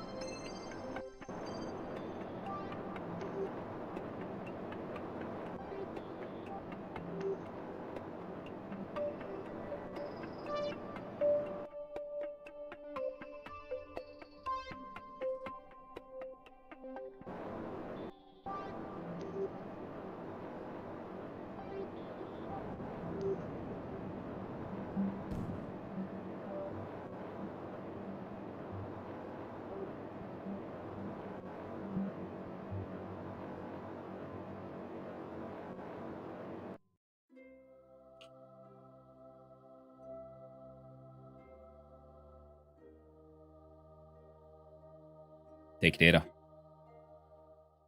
Let's go.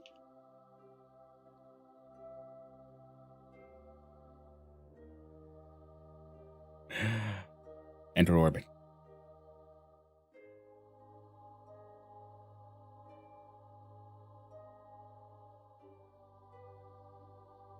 I got no idea if this will work.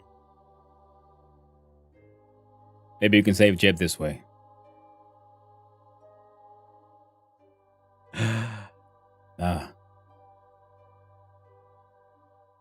The orbit speed is increasing.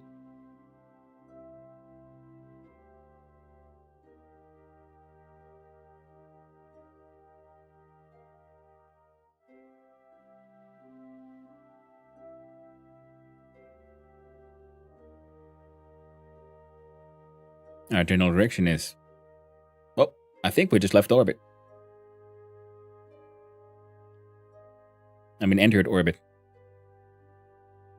Who needs a spaceship? What do you got, Jeb? You don't need no ship. Jesus Christ, Jeb is going far. Periapsis is above a kilometer. Hold on, Jeb. That's what I was afraid of, though. We went the wrong direction.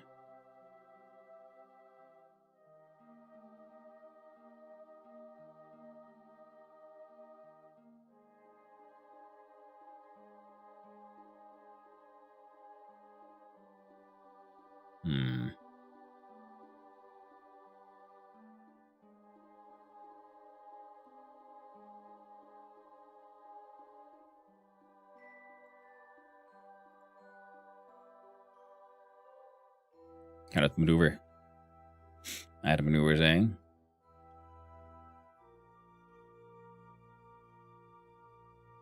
Jebediah Kerman.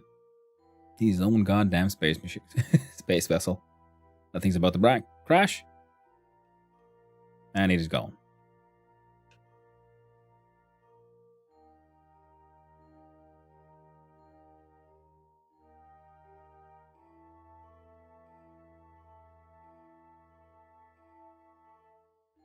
Getting close to the apoapsis.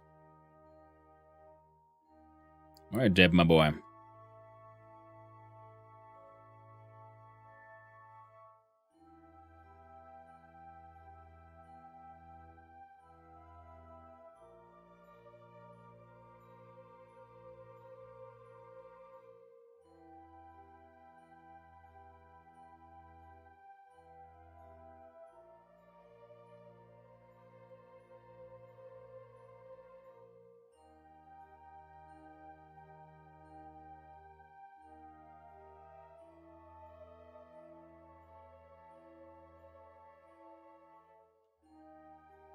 At least he saved the science. Still like half his propellant left. Jesus Christ, you don't need no spaceships at all, do you, Jeb? You mad lad.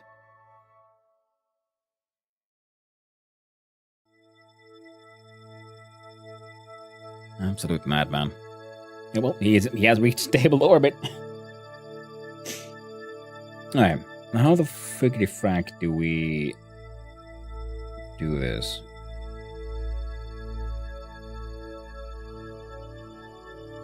The Bobalicious Pecs. I'm going to switch over to this one. So I don't know, why isn't it sending science? Is it because it's on the dark side of the moon right now or something?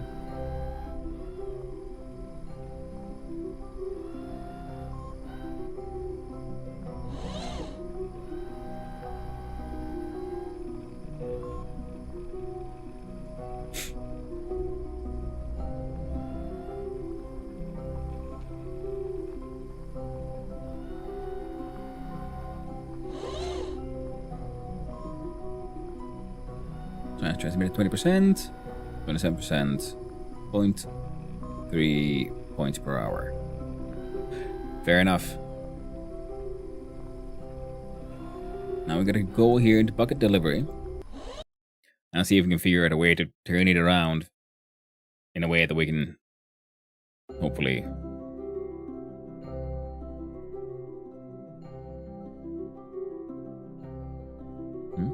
Intersecting with what? Lander debris. No.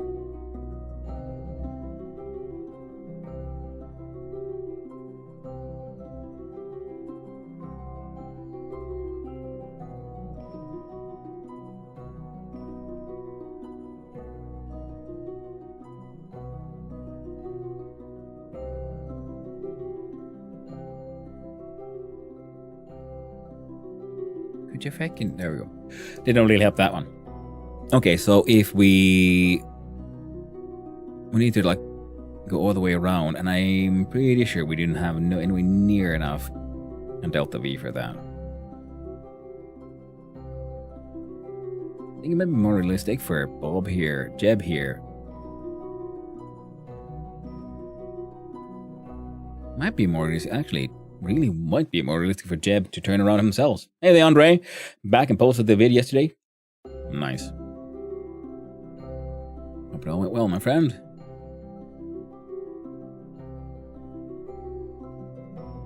Now, if we...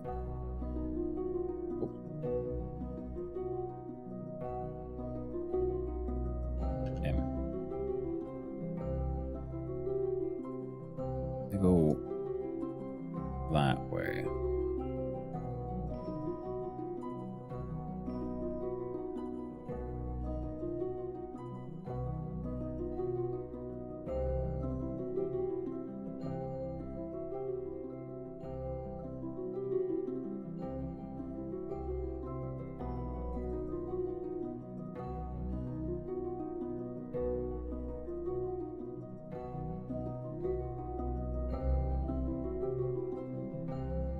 Ah.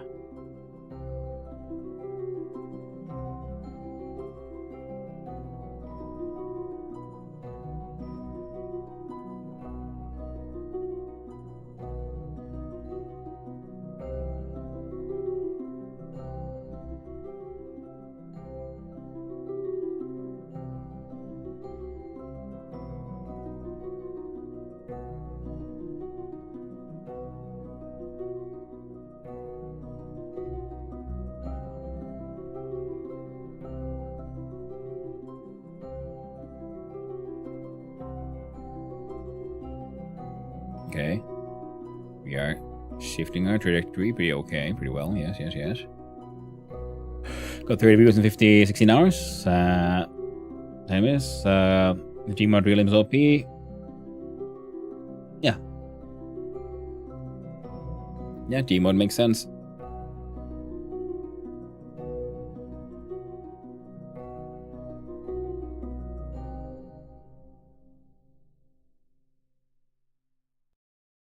Oh shit. Sorry, fuck.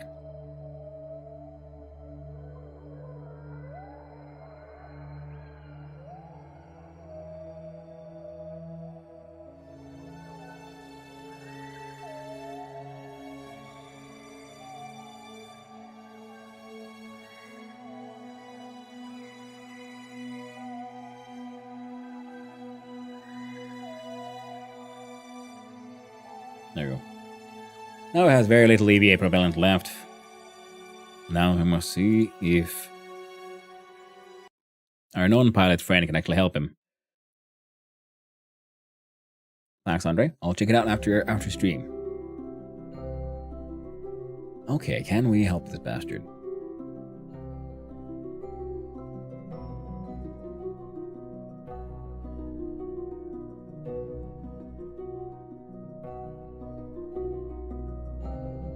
So this side go further down, pretty much.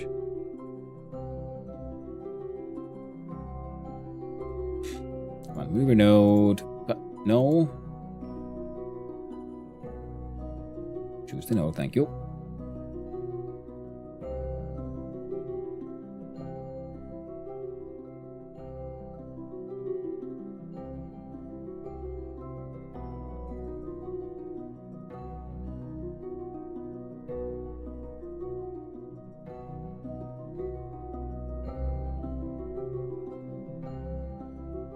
Not enough deltas on the thing we got. That's fine. When we go left, there's more.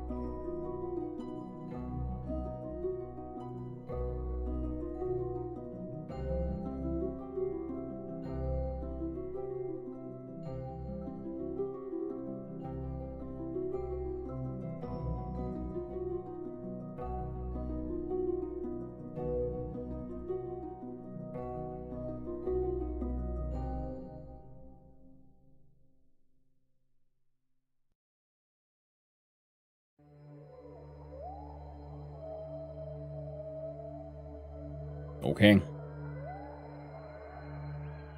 We got no SAS, no nothing.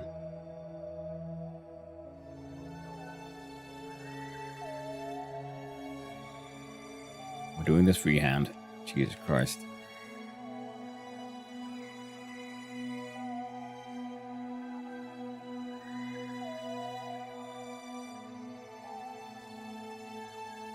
Pulse Glazer? Yeah.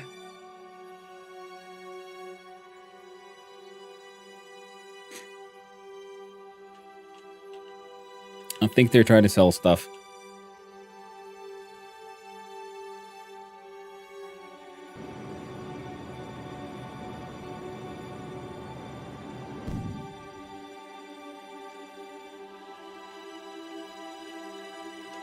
Fucking hell.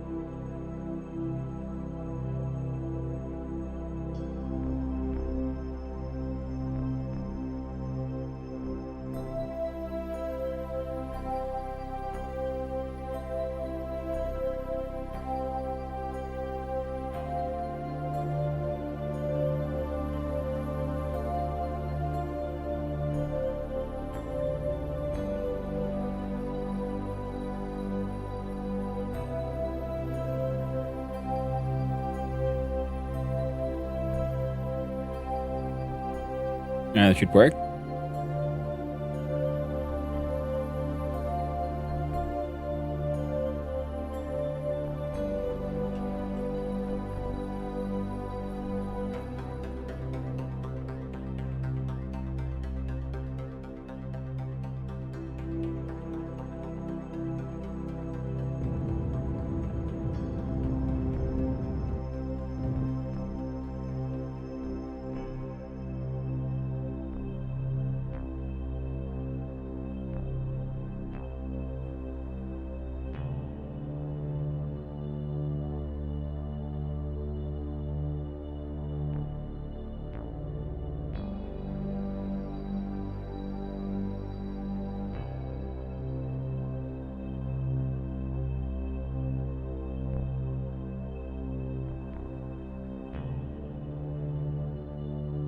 Slowly doing some...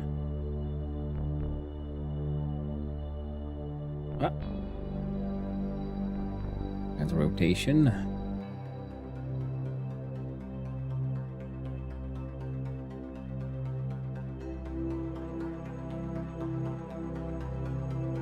Getting closer and closer. A potential encounter.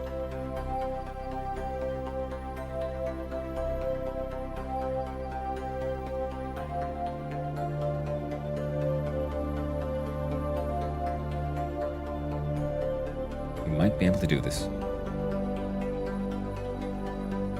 Come on, rescue Jeb.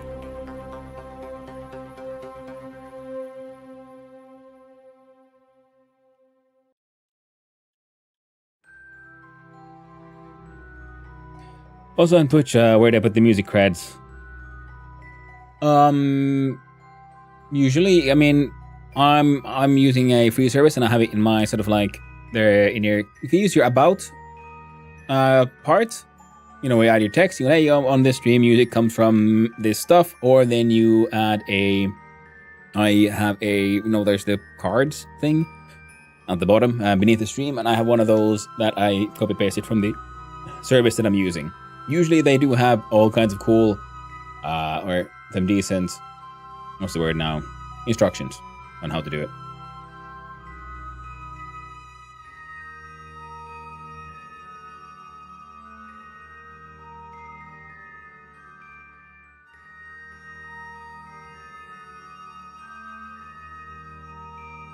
Let's hope my silly plan works.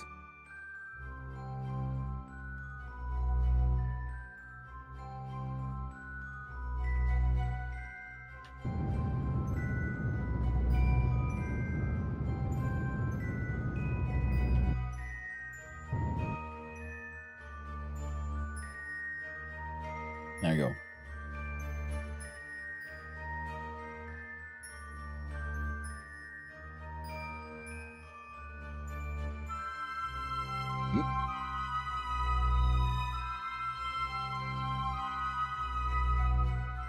On the descending node.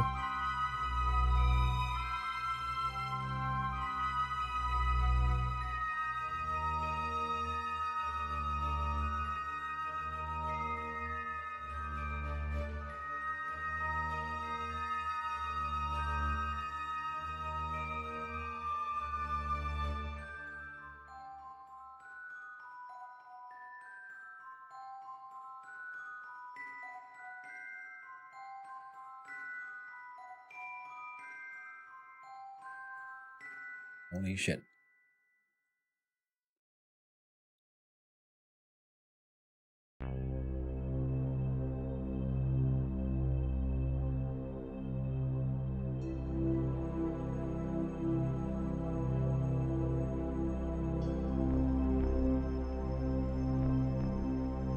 Okay, we might be able to pull this off after all.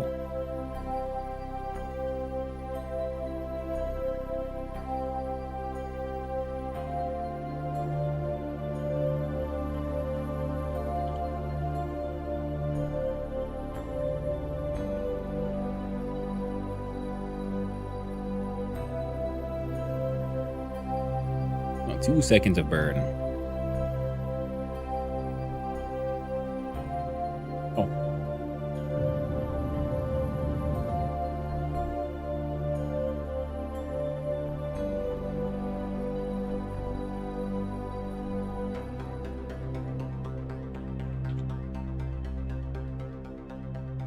All right.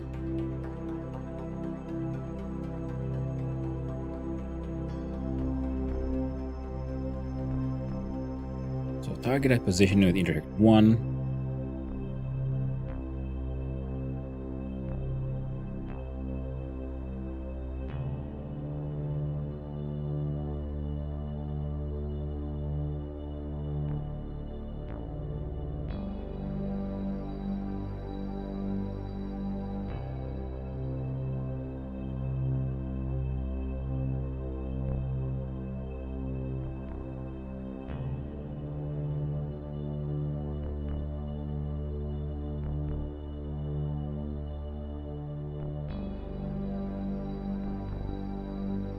I'm going to increase the amount of intersection space that we have here as much as possible.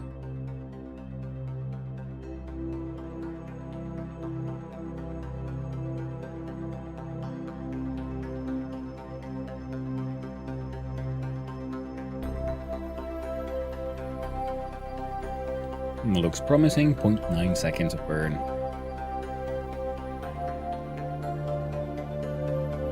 It's going to be a rough landing. When we eventually get there.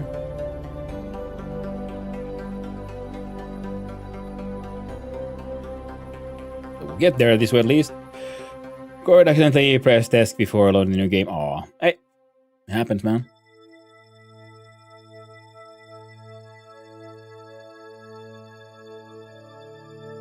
No, dude. Oh, no RCS. God damn, I was stupid.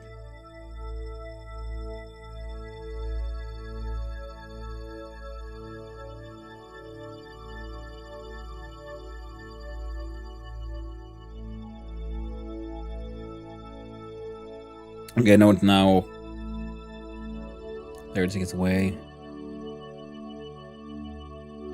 Tiniest burn takes 20 seconds, 10 seconds.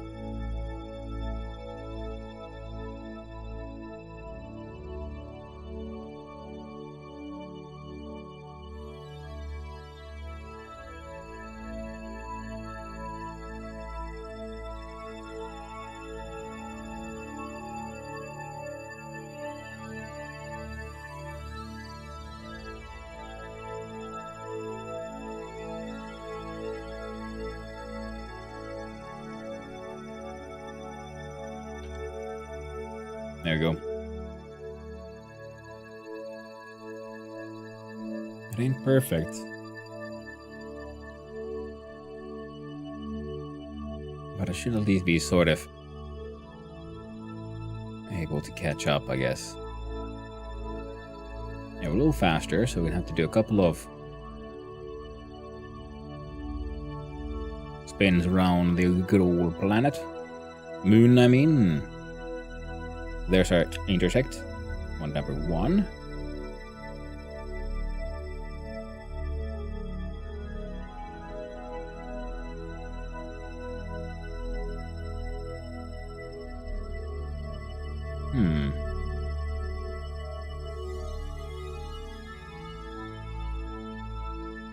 Oh dang. So if I, for example, here, how to maneuver, slows me down, beats me up. Before I go.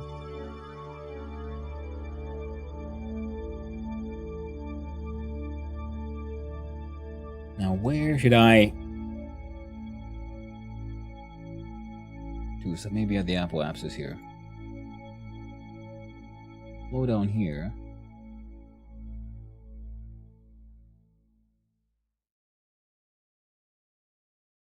Not helping me out too much. I'm gonna speed up though.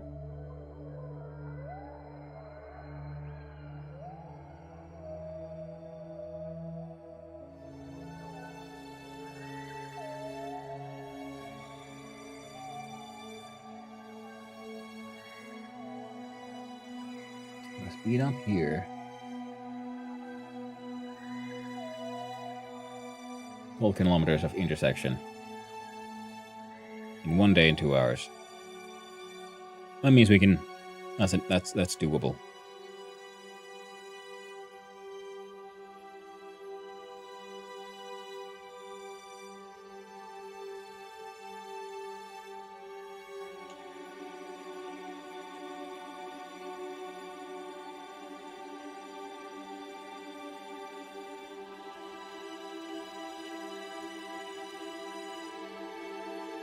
Okay.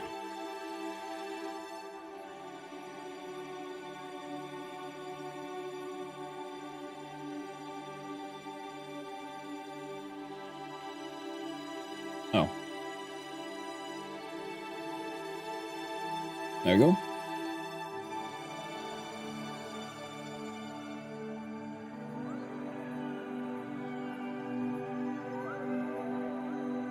Alright, 1 second of burn. Should be more than enough. The good thing is, getting back to the Kerbin from here is just we can do that with EVA shenanigans as well. So that won't be too much of a hassle. But getting Jeb back on board is going to be a bit of a challenge.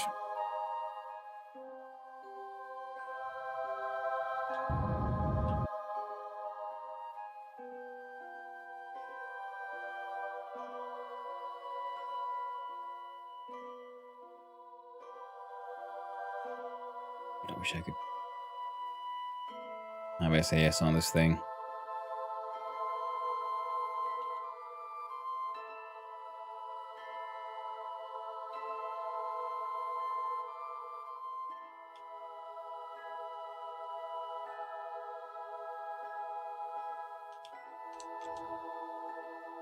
Nope.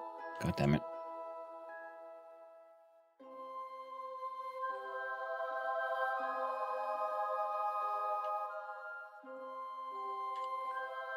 Or RCS. I feel stupid for not putting an RCS on this end.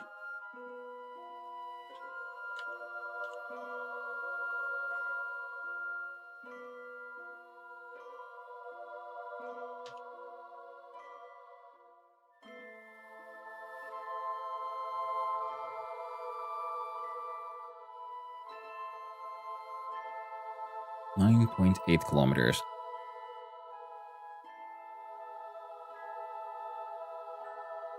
Let's warp there then.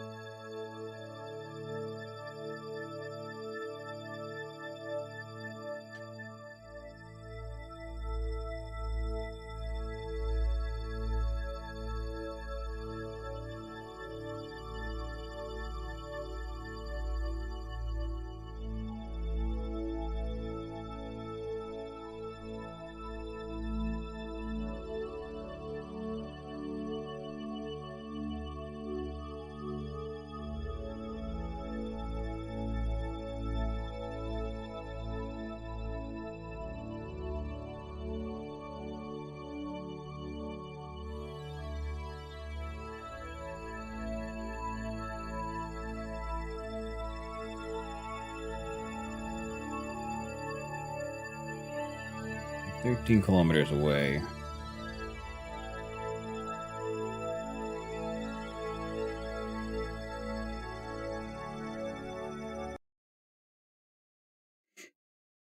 With your good old Jeb.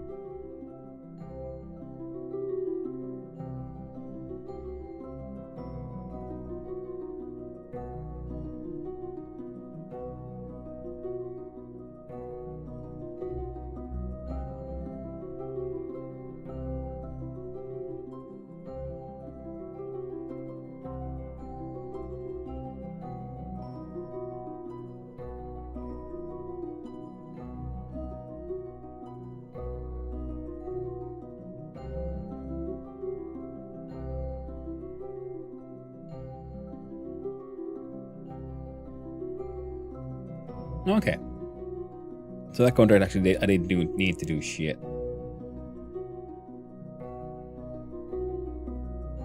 Okay, delivery. Switch to.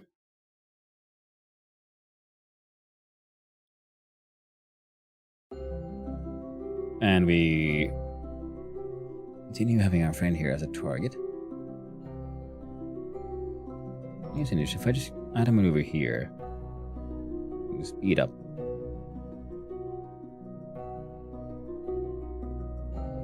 Duration 20 kilometers.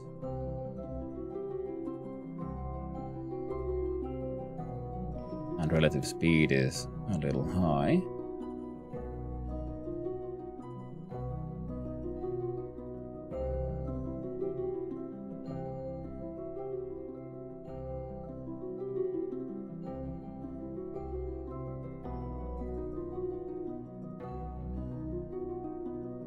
Add one here at the descending node.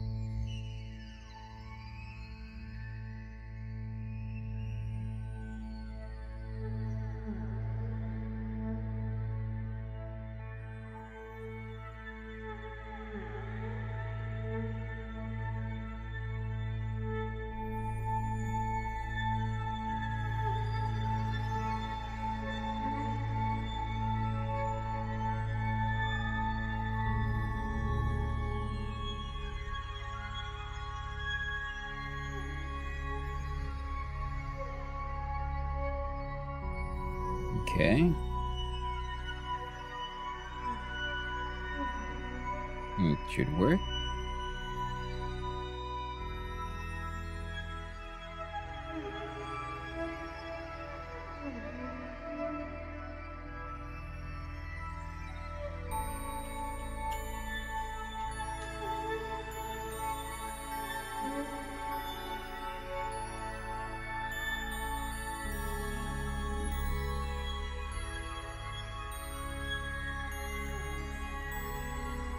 Must get close enough. We'll be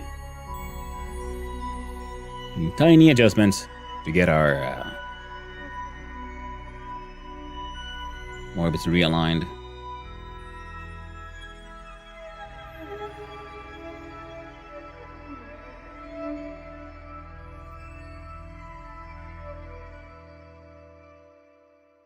Okay, 30 more seconds. Getting like awfully stressful trying to figure out how to save Jeb, especially because I was dumb and I wasted his RCS. Now I know, like, when we do this kind of stuff, we should replace their parachutes, which aren't very useful, and replace them with something like extra EV fuel.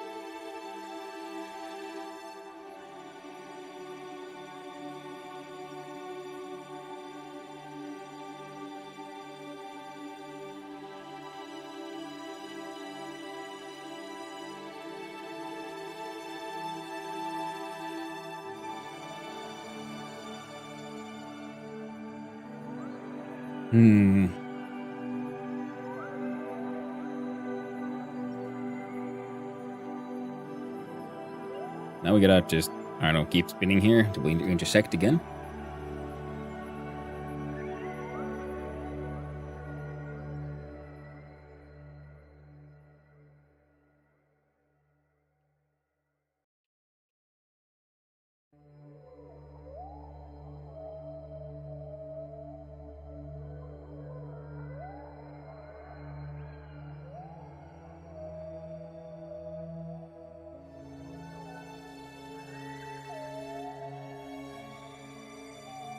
If we slow down here.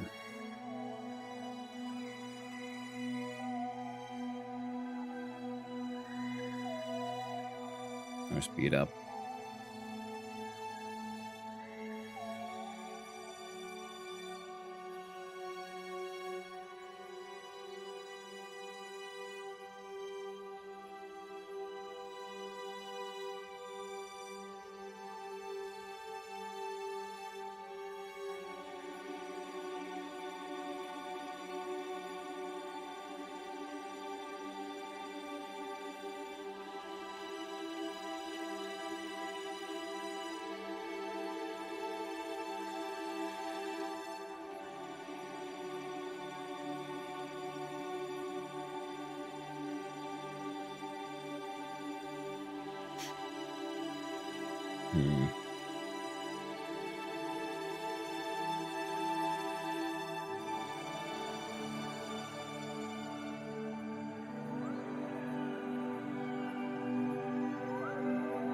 Tricky, this. Very tricky.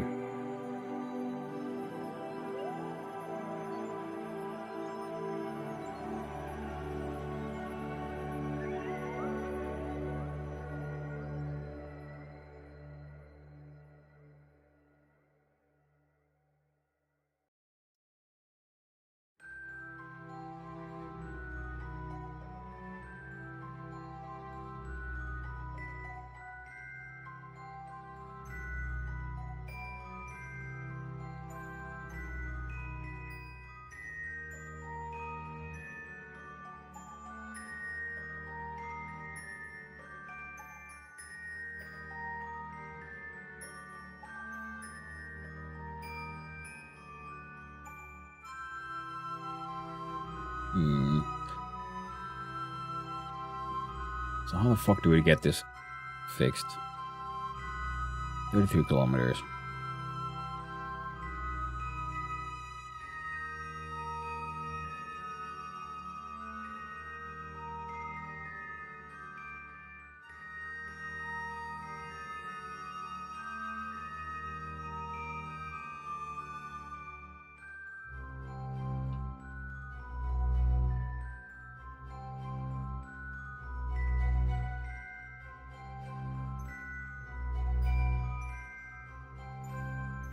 Well, they're ahead of us this time.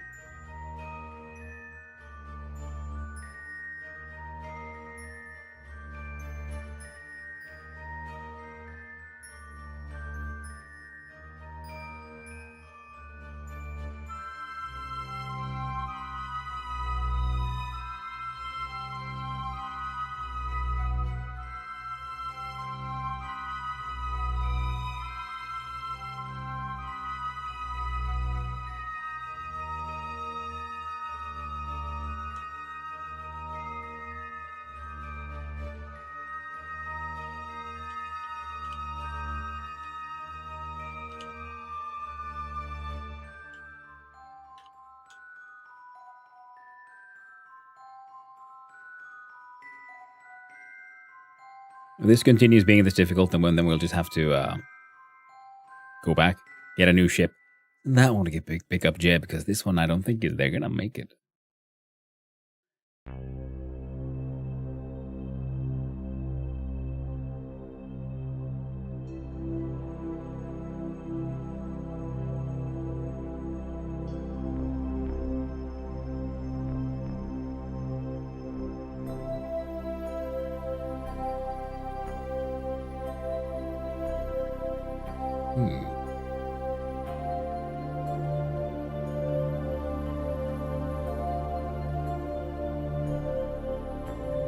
Makes no sense.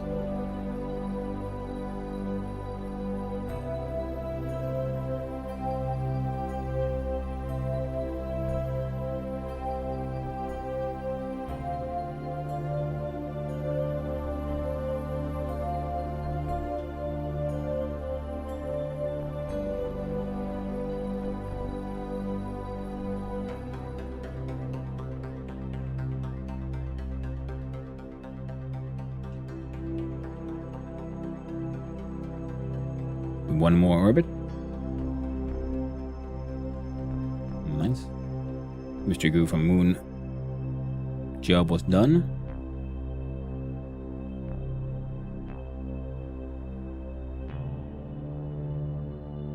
Now we'll be getting there before them. So if I now...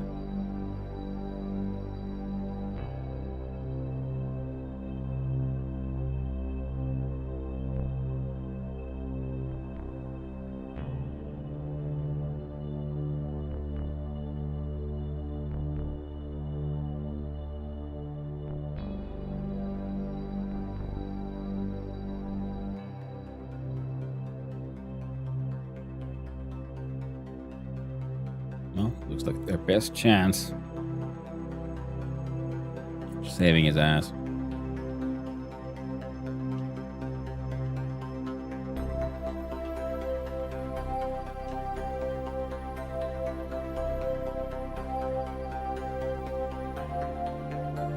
Do a good old little time warp.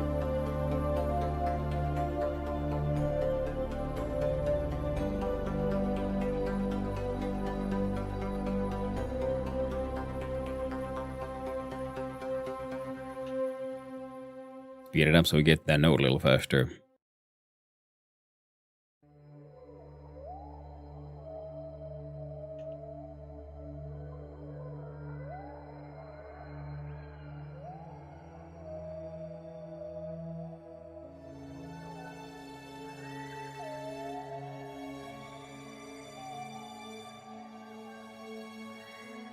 Okay.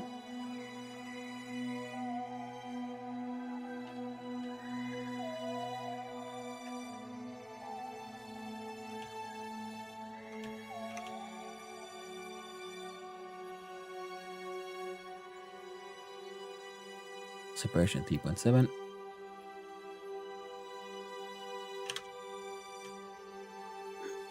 .9. Less than 1 kilometer. Okay.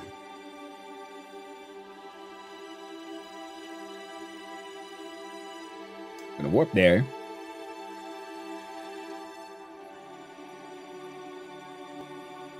And we'll see if there's anything we can do.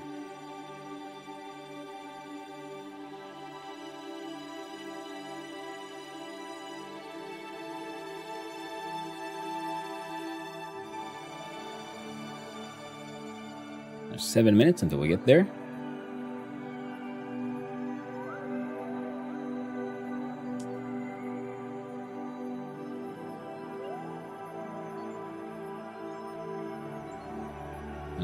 Intersect 1.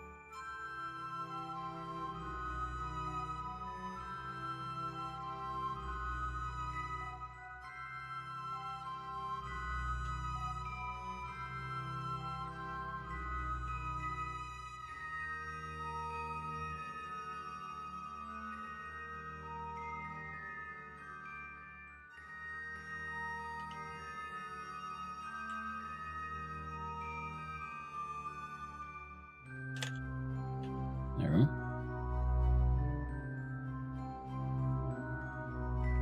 They're saying Jeb should be somewhere there. Sadly, Jeb ain't got no lights. Little ship here has a couple of sad little lights.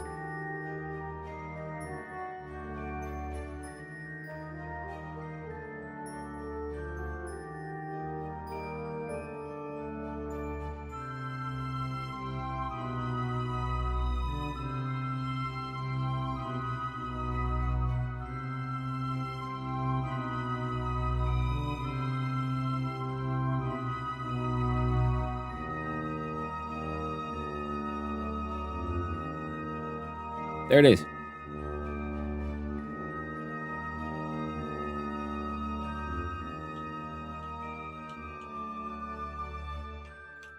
Yeah, Jeb ain't got no fuel. Jeb ain't got nothing.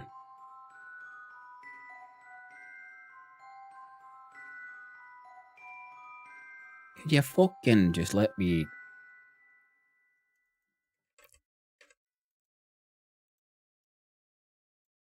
Thank you.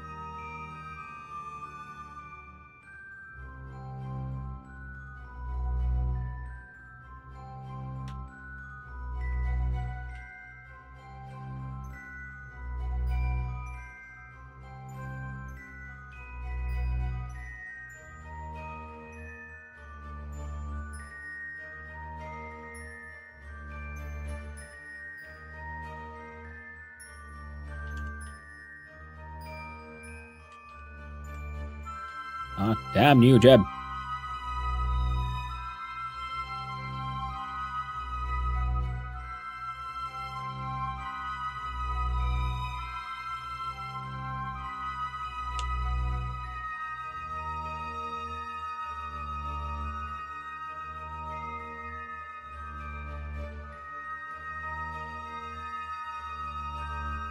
time for a big stretch. Thank you, Clear98. It is indeed time for a stretch. We tried, Jeb. We tried. And it's time to send in a better ship back. Oh no. It even had the freaking... But it didn't have the fuel tanks. My mistake.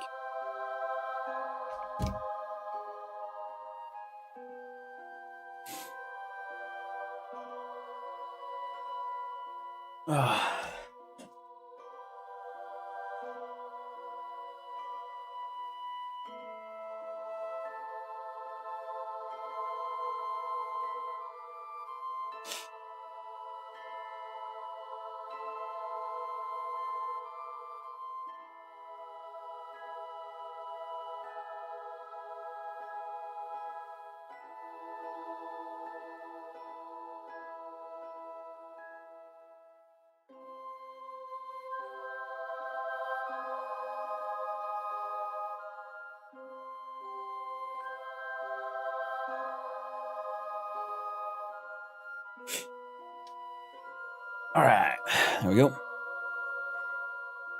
Nice for the stretch.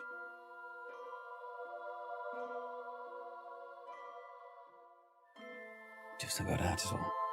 God damn it.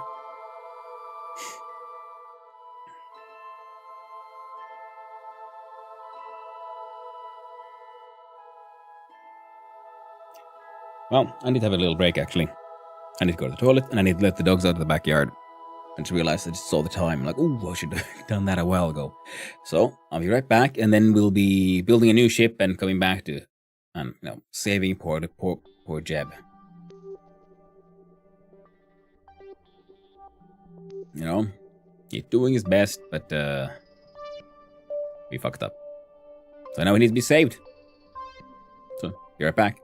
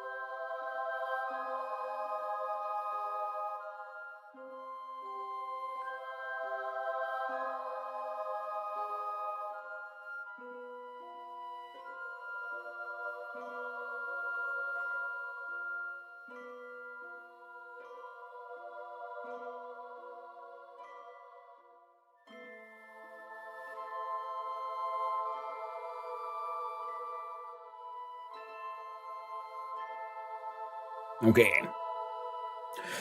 I returned, and it's time to leave these buggers to their fate. We got some contracts done in the meantime. One of them was putting a flag on the moon. Did that. Getting the moonstone back is moon rock back is slightly more difficult. And getting science from the moon. Oh, look at that. Science went above 120, which means we can not get one of these. Although I would have wanted one. That would have helped here. Advanced grabbing unit, grabbing junior. The specialized construction adds more interesting bits and pieces. Advanced fuel systems.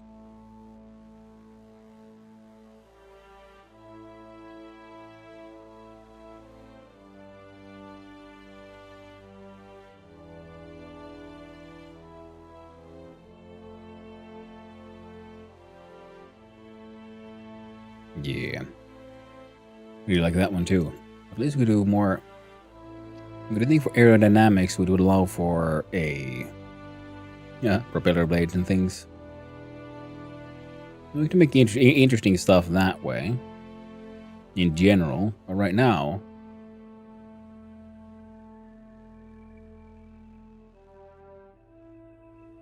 we need the heat shield. There we go. So, Operation Save Jeb from himself.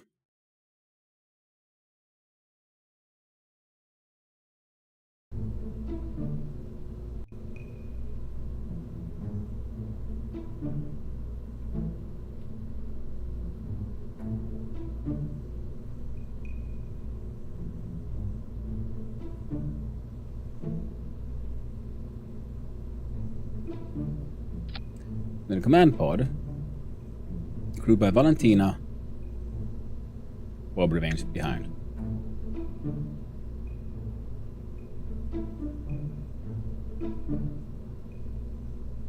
Yeah, we don't want to do that. And what else?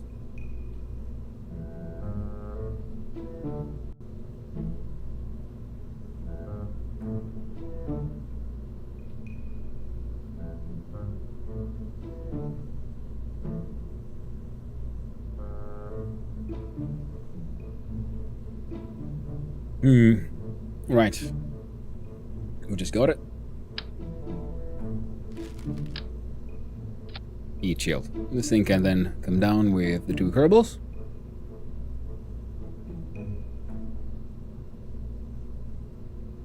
And it'll have parachute, a couple of drags. Hey, okay. Making perfect even. And then we look at the good old couplings. DD35. No, that was too big. It was 18. There we go.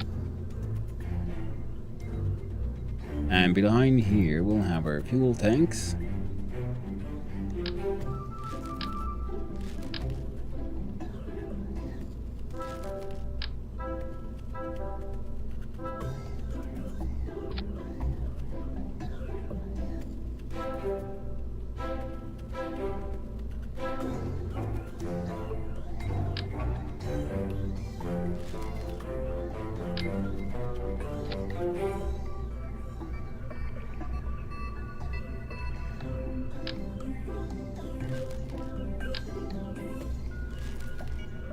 This is really the best one. I guess it is. Hello, Andre. Hope it's going well.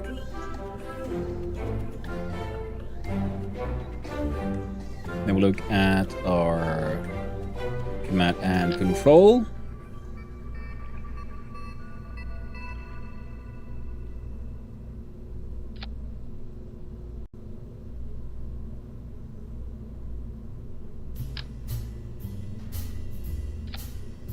There we go. We'll need some fuel tanks.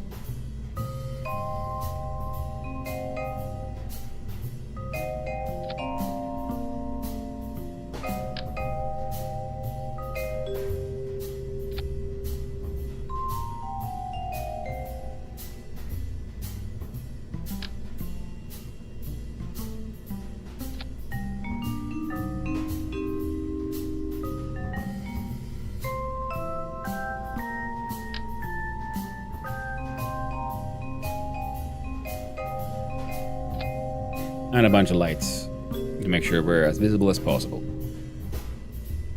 Netflix Stories just recorded, and I recommend DaVinci Resolve's best way, in my opinion. Easy to use. Well, good to know. And what do you mean stories? Like clips, shorts, that kind of stuff? I use just the Twitch inbuilt tools for that stuff.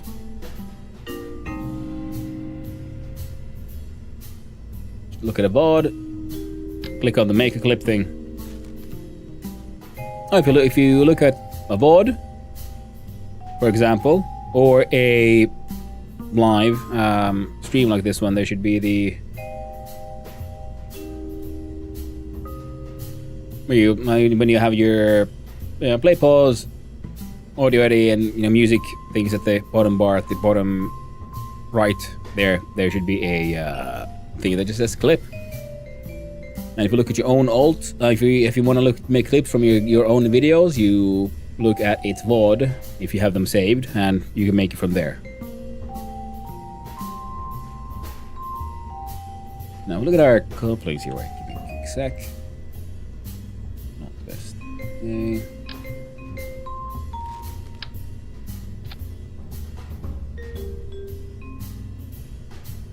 Why?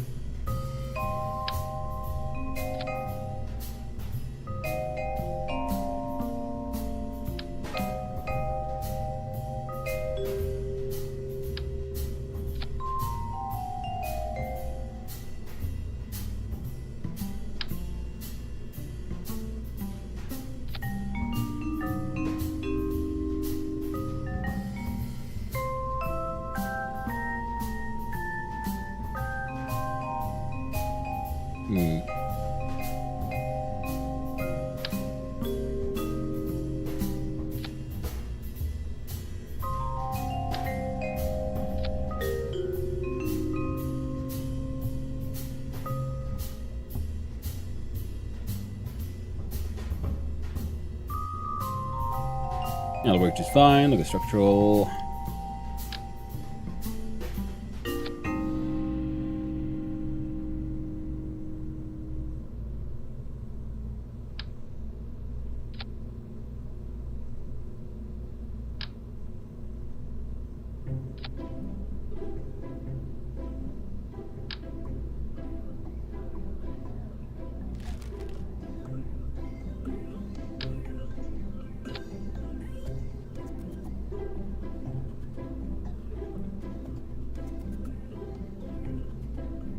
That should be everything we could need. An edit? Yeah, nice. Oh, nice. Why so many lights? Yeah, put a bunch of lights there so we'll be as visible as possible for, when we eventually get closer.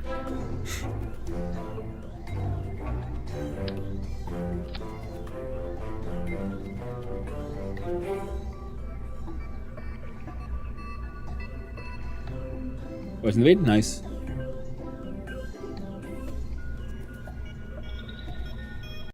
Alright. That should be Valentina, no one else. Voice reveal.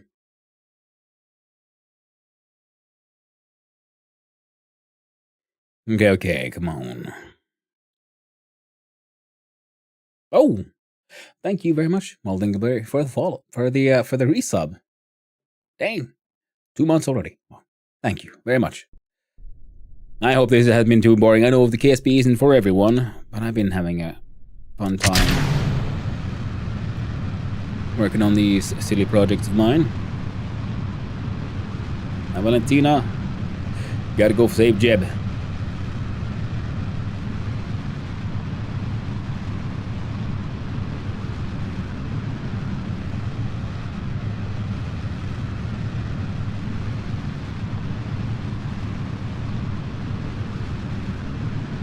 Good morning, man. How we doing?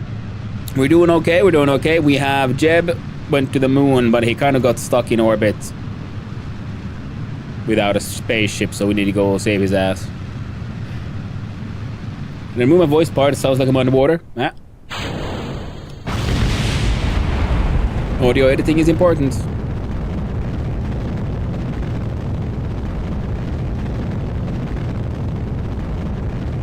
Okay, gotta slow down, Graham.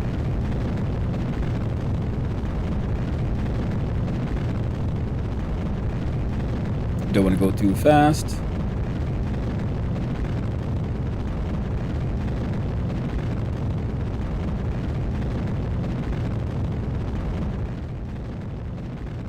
Going way too fast.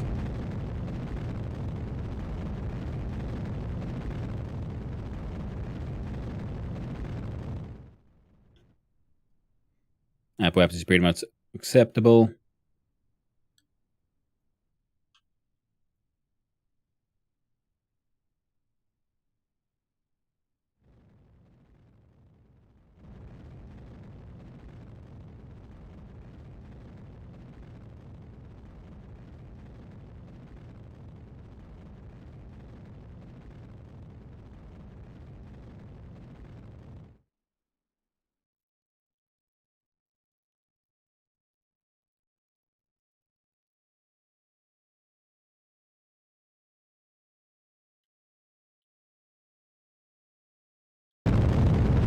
There you go.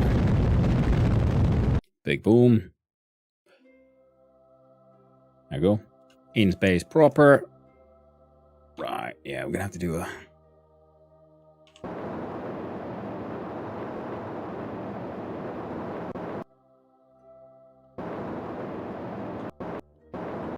Do that, and then... we can get our Kerbals here to get into an actual orbit.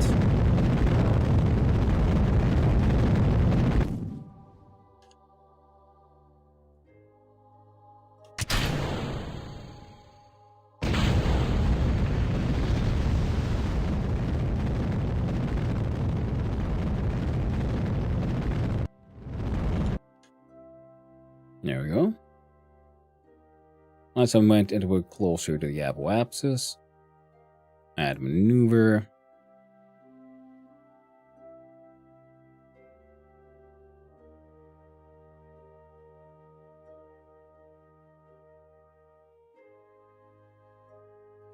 And in fact, we revert flight all the way to vehicle assembly.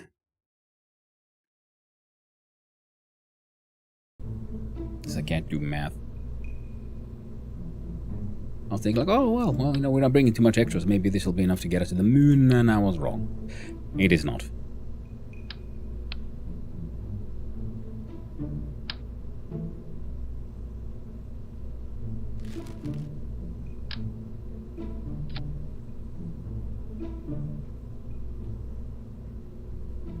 Let's see here.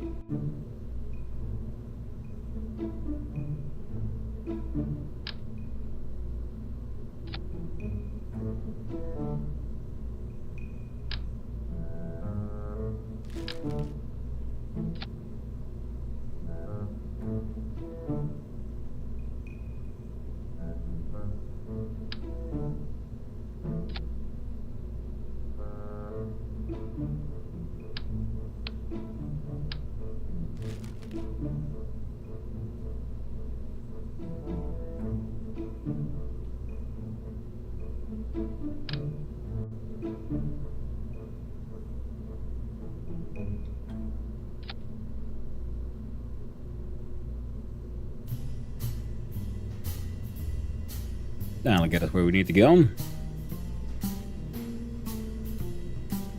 Let's get old aerodynamics. There we go. Pointy nose coins. And there we go.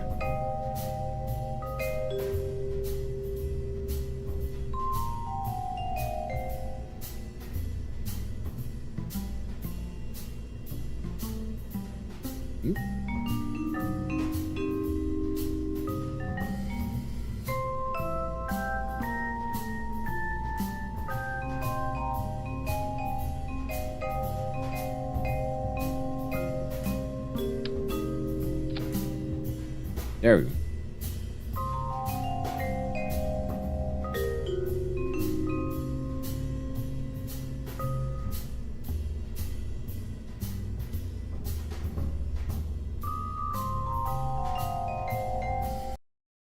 The entire thing might fail. Hey there, Shani Doom. Go to space, indeed we are. Hope you're doing well. Oh, and the ads are here. Tragic. Okay.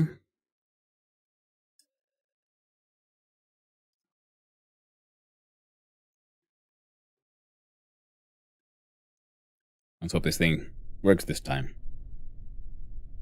There's a big chance it won't.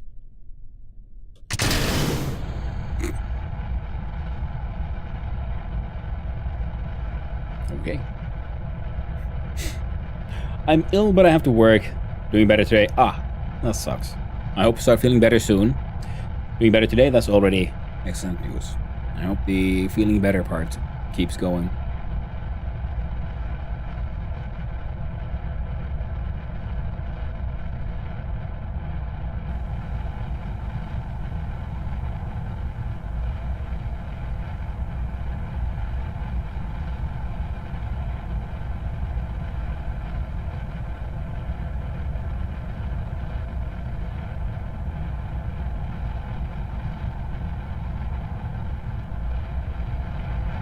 This thing might explode when we try to ditch these things. Let's hope for the best.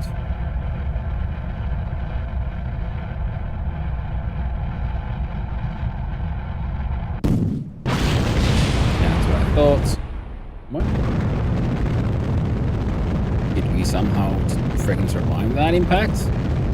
Apparently. Also, going way too fast, way too low. We don't want to go that close to like 900 meters per second.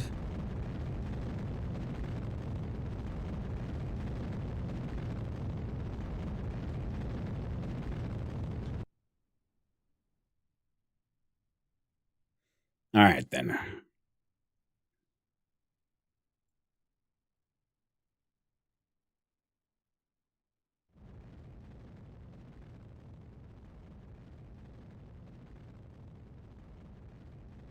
A lot of control in Houston. Yeah. I'm sort of experimenting here with the different ways to make this, all of this work. It doesn't really want to behave.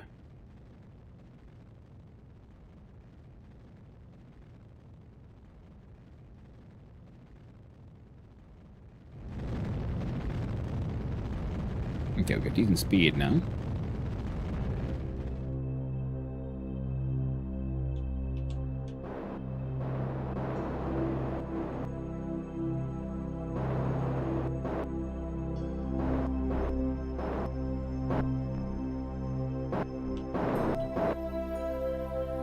Let's say, yeah, close enough to the horizon. Big boost.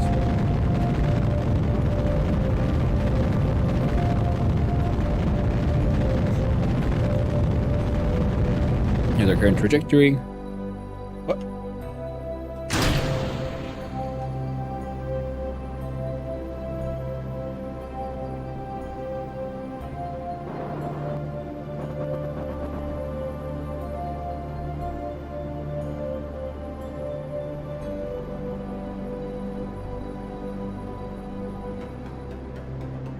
Wait, which engine did I put in here?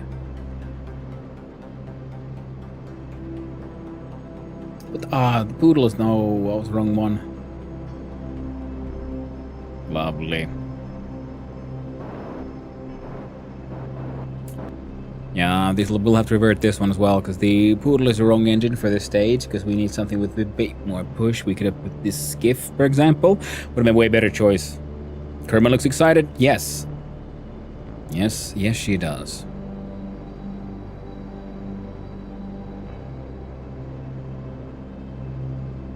Also see if this would somehow make it.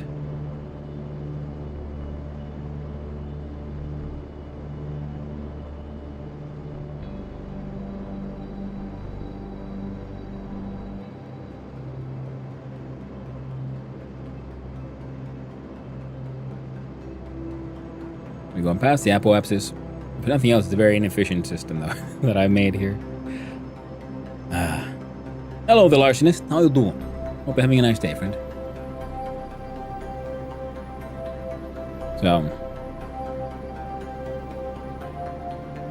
Falling down.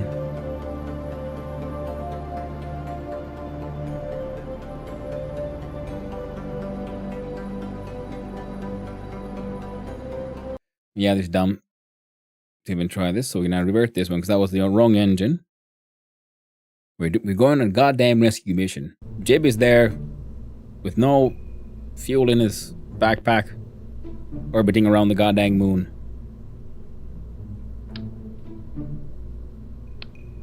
Well, the Poodle was the wrong engine here. It was... We need something like either skipper or skiff.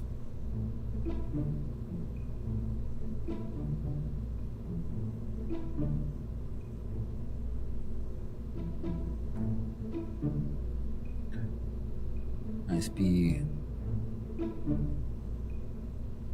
I think the skipper would be better. Because it's more balanced.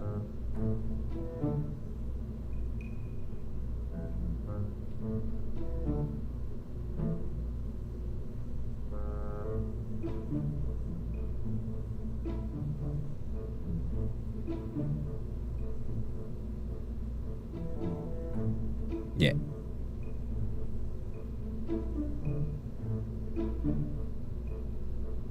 Good work.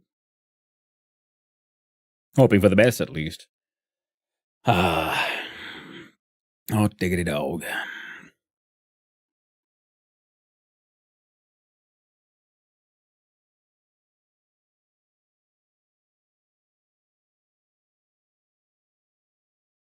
If I just put more fuel in the main fuel thingy and we skip the whole solid boosters, this might even go better.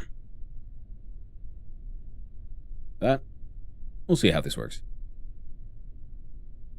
Good old 3, 2, 1. Blast off.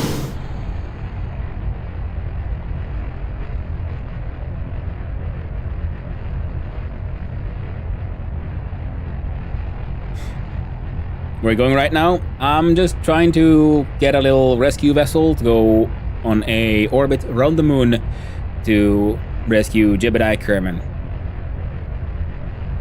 If this mission doesn't really want to work, then we're just gonna leave him there to spin around for a little while, and we'll send Mena Valentinus and Minimus instead on a nice scientific mission.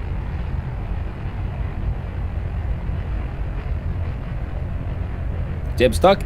Yes, he is orbiting the moon without a spaceship and no RCS left.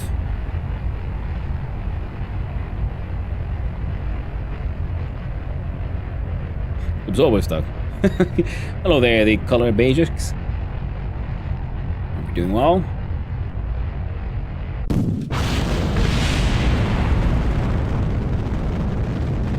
A bit dramatic, but it's all okay. Oh shit, gotta pull down on that thrust. No need to go faster than 800 meters per second.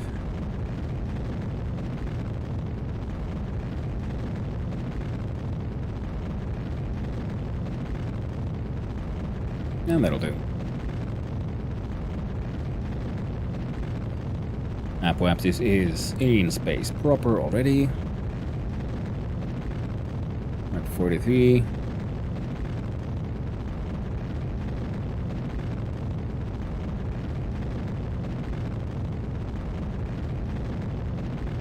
We're above 50. Which means we could start boosting even harder.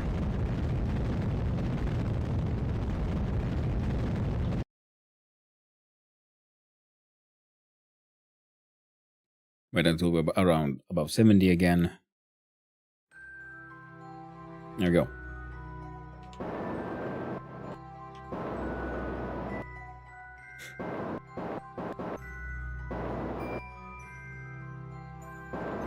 Aim towards the horizon. Go!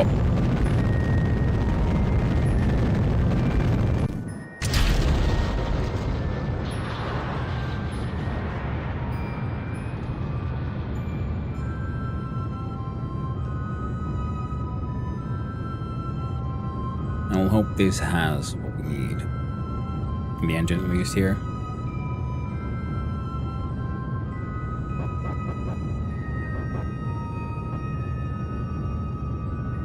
My JP is always stuck. Actually, this is the first time I got Jeb stuck. At least he had to abandon his lunar lander because he ran out of fuel before he got into orbit. But he got into orbit with his jetpack. But then the rendezvous didn't really work out. So now we're gonna try to save him from there instead.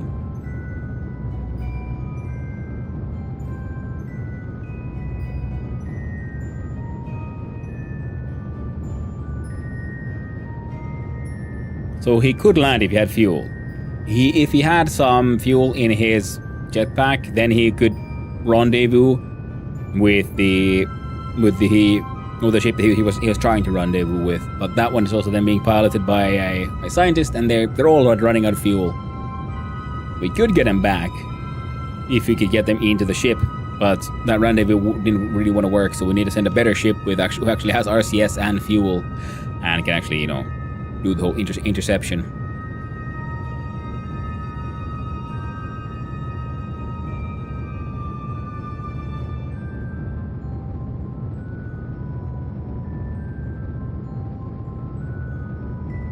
No, big chance. There's definitely a chance that this plan of mine doesn't work out either. In which case we'll do one more attempt because with this stupid design. This is not based on anything sensible. The way I'm building this, I built this ship. But it has the solid rocket boosters we could just skip. Oh, would you look at that? Apoapsis is being held at a steady 23 seconds away, which means... Alright, we're good now. We're accelerating fast enough. This means we can aim full prograde properly now. Probably should have done that earlier. It's fine.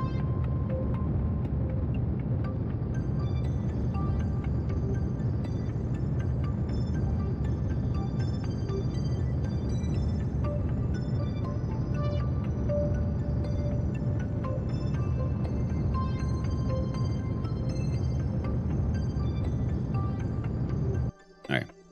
We're all above 100k. Turns out that thing worked out a little better than expected. Let's see, can we now do this thing? Don't create alarm, but how about we look at this maneuver? I don't get it. How exactly is this thing supposed to work? That's fine. I don't fully understand the maneuver tool. I don't have to.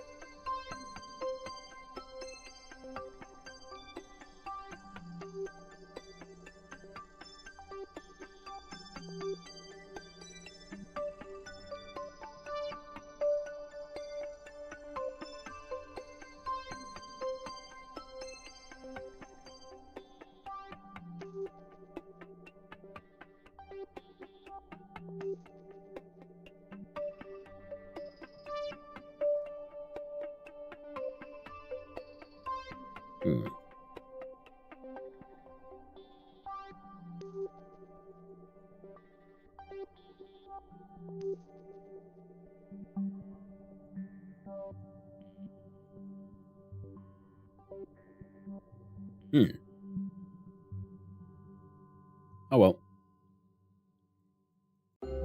We don't need to do no gravitational slingshots here. No sir, no sirree. We need... What? You used to be aimed in the vaguely the correct direction.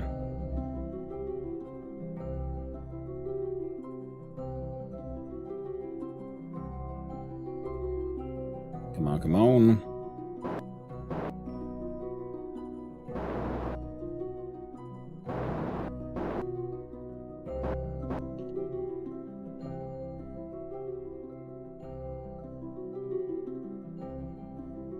Ah, fuck, okay. It's fine. Don't worry. I just realized I think I forgot to put a solar panel on the ship as well. It's just one giant mess that I sort of quickly just slapped together for a impromptu rescue mission, and it might lead to even further rescue missions. Rescue the first rescue mission. Oh well. We'll figure it out.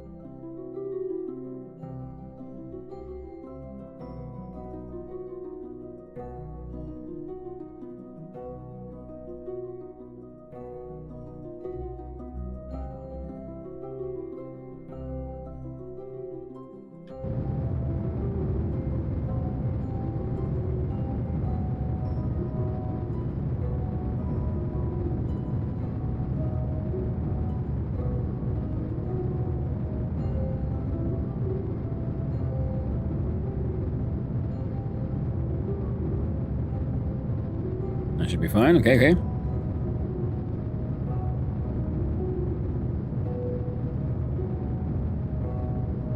Pushing towards the moon.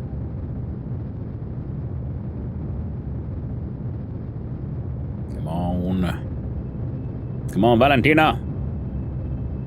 They run out of oxygen? No, this isn't, because in normal Kerbal, vanilla Kerbal, no they don't, thankfully, thank God.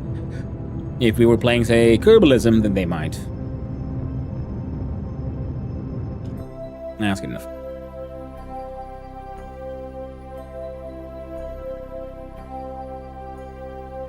The moon encounter.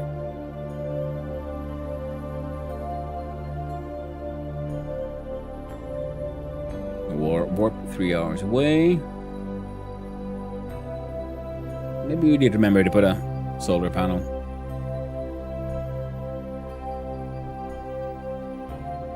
See, there's Jebediah Kerman just hanging out. Which is more time warp.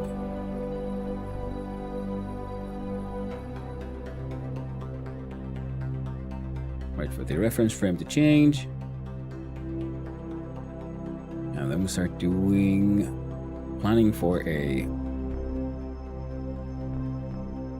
I guess first we'll slow down enough to just have a orbit.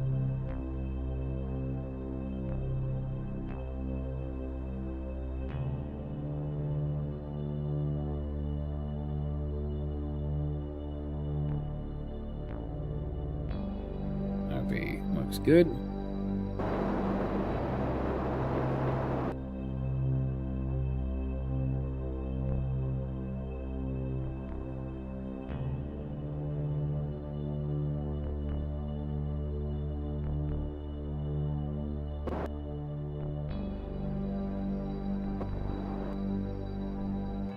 There we go.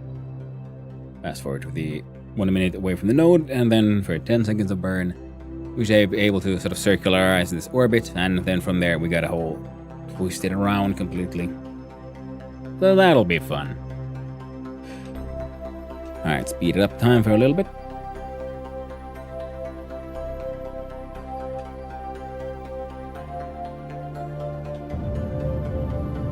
There we go.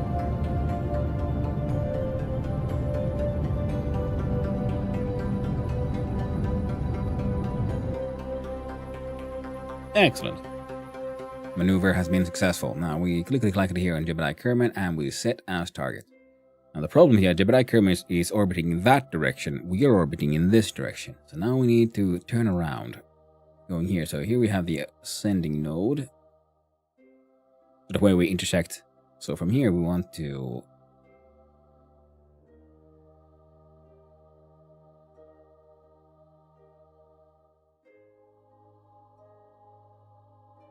Go is it this way? Yeah. It'll be fast easier to do it here, so I'm just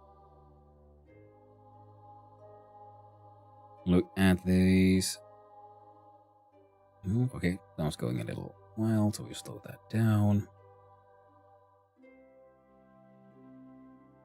And this will most likely be done as a series of smaller moves instead of one giant burn.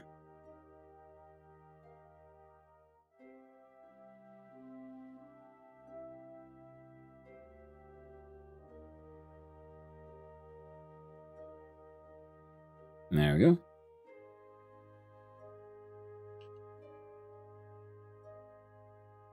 We're turning the ship to face where we will be wanting to blast off once we get there.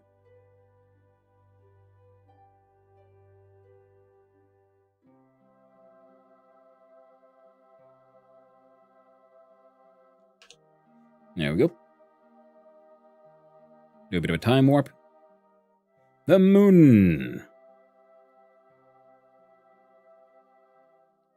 Takes us about an hour. In game. We're going about a minute away from 5 seconds of burn.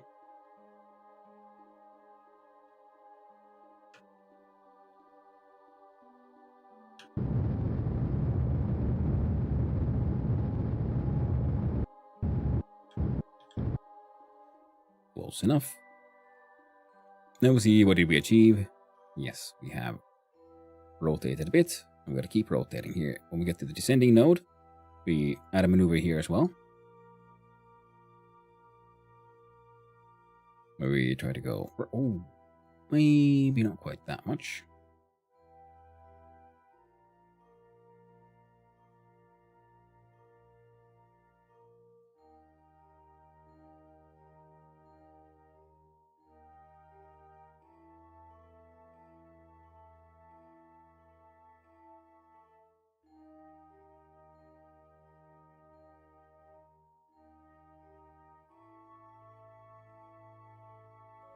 No, we only have 80 meters per second left, but that's okay. We got 1600 in the next engine. Should be more enough to finish everything we need to do.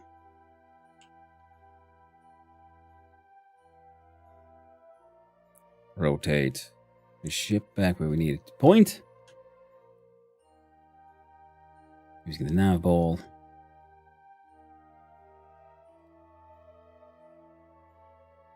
Yeah, we really need to get these pilots of mine over to Minmus so that they'll get more EXP, because then they can do even auto-target more of these points, including this one where it is like where the maneuver is, and they'll have to do less manual aiming and more enjoyable computer-assisted ones instead. Warp, there we go. Time warp to this point. Then do full blast.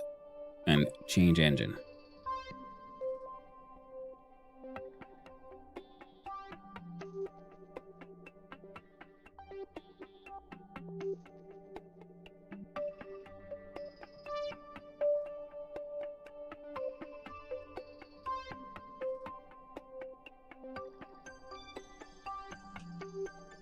Alright, we're closer. Do it this way, though we start with a little early. Blast off. Now this is the thing I was meaning to use to do this thing.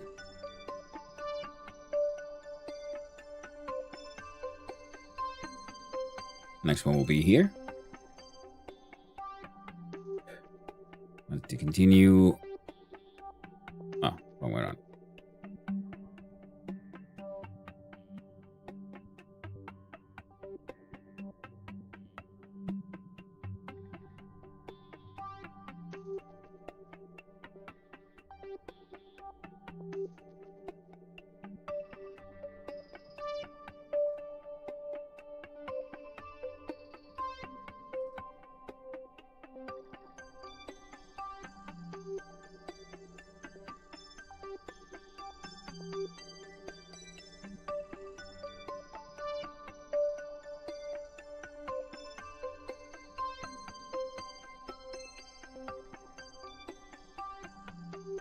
Yeah, looks good. Won't be too much left after that one.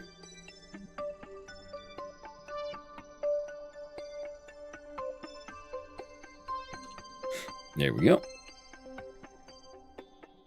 Spending many days in orbit here.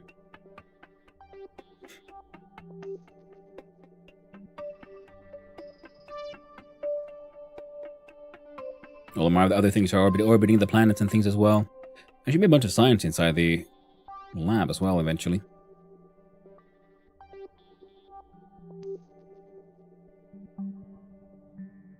There you go. So 2 seconds of burn at full power. Time up a little closer.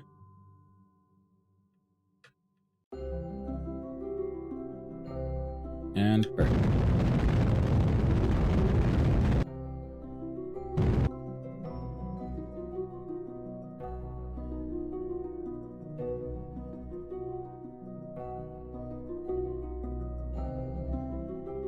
Now we need to align the direction and then pull this so we're closer to his actual orbit as well. And then we'll try to then, encounter him as well. So there's a lot of shenanigans here. Give up way too damn hard, not even tutorials help. Practice makes perfect, Andre. Day after day. Small baby steps. You're not gonna make your, massive mega video with all the mega effects on the very first day. Everything takes time.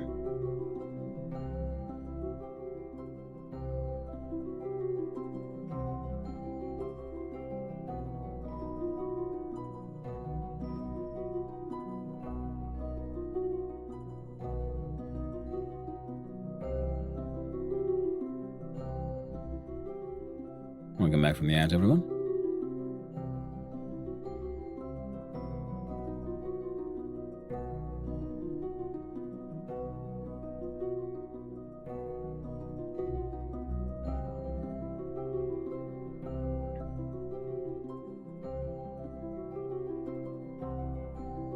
Few more seconds of burn in the correct spot should bring us kinda here. Separation of 24.1 kilometers. Looks good, then yeah. Works for me.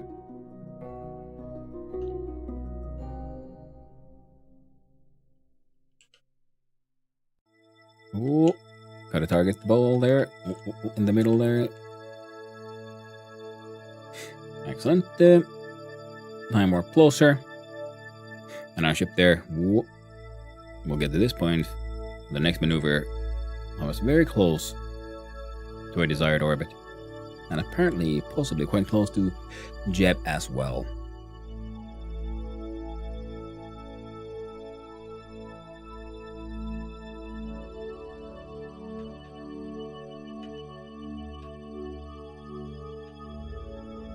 There we go, and go.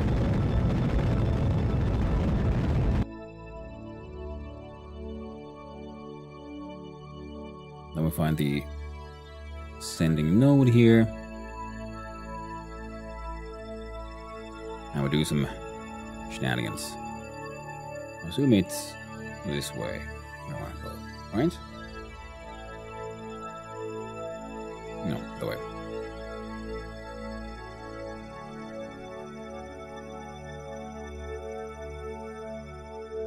What increasingly aligned with.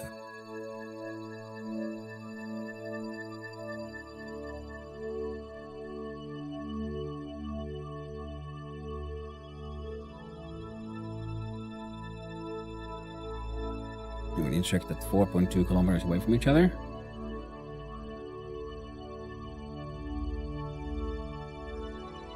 That looks pretty perfect.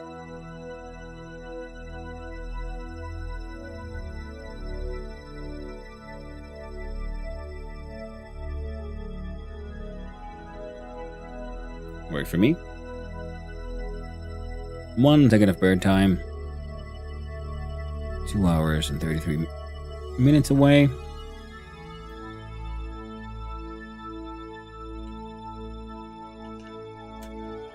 There we go.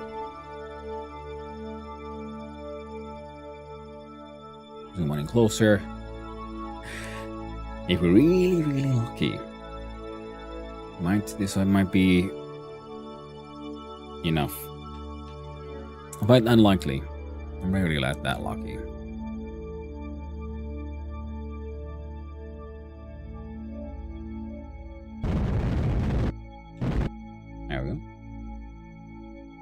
And the maneuver. Apparently we are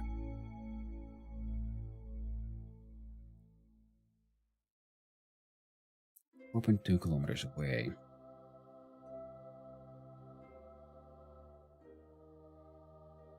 From those points.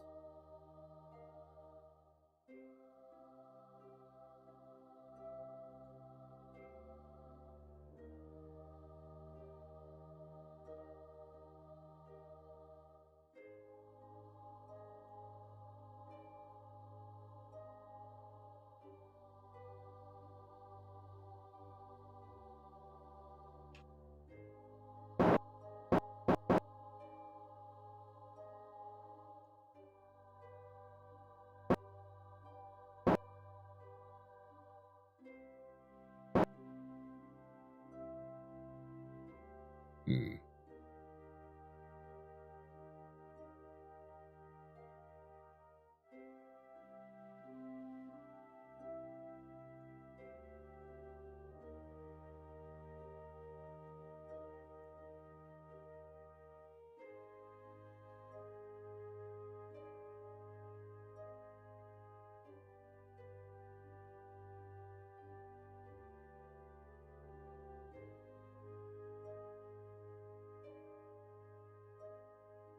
One meters per second, you say?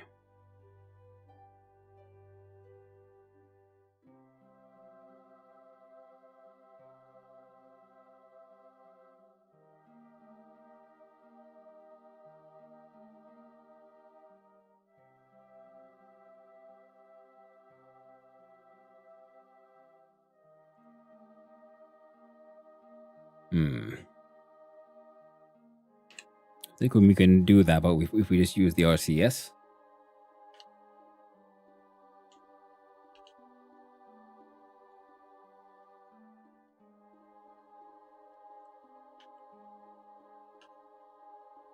And then when we get to the intersection, we'll try to do something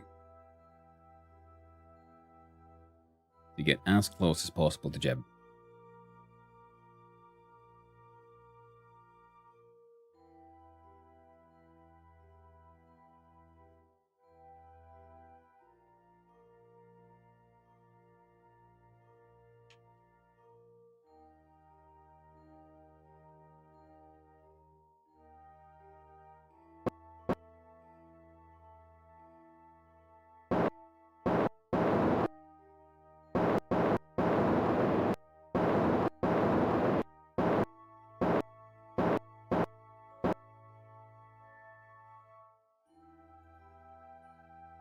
All right. We're achieved with that part.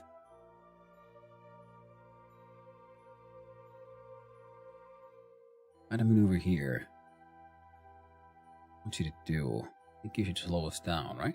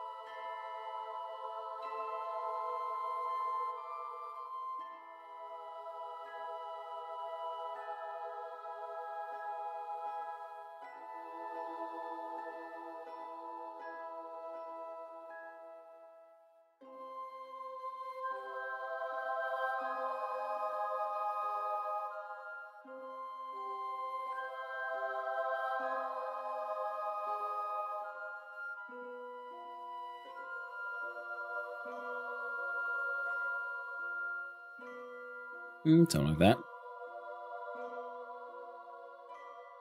tiny amount of maneuvering. It's not impossible.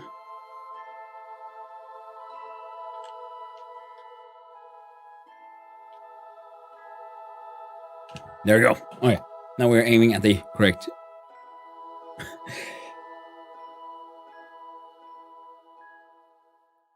Ah.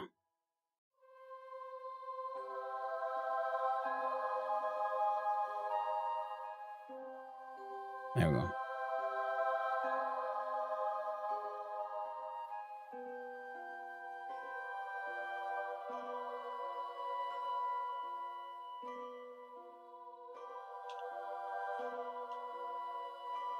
Good thing I checked.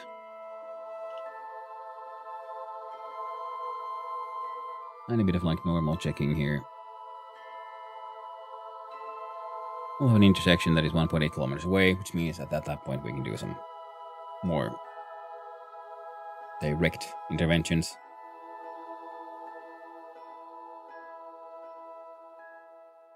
Getting closer. We're approaching Jeb. Guess we technically went past him already.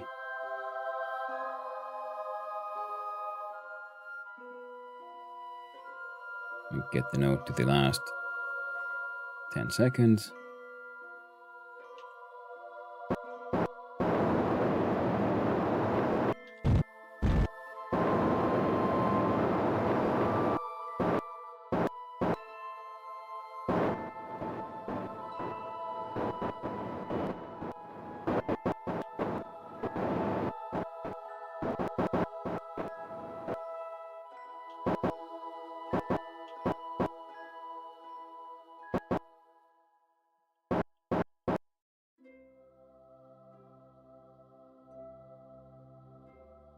One point 8 kilometers.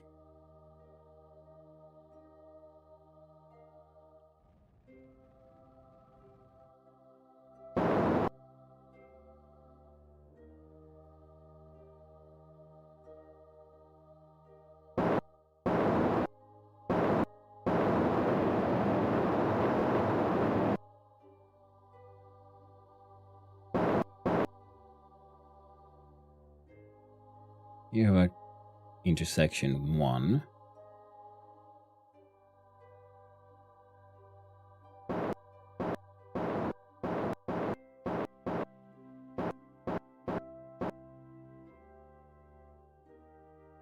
Separation 0.4 kilometers. Relative speed distance of 13.0 meters per second.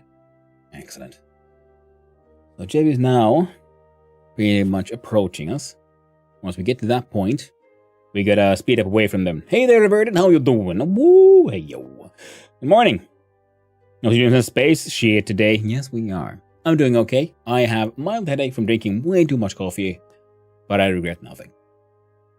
And right now we're trying to save this Kerbal that we sort of abandoned in space without a spaceship or anything, and he ran out of fuel in his like jetpack. And oh, you know, bad choices were made. Now we're gonna rescue him.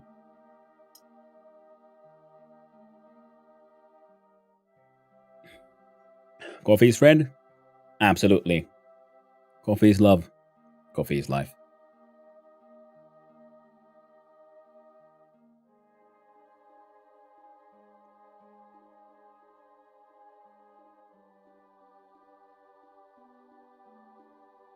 Current distance to target. Like 400 meters.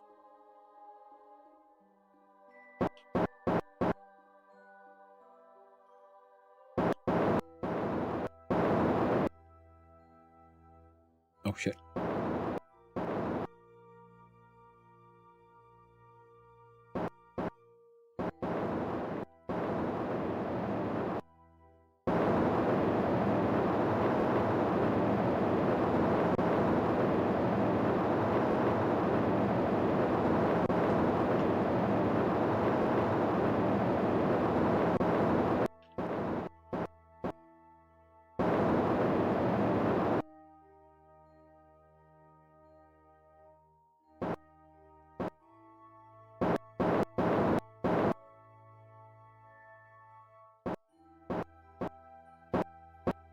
There we go.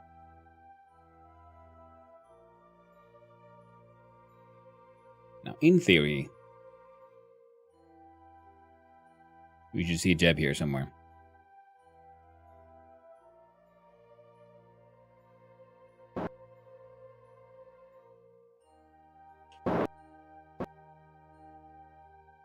We're approaching Jeb at 0.2 meters per second.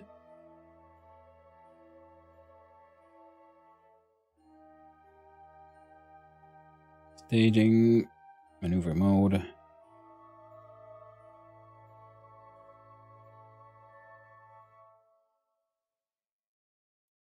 There we go. This is when the approach info for Jebediah Kerman. Intersection 1 in 5.8 meters. T minus 20 minutes.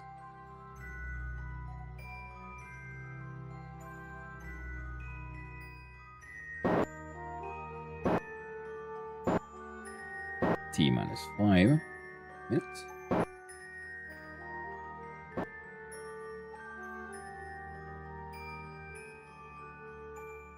Is that 7.7 meters? Okay. Serious for soul food to me. I absolutely agree. I didn't like it right away when I first started drinking at 18. I always loved the smell. It was definitely an acquired taste over the time type of thing. I'd agree with that one.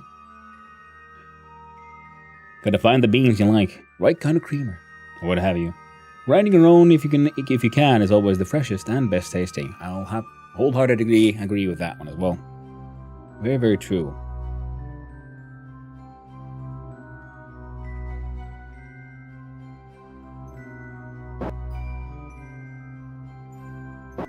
Now Jeb should be approaching at 1 meter per second.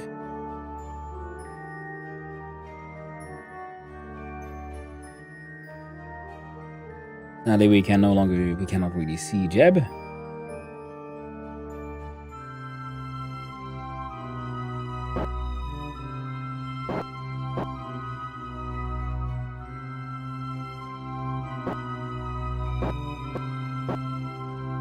.2 meters.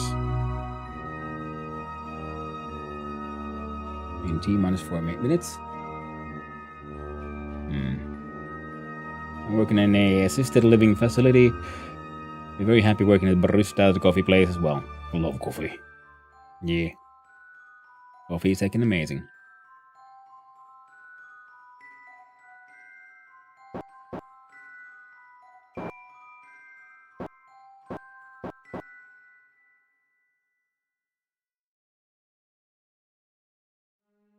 So 3 minutes. Now we should be within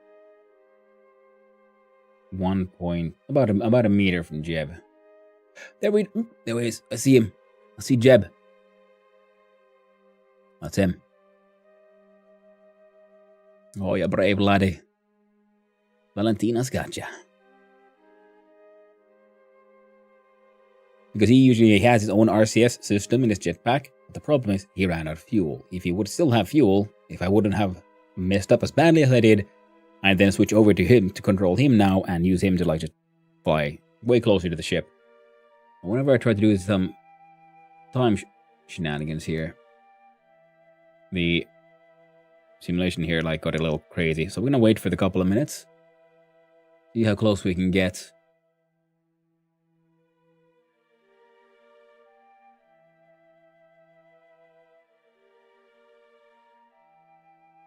There he is.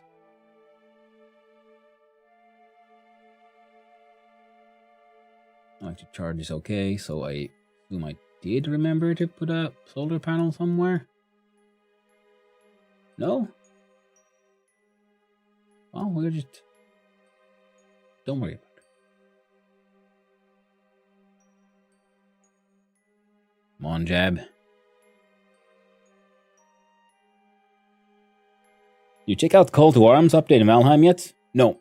No, I haven't. I've watched people play it, and it looks really cool, but after, it's as usual, after playing Kasheim, I'm just like usually pretty Valheimed out for a while, so now I need to play all the other things in preparation for the next massive Kasheim project. I like the QOL tweaks they did. I think it was smarter to add a bigger threat than just the troll. Yep, that is very true. Difficulty jump between the Black Forest and the swamp is bigger than your mum. Joke's obvious. But yeah, now at least there's more of a middle high danger enemy now. That is very true. And I like the sort of combat systems thing. Okay, where the frick? No, I mean, you gotta... Oh, I need to be able to control him, okay? Cut. How do I switch to target? Please shift, switch to fucking zoom in. Do something, do anything, and let me fucking control that guy. Alright. Valentina, you go in EVA. All hatches are obstructed, but...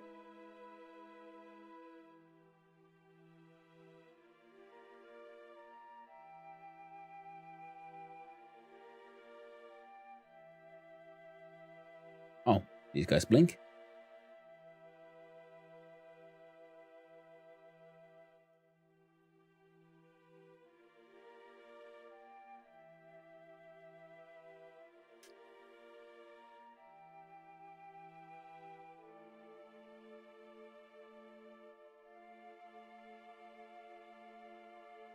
Hmm.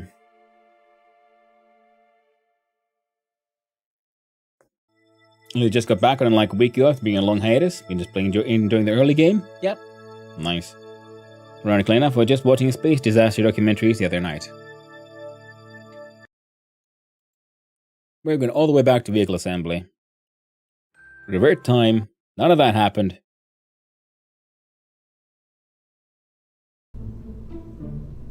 Because apparently, this one lamp was slightly too far down. We're going to take the entire lamp away.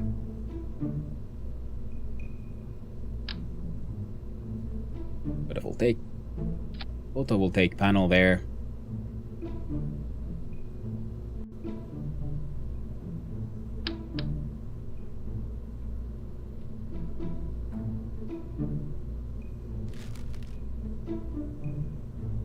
Careful.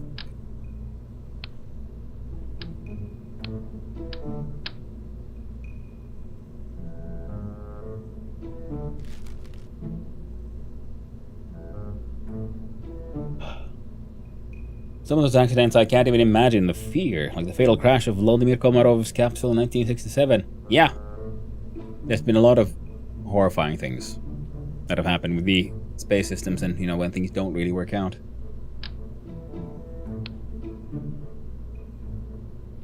But yeah.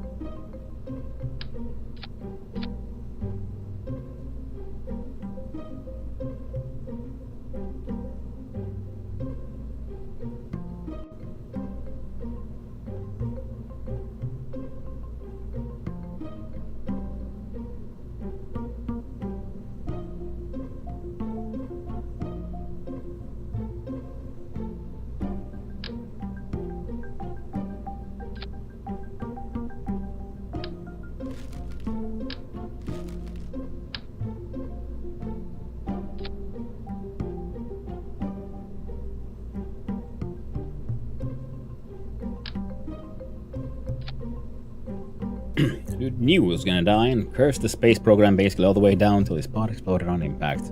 Yeah. Made them do an open casket funeral to make his team look at what they did to him. On the lost female cosmonaut that we still don't know the identity of to this day. Yeah. Been many a bad story there.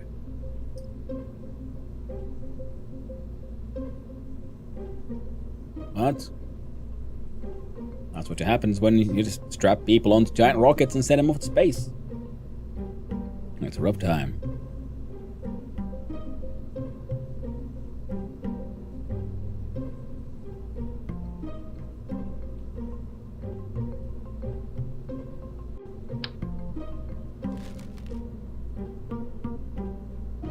No, these two.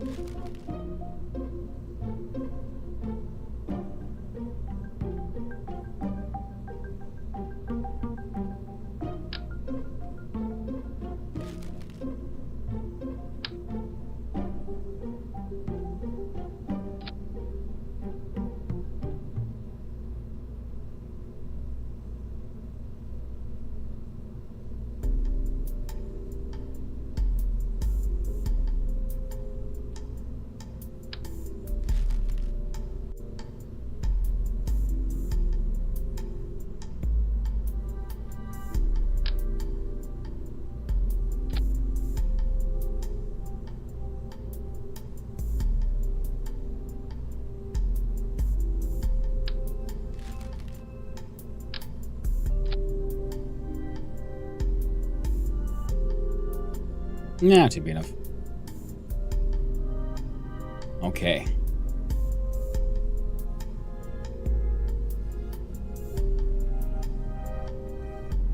Now I'm wondering, should I do one more?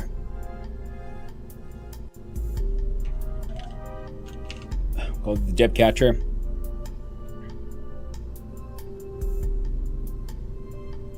Save. And we leave. Love to go to space, you know. Like, what an experience, but also the possibility of dying suddenly so far from home and there being next to nothing you can do. No thanks. Well, that's true. But then again, that happens every time you walk near a road with cars, drive. Accidents can happen everywhere. Anywhere. I'd love to go to space. That'd be so goddamn amazing. Now let's see here. It's high orbital. Let's have a quick look at how this thing is doing.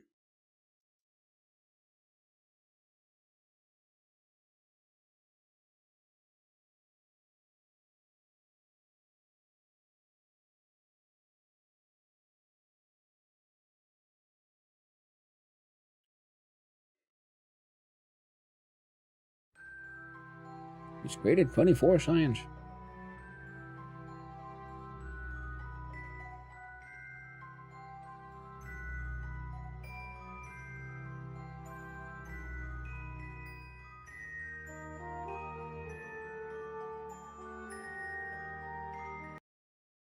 Doing their best. Now, I do have a feeling we're gonna let Jeb just hang out, orbiting the moon for a while. Just notice your astronauts. Oh yeah, the little green guys. Yeah, the Kerbals. This is Kerbal Space Program. The little green people, and they're really excited about going to space. Like really excited. Now, let's make a spaceship that we'll send to have a look-see over at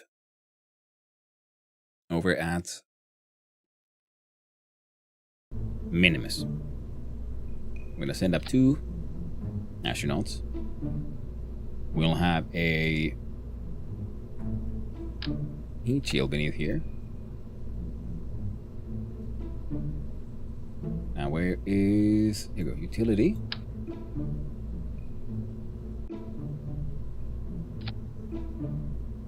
Couple of those and this one. That'll be enough.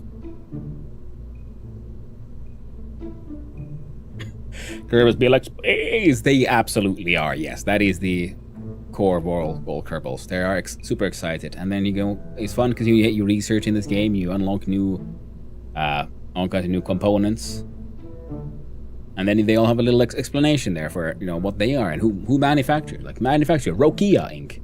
And this dome light is great for illuminating a small area around your craft and can be spotted from far away. And then we have things like the Clapatron manufacturer found lying by the side of the road. There's like so much honestly, like just wonderfully silly nonsense in this game.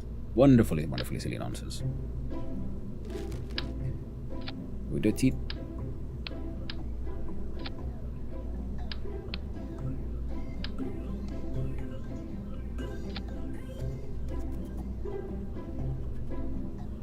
Okay. We do that.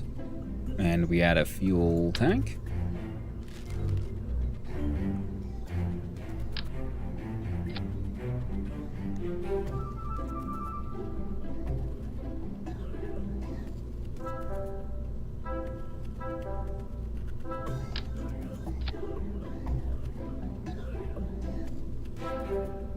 Yeah, it's neat.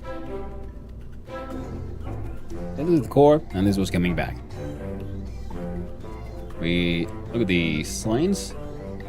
We'll be sending up a barometer.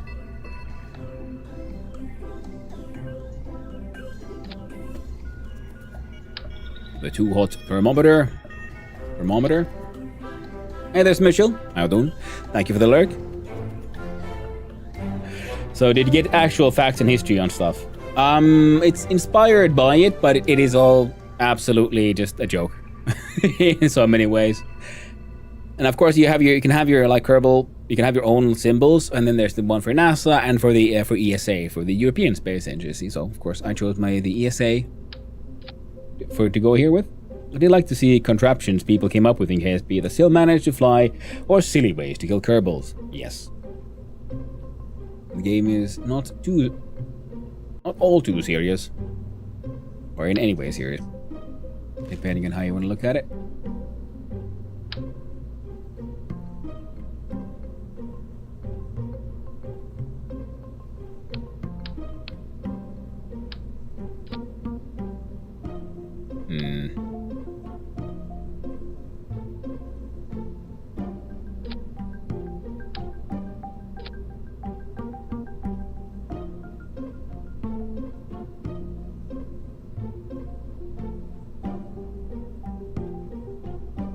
It'll be fine. Don't need to worry about that. Surely not.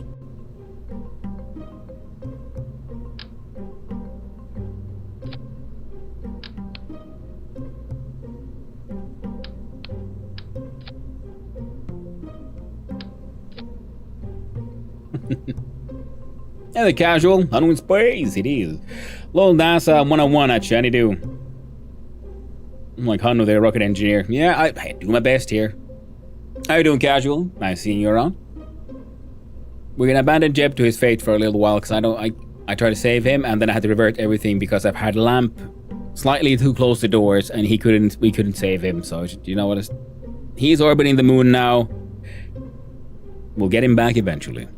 And until then, we're gonna send Valentina over to Minmus to have a jolly old time, a jolly good time.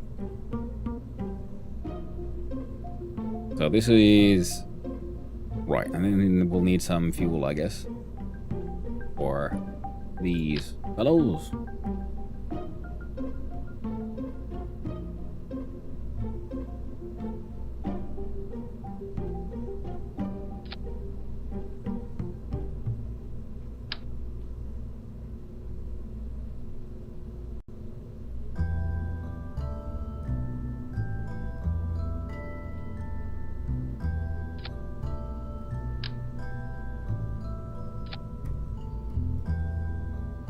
Okay. Right, needs a way to communicate though. Oh, and also maybe more of those, just in case.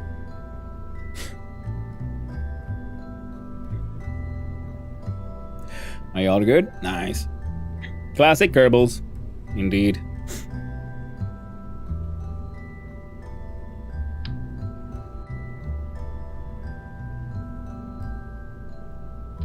It's fine. Just leave it into there a little bit, but we don't need to worry about that too much now, do we?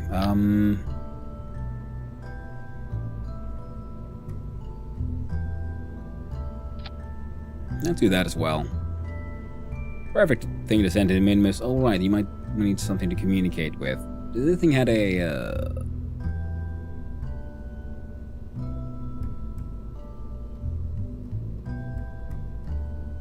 like, how good were these?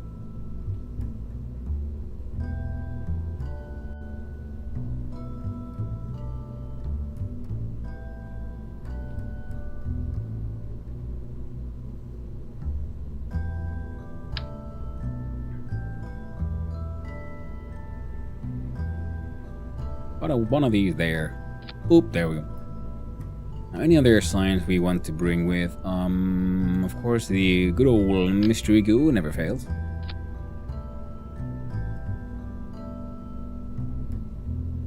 And that would be all we really can do for this trip. Well, no communication. I'm sure that'd be fine. Oh, tired, still recovering from cold and working. You have way too much mental incapacity. Quite brain dead now, still 3 hours to go. Oof.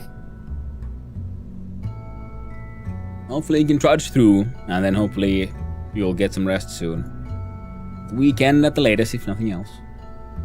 Now we look at our couplings here. We had one of those.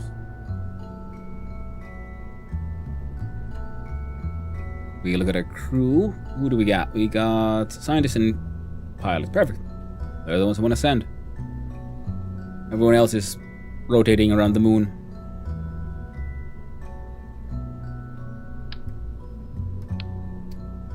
Now here we'll then be wanting some more fuel tankies. Not that one.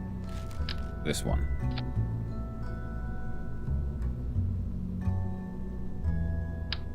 Good old Rockomax. After you unlock the Rockomax, you know, you just don't go back, you know. So we'll do this one. It'll be like in space, so technically...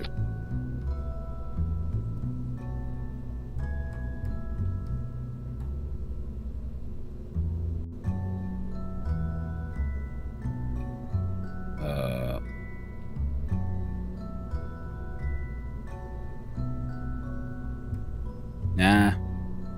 Like it. If there's too much stuff, there's too much. We'll just send it all out anyway. Where's the thing? The other coupling. Here we go. Another 25er. And we go ridiculous amounts of fuel. All the fuel are good old giant mainsail engine.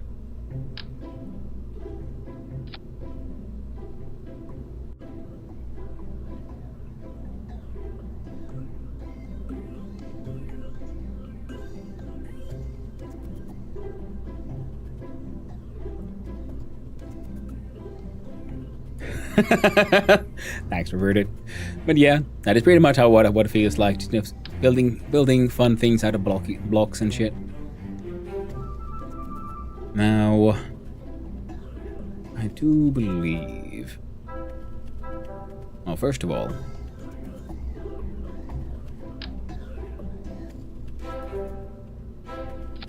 we need wings, yo.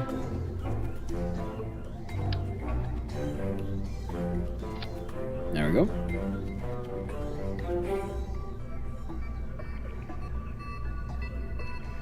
Where's the... There it was. No.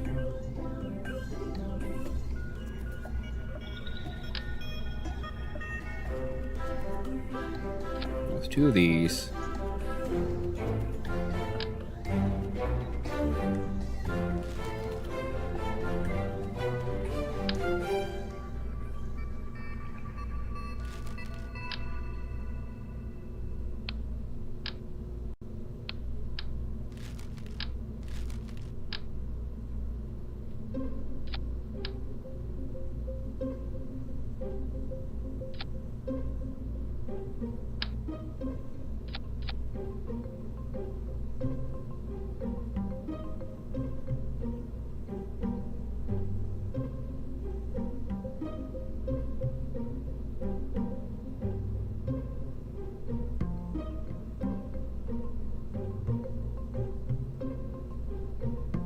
Well, I like Kerbal Dudes too. That is very true, actually, yeah.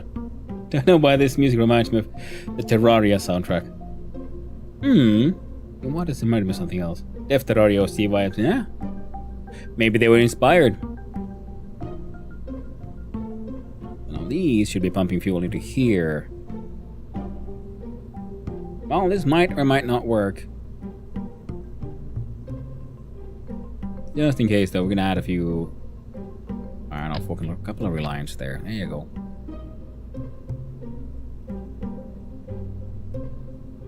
Got all the thrust to weight ratio we'll need.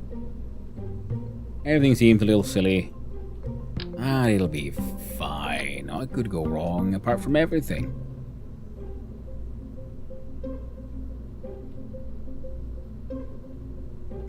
It might or might not work. Sounds about right. Yep. That's just the way it is, yo. The way it is. We call it the Minmusi. Because that's where we're sending Valentina. Save. Launch. Yeah, so January 28th, 1986. This might or might not work. I don't care. We're sending him up. We gotta beat the Soviets. Now imagine what the Kerbals could achieve if they had someone they were fighting against, like for, you know, the technology race, rather than, I guess they're doing it, they have a unified society. We see a bit of an oligarchy, perhaps, because there seems to be some disagreements with corporations. But as far as, you know, they themselves seem to feel about stuff. I seem to be doing okay. Double check our staging. Everything here is okay. Then we launch these.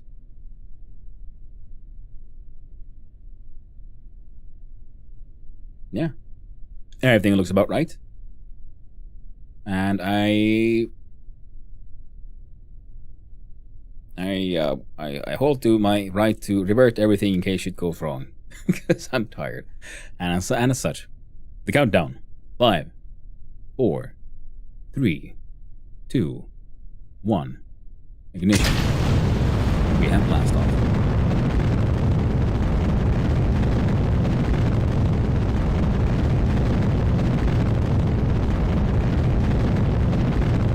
This one here, so I see how the fuel goes. We have enough speed, about 100 meters per second, so we start tilting a little bit to the, I believe it is the east. Oh wait, that's west. That's north. Alright, that's fine. There we go. Maintain that general direction, and we're done.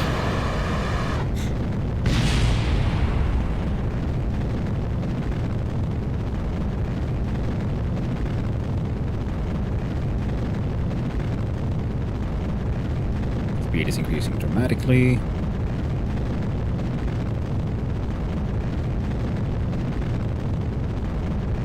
Map axis is not too crazy just yet. Start slowing down actually.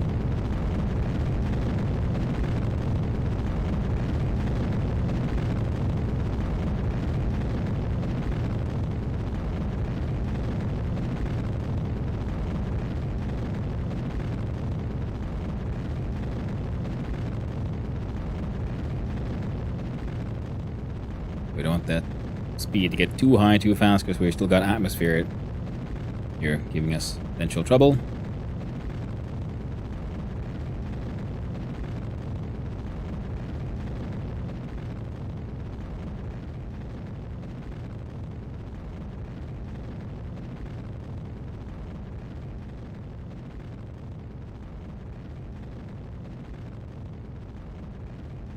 Turbos, serving the country to the end. Bob is not convinced. Yeah, well, Valentina's far more excited, though. She'll carry the excitement for both of them.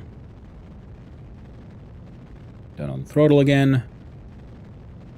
Apoapsis is quite high. I would just turn it off for a little while. Turn off the stability assist in general.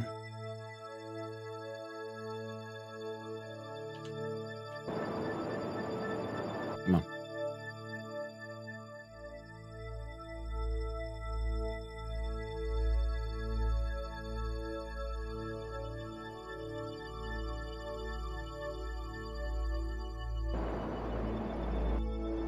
Go. Now we'll see if this works. I think once again I put a too weak of an engine here for this stage. Keep on doing that mistake.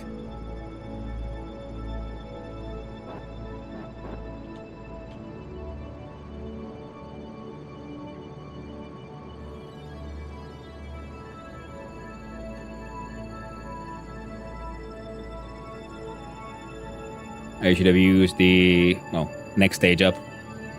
I know, Bomb's picking up. Yeah. Yes, he is. I wish they had something like sending animals and plants to space. Kerbal Laika would be cool. Oof. Can't get out of Earth's atmosphere. And we got it out of the atmosphere. Like I got like satellites over the moon and shit and stuff. It's just this very first one. It is the apoapsis, so the highest point.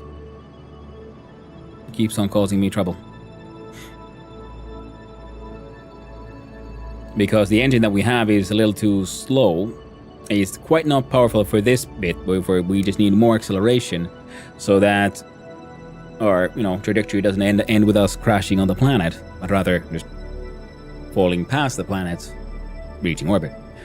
Now, with the meter delta V we have, I think technically if we just remain here, we'll still get there. Just poorly, inefficiently, kind of crappily. Is it full solar system or just Earth and Moon? It is, in fact, a full solar system. So there is Moon and the second moon, the Minimus. There's asteroid belts. Then there's 2 planets that are closer to the Sun, and then we have Duna, essentially Mars, and then, you know, Dres, Joule, and little funny old Elu here that has a funny orbit. But it is, in fact, a proper solar system.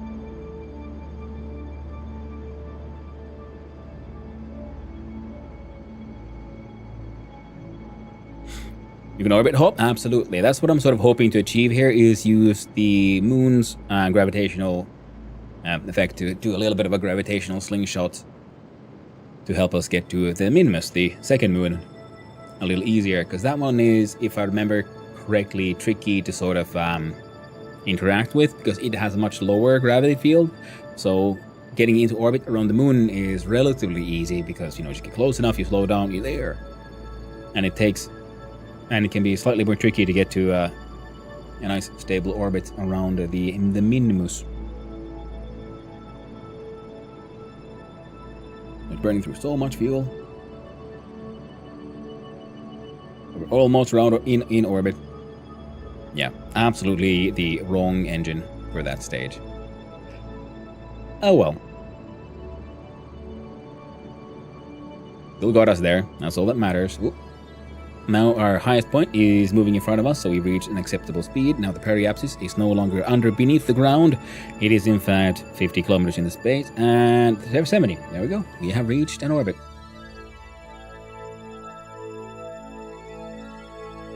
And we even have 1500 delta V left. Nice. Pull it off those. Yeah. I've done this mistake now more than once, so I feel like I'm sort of I can recognize when, like, okay, it's not ideal, but it'll work. You know, it's not the best, but it's good enough for now. There's our Psi Orbital 1. We're gonna have to make more of those signs, orbitals, and send them around eventually. For now,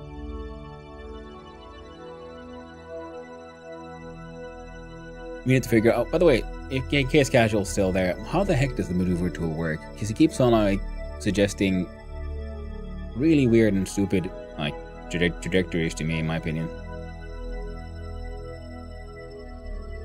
Position, correct orbit. Blah, blah, blah. Vessel's orbital inclination is too high. Thinking what? That's fine. Don't worry about it. Not my problem then. Now we'll look at the periapsis. That is usually the point where we want to then smoosh up our apoapsis. The moon is there, so we kind of want to do it from... What? Come on. Here. Oh, that's a bit far. But it could work. We kind of want to go past the moon and see if we can get that to check us this way, I think.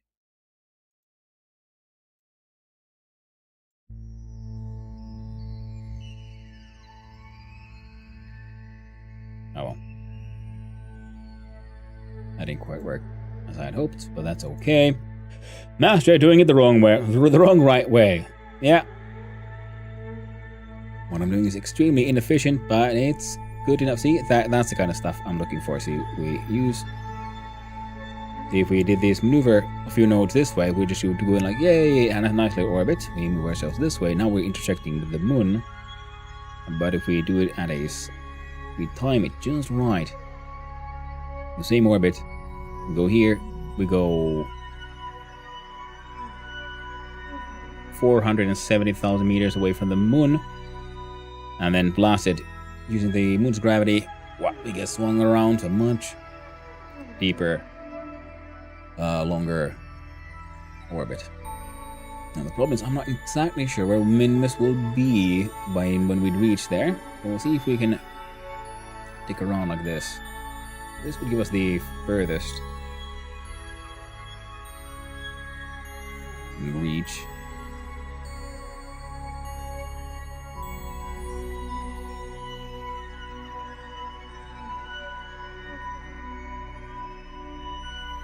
Oh, that's what you meant with the inclination. Right, yeah, okay. What the hell? Oh no, this is the inclination. Oh, that's the problem. Yeah, that gravitational slingshot is throwing us way off of way off the nowhere useful. So we could look at our node here. We look at these little details and we'll see if we can.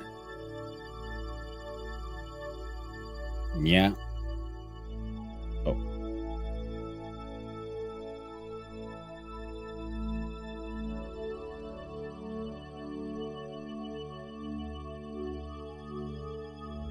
Okay, let's slow down a little bit so we have a better view of what the fuck's going on here.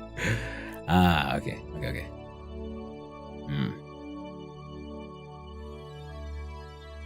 I see the problem. I guess we'll have to first try to get in the same I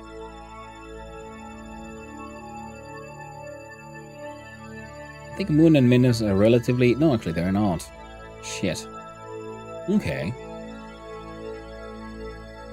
Maybe it's not all bad.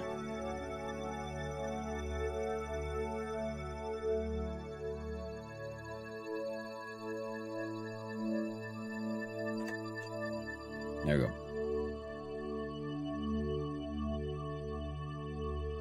Welcome back from the ad, everyone. Now we must go and continue having a look-see here at the... Oh, yeah, there we go. Now this one would sort of... We're kind of on a good sort of angle for Minmus, no less for the moon. Let's see here. We increase this one. And then we go a little like this way. Go down.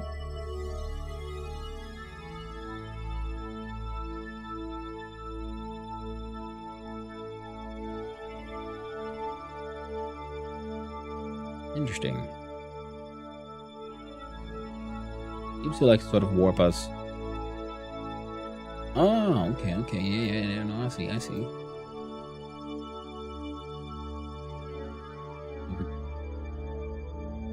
I don't see. Okay, we're just gonna do this into good old 0 and see if we can find that spot of optimal lunar interaction. Or mooner, because it's not, you know, it's the moon.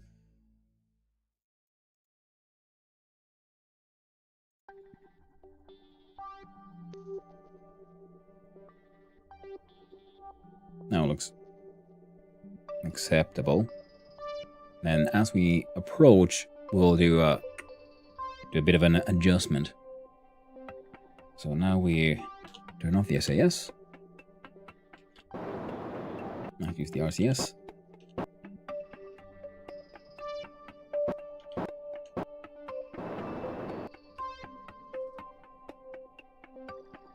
We're going to be aimed towards the blue reticle there. That is the maneuver node. And I hope, having visited Minimus, at least orbiting it, will allow for this targeting this one to be a bit more automated. There we go. And we could do a good old time warp.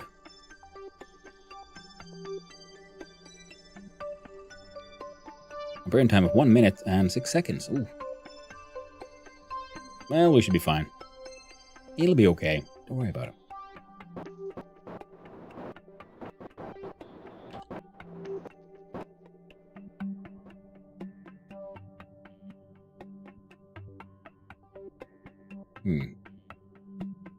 That's fine.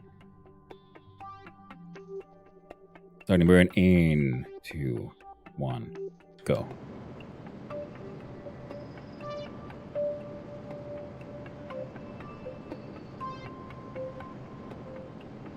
This one has a periapsis at 300. Again, yeah, we can probably find ways to tweak our interaction here around the moon once we get there.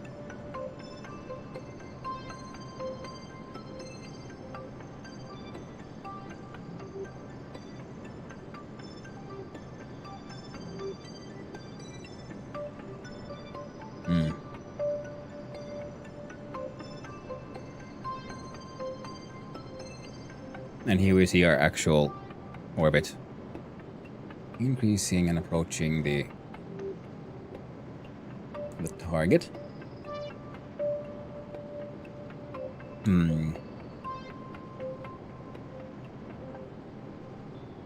Six.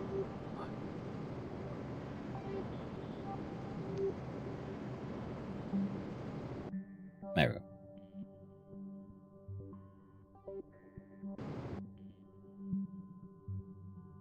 And we close. And then we can do some silly adjustments. Or silly.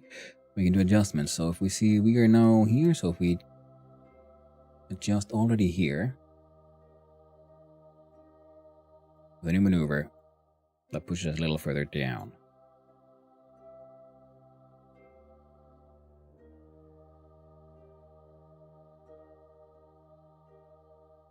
We'll be... I see. So we'll actually be going a little... like below the moon, so it's actually not down. We want to go even higher up, I guess.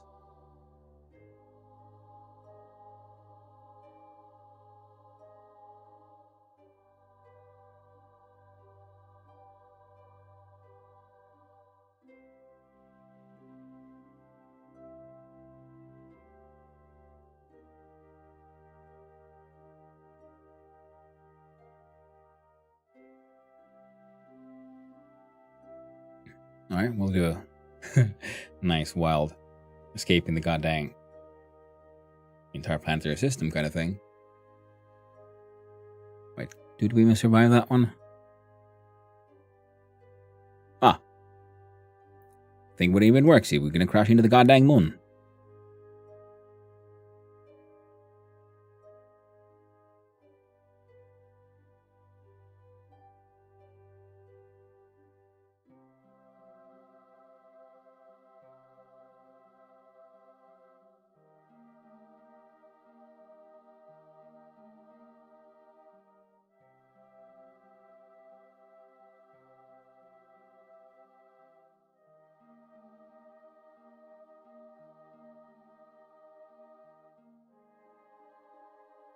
Yeah, one of my many issues here is because I'm not entirely certain when we would intersect with Minmus.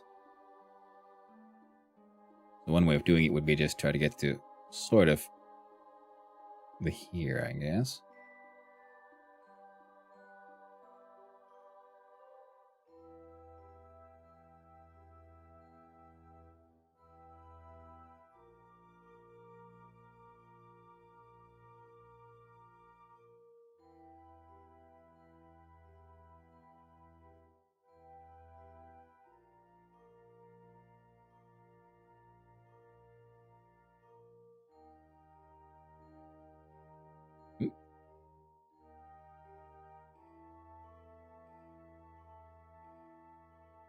Minmus encounter 61 days.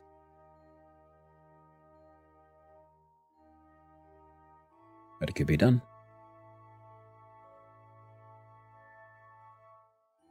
I'm sure Jeb can wait 61 days, couple of months around the moon. I'll teach him.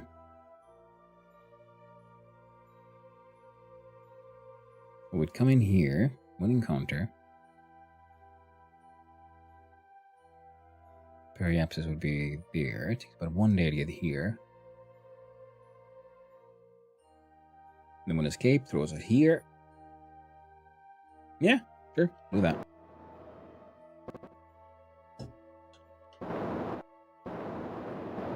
Oh, in 1 minute? Ooh. I think I...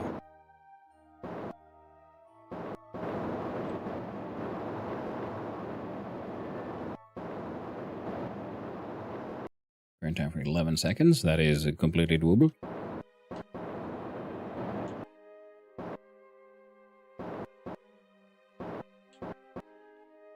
There you go.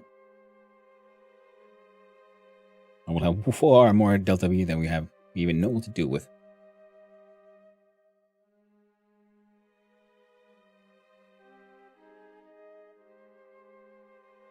Speed up time just a little bit so we can get there faster. And...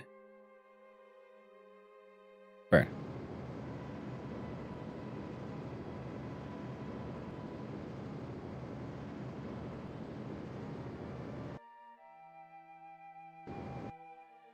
Oh, shit.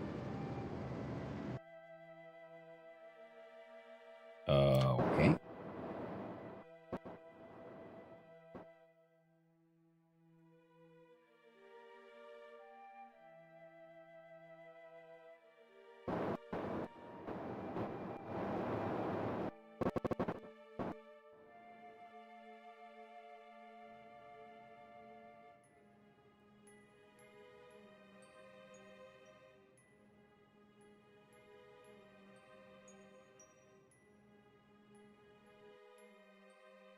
This would eventually lead with us just being flung very far into space.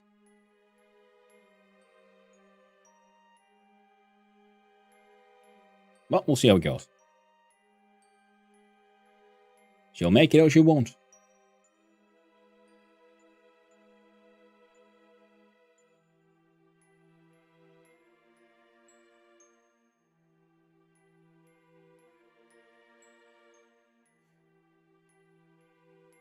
Jeb and friends are orbiting the moon, having a good time, having a ball.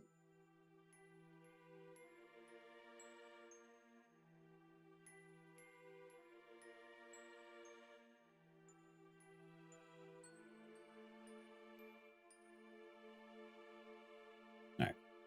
I'm looking from here.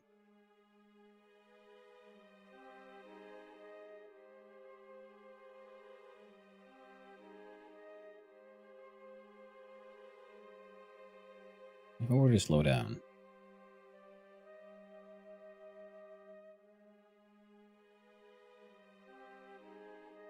We could reach all kinds of interesting things.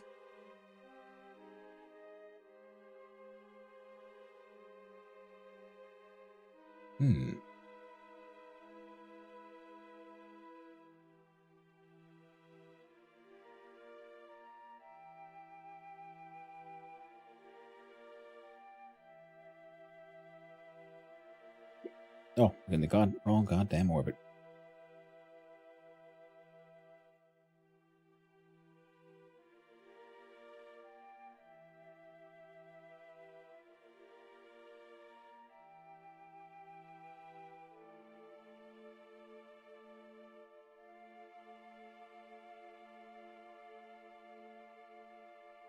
There we go.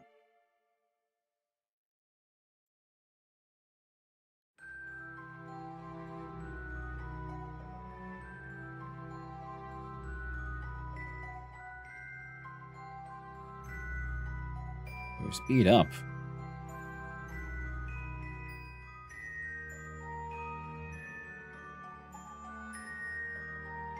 We're kind of getting closer to Minmus. And if we go, I don't know, get down. That work?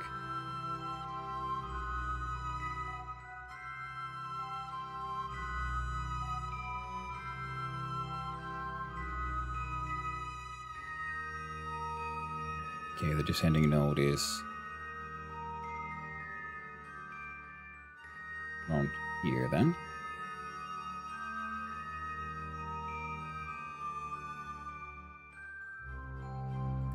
A very tiny adjustment. One that would make life a little potentially easier.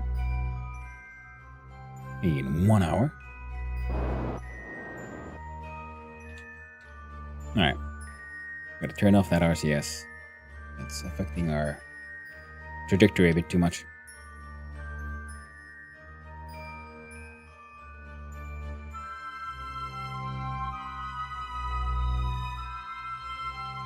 Oh, shit.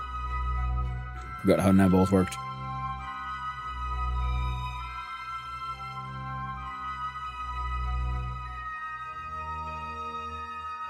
Oh, we can always cheat a little bit because the orientation and speeding of your vessel is also fixed. So we can see it from there, the nav ball, which I'm using to sort of orient my ship.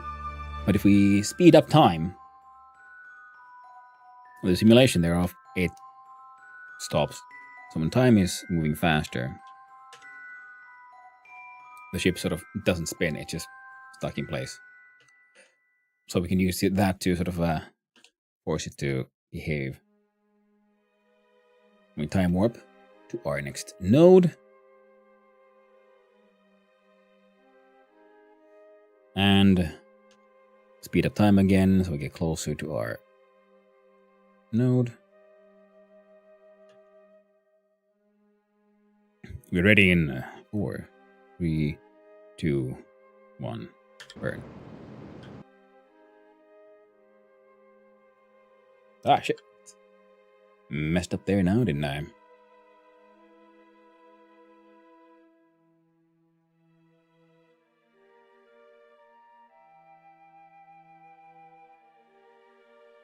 Now let's see here. Which way is like up?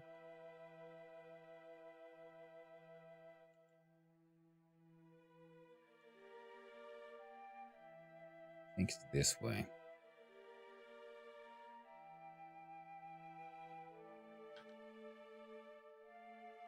And nope, now we're flying off to God knows where.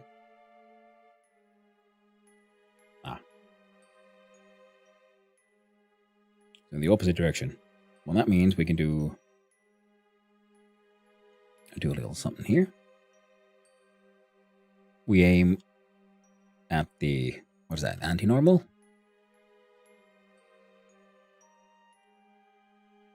Speed up time. We turn on the RCS. And we reverse pretty much.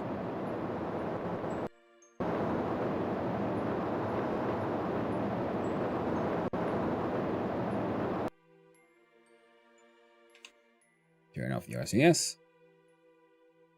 And we have achieved something that what one could consider acceptable.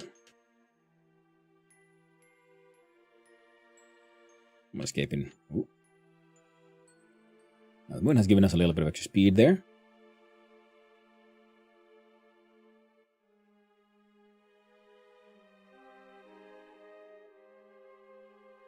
There we go, and we look at the descending node here. Add a maneuver. I do believe we should be able to just slow down quite a bunch. Answer is yes.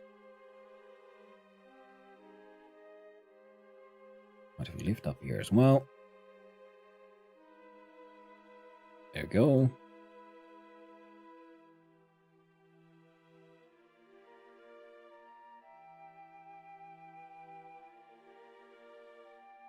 Moon encounter, yeah, no.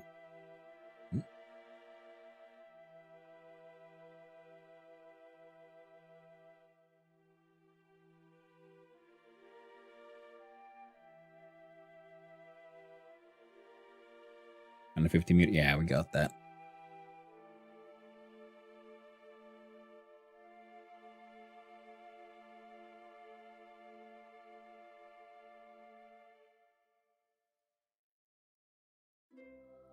"5 days, we good for our minimus encounter, apoapsis.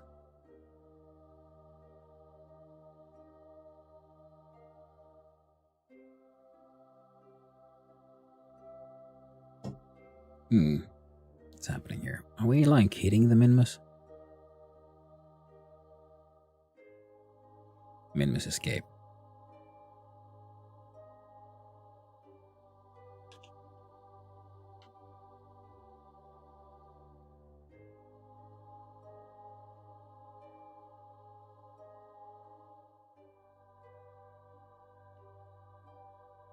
Now let's get as close as we can to the target we're aiming for. What? Use evil time magic.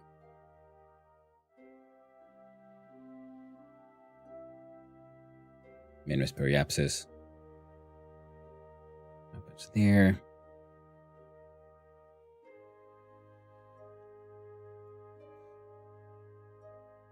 Wait, it's not fully retrograde because we're also doing a little bit of orientation shift. There we go. Speed up time a little bit so we can get closer to that. Final 10 seconds of burn. Go.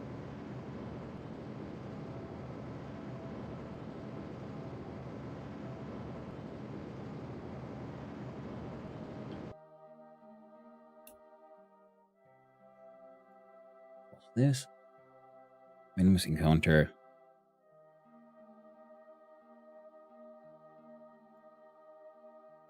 Focus view.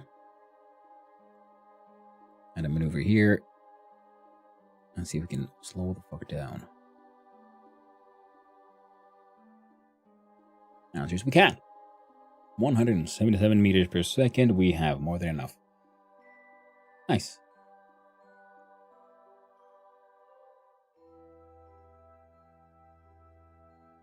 Whoop, whoop.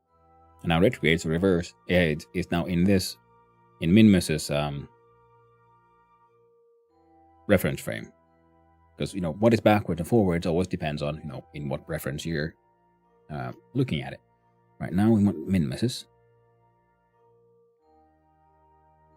reference frame. Perfect. We speed up time just a tiny little bit so we get closer. What? Good enough. Get a Minimus flyby. That's been achieved already. Okay, now we got a Minimus orbit achieved as well. World's first milestones. Flyby of Minimus, and an orbit of Minimus. Heck yeah. Now, do the science. Material study.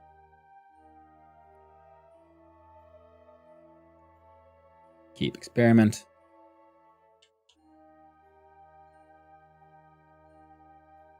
Observe mystery goo. Keep experiment. Barometer. Log pressure. Log temperature. There we go. Now, Bobby, I'm gonna need you to do an EVA here. We are high over Minimus. Yes. And Bob has his magical special powers of where he can collect the data and restore. Take that data. Take that data. Oh, this one should probably be extended.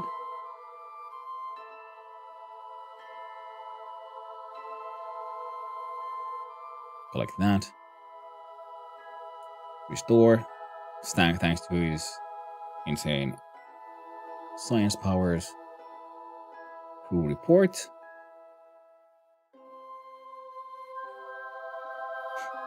We can do that one, and then we can do a little bit of a sneaky thing of doing. Hey.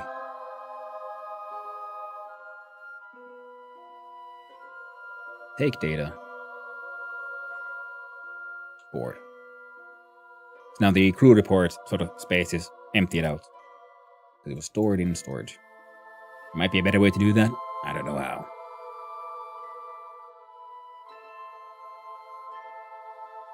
I don't know. I'm not entirely certain.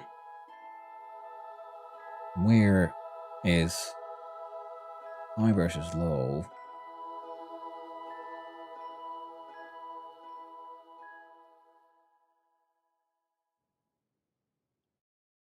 Forty kilometers of height.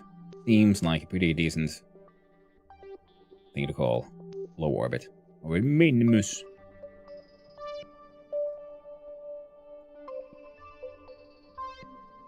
I'm gonna warp here. Whee! Our ship has arrived.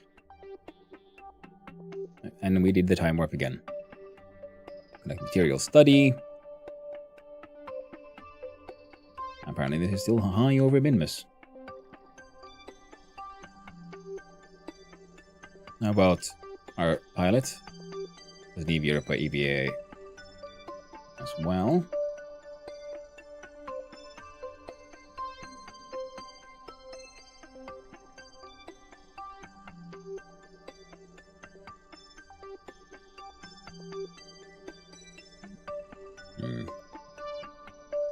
How much would it take to slow down to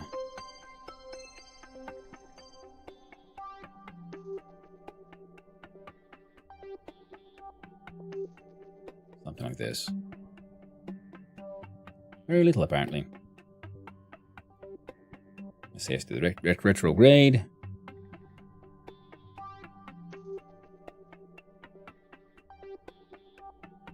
Nice, proper long-term science.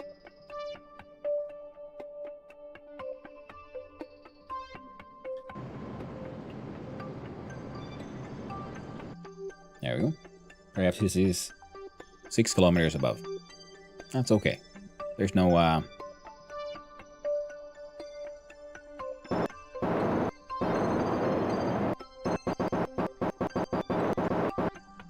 just in case.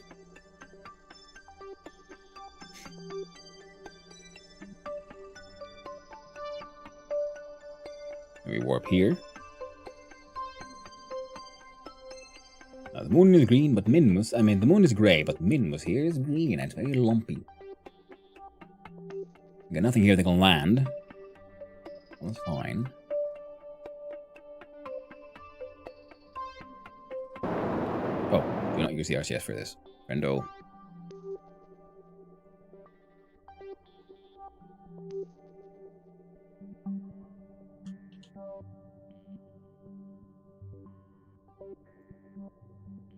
Near Minmus.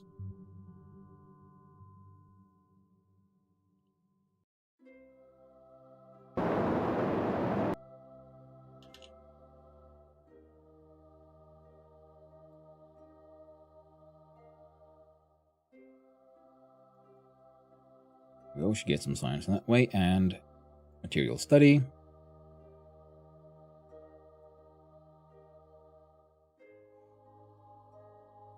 Mystery goo.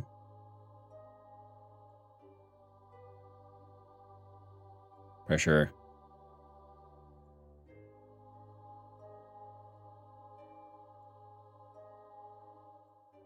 Scientist goes on EVA. Take. Log.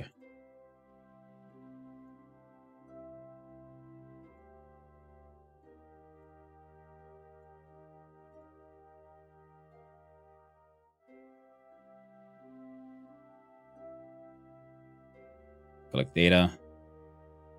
Remove data. Store. EVA report. Minus Midlands.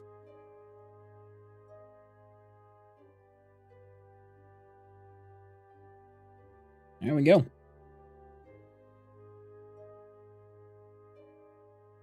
And now we have a whole bunch of science with us. Now, if we're sensible, we could probably... Now we can do that more than once. But this at least is enough to...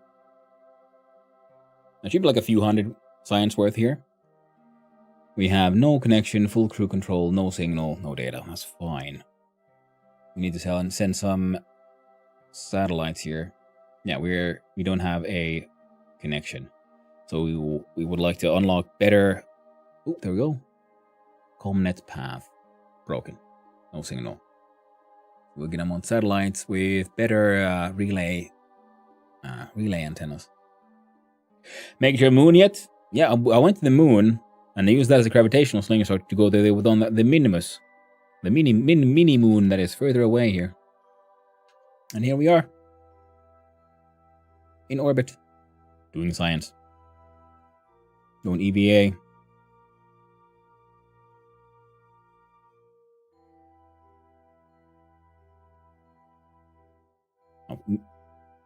Midlands and Highlands.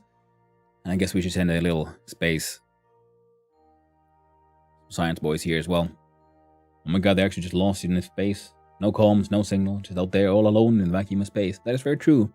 All I got is my sad little relay antenna. It doesn't have enough strength to get all the way to Kerbin. So we're gonna fly back like this. We got 67 meters per of delta V for this engine. But over 2,000 on the other one, so we'll be fine. Don't worry about it. World's first milestones. Spacewalk in orbit of Minimus. Nice. You're gonna get so much science.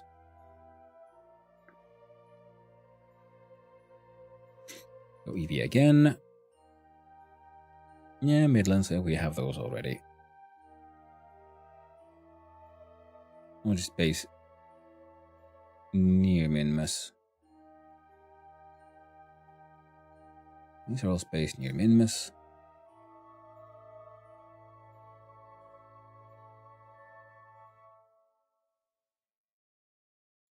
I'm pretty sure we had those already.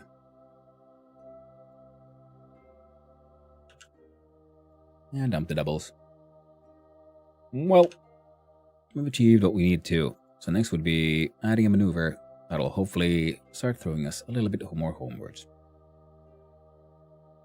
First, we'll need to get out of minimus orbit, which we'll pretty much achieve by just going faster. At the apoapsis, the periapsis, the lowest point in our orbit. It takes very little. And then we're pretty much just... Why? Oh. I think we just crashed. Oh well, that's fine.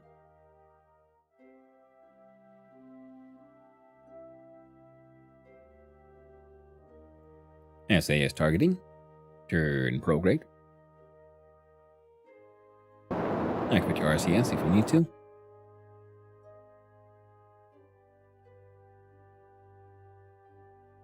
There we go. And prograde is essentially forward. Where are we going?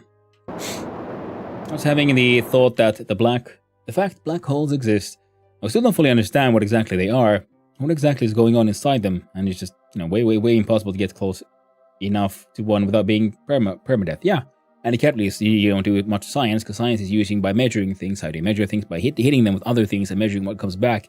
Nothing comes back out of a black hole. So you have to study them in virtual environments, math and so on. Oh, right. Go boom. Oh.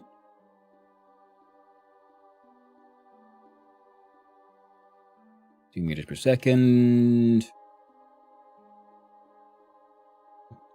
Yeah. Oh, we encountered the moon when we go around here, and then we could use that as a massive gravity thing, and that'll just sling us way into solar orbit.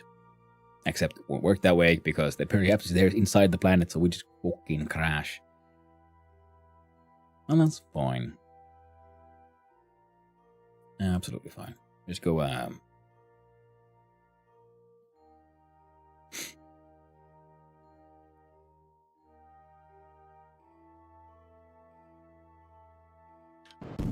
we go.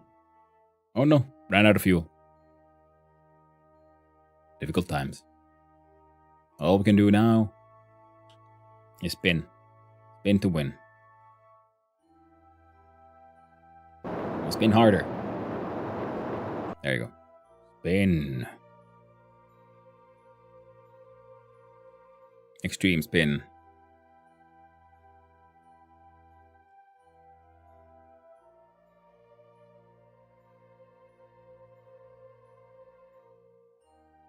Spin to win. Just gonna throw this out. Like so. Bang! No one needs that thing. Not anymore. And now we have a much nimbler ship.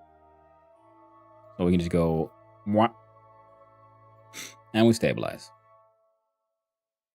Hell yeah. Fuel is go. We have our 2000 Delta V. More than enough. The fact that a star implodes to the point it creates such an extreme pinpoint gravity pull that it just sucks other stars and planets from miles away, even into non-existence. I wonder if they ever get full. I think there's supposed to be studies of smaller random objects getting spat out, but nothing definitive. Nothing really gets spat out, but on the very edge where things on the really the event horizon, if you go the point of no return, and at that very border, weird shit happens on the physical level.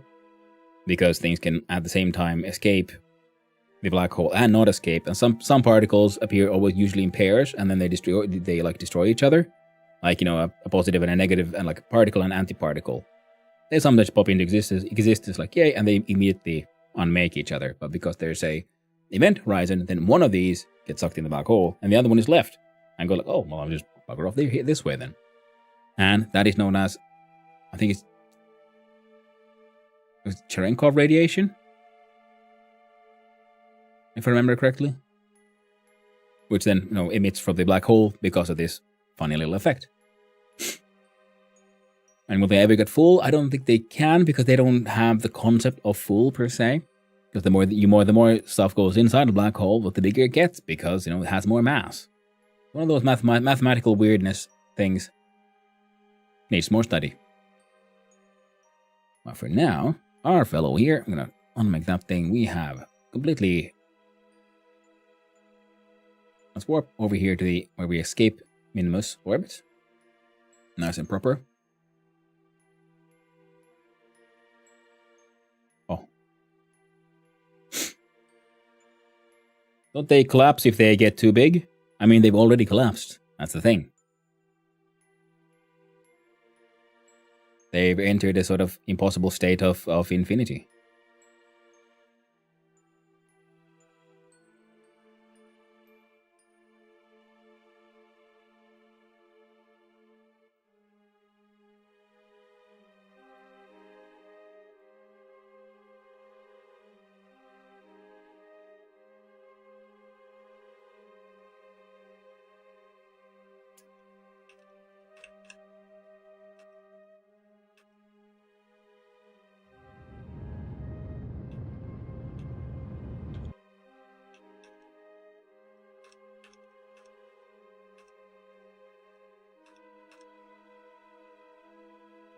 There you go. Good old Min Museum. Now where we are, had a maneuver where we just slow down.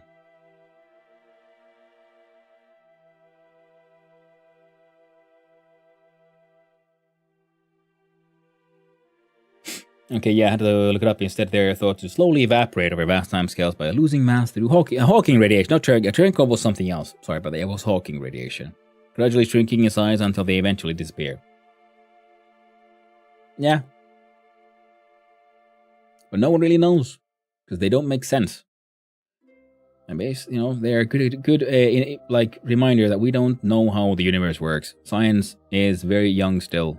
There's so much we don't know, like ridiculous amounts of shit we don't know. Little perhaps is here at like, I don't know, freaking 58, 57, because I'm thinking we're going to come in like crazy fast coming in from this far in. We get a little bit of atmospheric, but we can then also burn our engines there. So do our aim retrograde. They don't, now drive me nuts, I must understand. I need answers. Yeah. I mean, at the core of it is because the more you have mass particles, right? The more there's gravity that happens around them. So mass equals gravity. So the more you have things, the more there's gravity. But how do things exist? Like, why does anything have mass? Why do we just like evaporate through each other? Well, because the atoms have, I think I can't remember the weak force or the strong force, but either way, one of the like subatomic like forces, the known like absolute quantities of the universe, is the force that makes sure that atoms and electrons and protons cannot they stay where they are. They have a set distance from each other, and that is like the force that pushes them away and towards each other. So, but there is a force that makes sure that atoms remain where they are, and once gravity becomes stronger than that force, is when things start collapsing into each other. Because then like electrons, protons, neutrons, the subatomic particles and their distance, well, that doesn't matter anymore, because the force that kept them, the electrons on the surface of the atom, no longer keeps it there because it's being pushed in. And usually when you approach that point is when things also get really hot and there's even more energy there, so things have already broken down into, at the core of a star, pretty much. The fusion energy that happens is because there's so much gravity pushing things together, and they get really hot, and that energy also then help things like expand and push out. So there's a force pushing out in a star, and there's the gravity of the star itself pushing it in. As long as it has that heat and energy pushing it out, it comes to an equilibrium, and usually that's why a star eventually can become a black hole, is because eventually that force that pushes out runs out of fuel, essentially. All the lower level elemental material has already been transformed to a higher level elemental material, and then it starts getting pushed in together further and further and further. And eventually, the force that has been keeping it as a solid object loses to the gravity. And then the gravity just keeps going. There's no point where it ends. And that is the theory behind a black hole, of how you have a singular point of massive gravity, because it used to be an entire star, and now it's in a point that's too small. The only thing that survives a black hole is another black hole combined with a bigger one. Yeah. It's like, what, that's like saying like two, only thing that survives a puddle is another puddle because they become a bigger puddle. But, you get the point there. It's just, they just become a bigger one. Just poured one black hole into another. Now you have more black hole.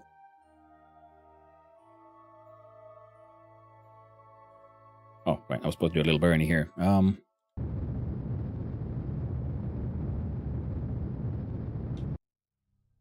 Hey, we can come back here. We're not gonna. Oh. That was my mistake. Oh well.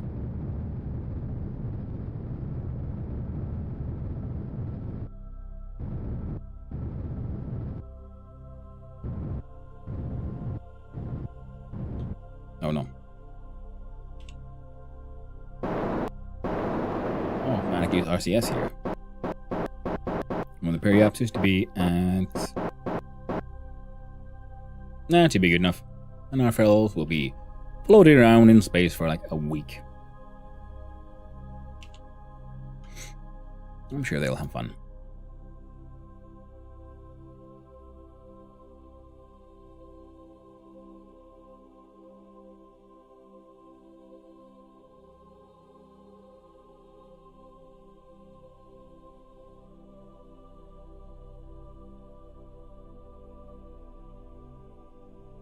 Observe that mystery goo. Oh, neat.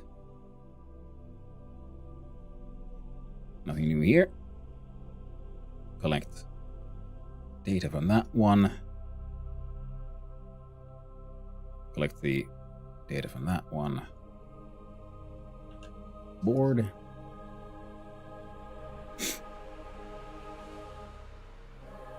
EVA. Take all the data. Board back in. Report. It's fine.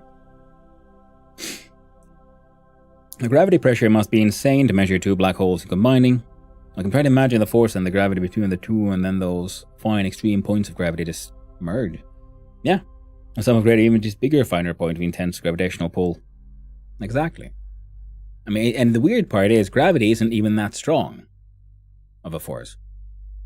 Consider the fact, I'm, a mere human being here. And I can demonstrate how I can, with my human physique, defeat the gravity of the entire planet Earth. Looks like this. The entire planet Earth is pulling my arm down. And I can lift it just like that. And of that force, gets strong enough to pull in an entire star into a single point. Yeah, it's a little crazy. Especially because we don't really have a full understanding of what exactly space is and how it all works. Space-time is still very much a theoretical, not fully understood thing. What's cooler is we now have tech to detect the gravitational waves rippling through space-time from black holes combining. That is very true. Gravitational wave detection is kind of crazy. I think that's why I've been so fixated on it over the years. Yeah. There are worse things to be fixated about and fascinated.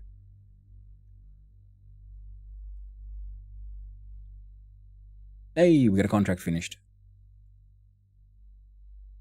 Nice. We escaped the gravitational influence of Minmus.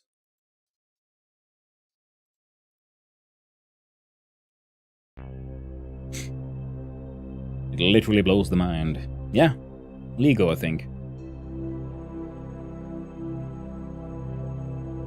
Could be what of their laser inferred gravitational observation. Would make sense. Yeah, it's kind of weird that you can detect gravitational things, because first it's when you think about it, okay, yeah, you can probably figure out a way to detect gravitational waves, but the more you think about it, the more crazy it becomes that you could detect that, especially at inside a gravity well of Earth and so on. Whoa, whoa, whoa, whoa.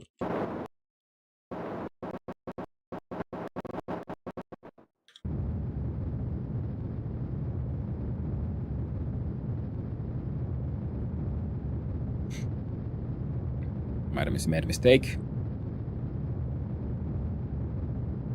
Hope I didn't. Gonna slow us down. Probably gonna burn all the fuel.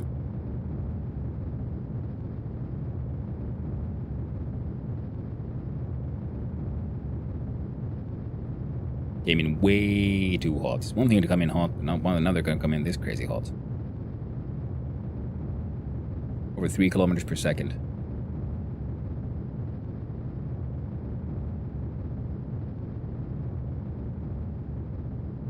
Got him RCS though.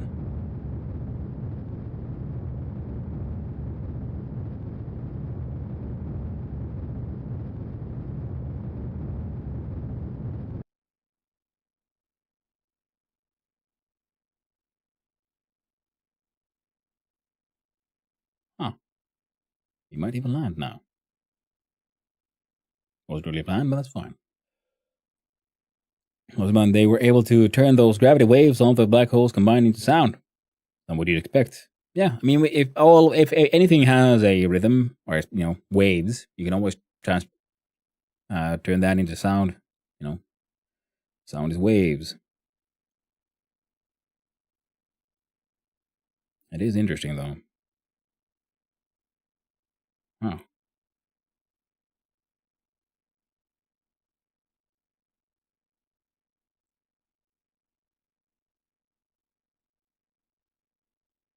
Well, Valentina and Bob, looks like you might be like doing an actual landing. You were out for 18 days. The sound they have pulled from the other planets. Some of them sound legit alive. Yeah.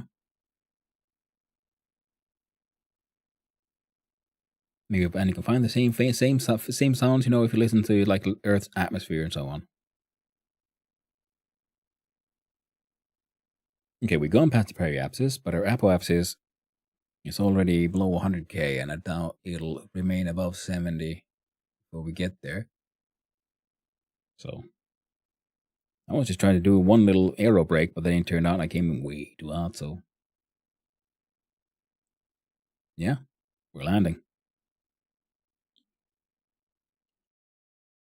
Where exactly, though? We found it nice. No, I wish I could land in water.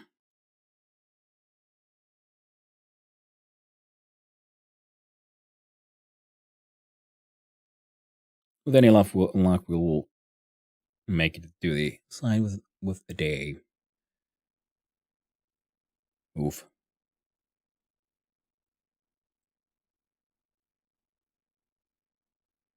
But it is pretty cool, isn't it? That we can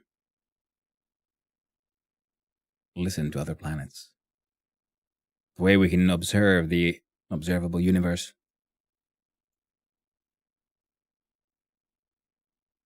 And there's so much coolness out there.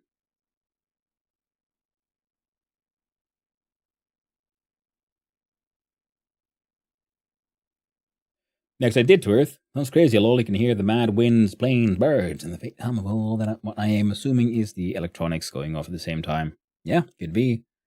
And if there's electronics making some sound, then there's also the static electricity inside the air as well, inside clouds, and all the crackle. And I imagine would be heard from just the outer atmosphere. There we go. Game has agreed we're not escaping the planet anymore.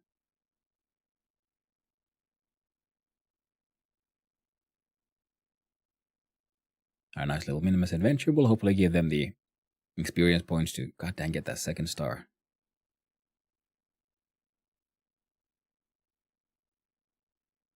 Plant flag on moon equals 5. Oh! I guess we're gonna send more buggers to the moon. Plant flags,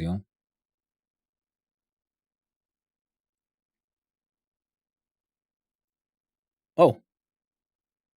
That's weird. Huh. There we go. Fixed. Thank you for pointing it out. That was odd. Oh well. OBS decided to change to a scene that doesn't really exist or something. Thanks, OBS. You've been so reliable these past few days. No, like cutting off, suddenly losing contact with Twitch and shit, and just, so again, that might have been Twitch's fault. I don't know. Either way, it can get a little annoying at times. I always blame Twitch. Just faded into nothingness. Oh shit.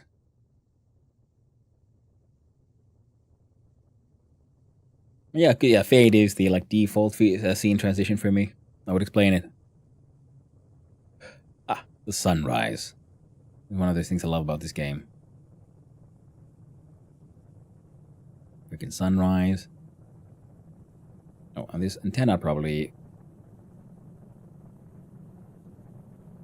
retract that one. There we go. Igniting the atmosphere. I said it yesterday as well. It's funny because, I think most of us have seen this effect when things are re-entering the atmosphere. And you might think like, oh no, the surface of these objects is burning, but it's not them actually. It's the air being compressed at such high speed that the air itself starts igniting and burning. And there might be some like surface damage. Ooh, I like this sparkles.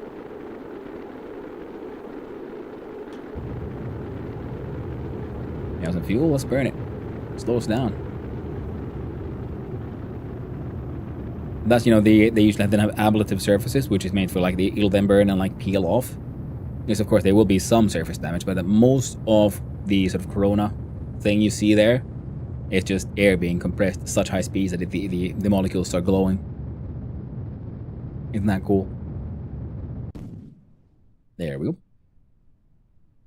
Then we do a jump. Don't need you anymore. I'm a free man. Hey, we can enough atmosphere. We can launch our chutes. And we got a successful water landing as well. Lovely.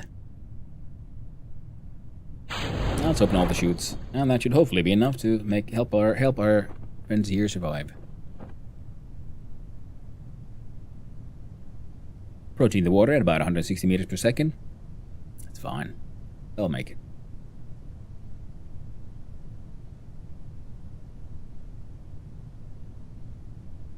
Yeah, sometimes Twitch is the one that has issues losing connection, especially because I think it was Twitch because I had like marked here like upload speed was 0, but at the same time when I look at my VODs that are also because I'm multi-streaming into YouTube, those were fine. They didn't lose the connection, and until I did a hard reset of alt F4ing out of OBS and restarting it. I can time warp a little faster. Hey, crashed. And now our surface speed is going down to 9 meters per second. Ooh, it's a bit higher than I was hoping for, but it's fine. Ooh, 8, well, that should work. This thing alone is pretty durable, and all the science has been stored inside, so we should be quite safe.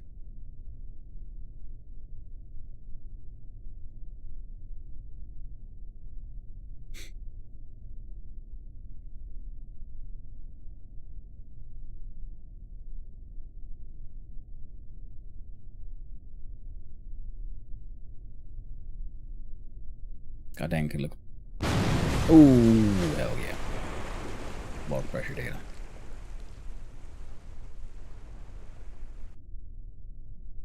Kerbin's water. Now we had those. No bubble. Restore that one. We'll observe it. I think I'll observe it in the water, but just in case I have. Oh, we had at least a little bit. And I do believe we haven't. We didn't apparently have that one. Grab a surface sample as well. And back inside. Cover vessel. Successful mission. Went to Minmus. Grabbed some science that high. Came back. I think we had like two Very little science points. What we left. Hopefully we'll have over a couple of hundred by now.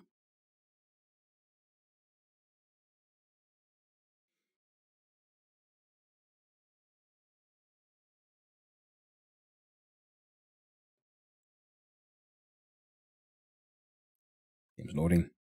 Slowly but surely.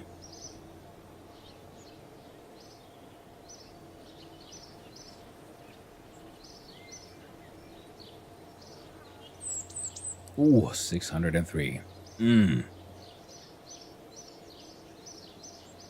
I love it when shit works out. Oh, yeah. Advanced level 2. Fuck yeah. Now, R&D.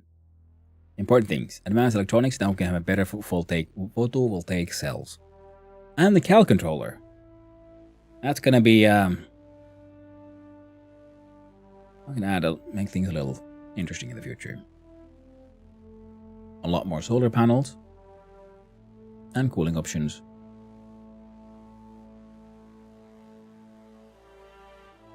And a better battery. I say yes to these. High power electrics. What have we got here? Even more fancy ass photovoltaics.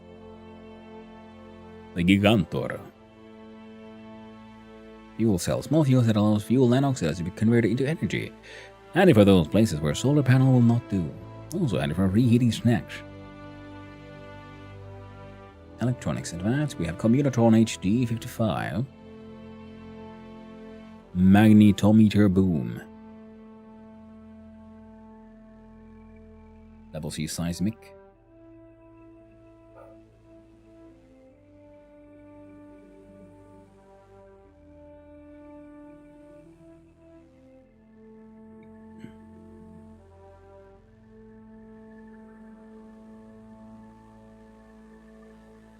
Now this wouldn't be a good one for these satellites we have to need to send out there. Precision engineering allows us to do the probodobodanics.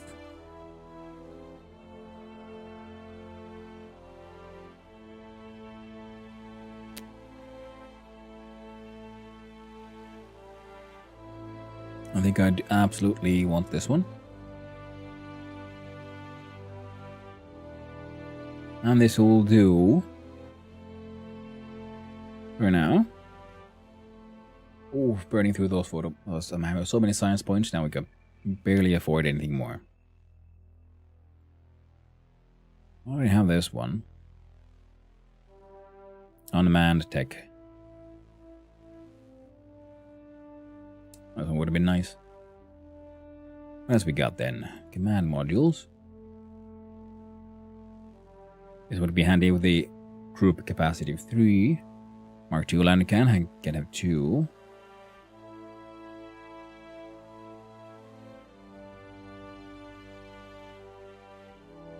Now this one would be super nice because we are planning on building a space station, so you're not be hacking out. Specialized control, what do we got here? Advanced reaction wheel module. Burner engine, advanced landing.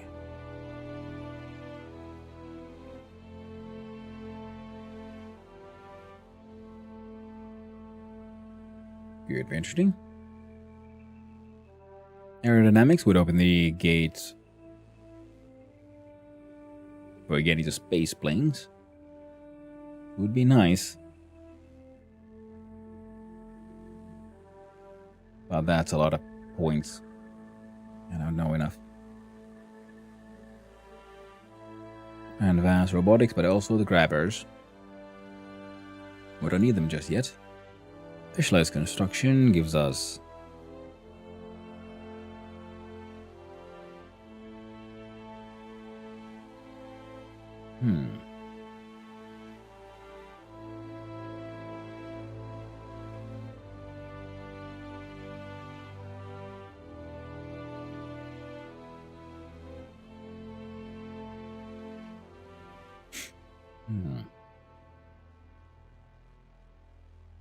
Same handy for what we might be building. Advanced fuel systems allows for. I do like these though.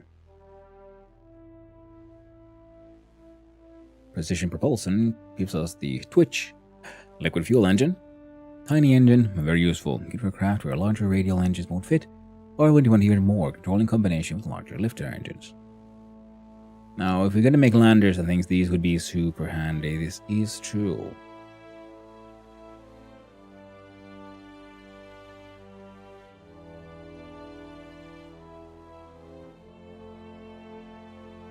The Separatron 1. The Shrimp solid fuel booster.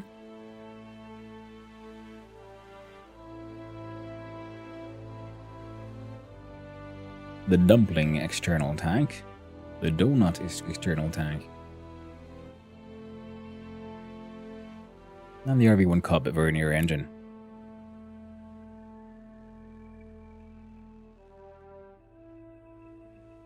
If I had more, we could do the nuclear rockets, but these are then handy for, long range adventures and even longer range satellites. Volume containment. That's a difficult situation here. Now these will be fun, but I can't afford none of these. Field science also fun, but we can't afford none of that.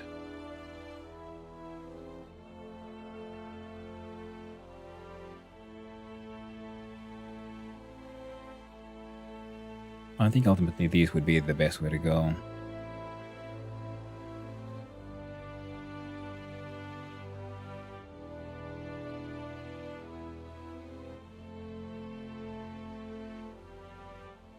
It's either that or this. More advanced landing.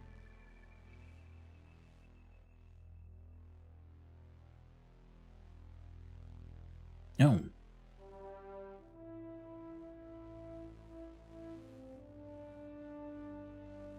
It could be for helicopters and stuff.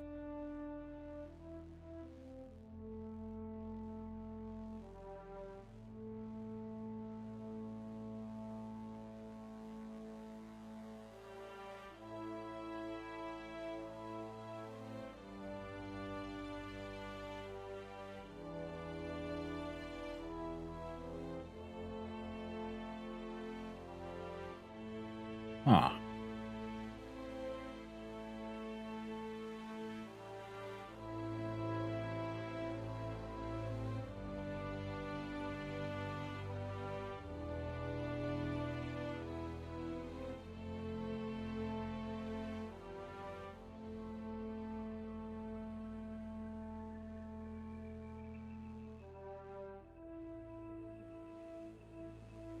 Command module burns.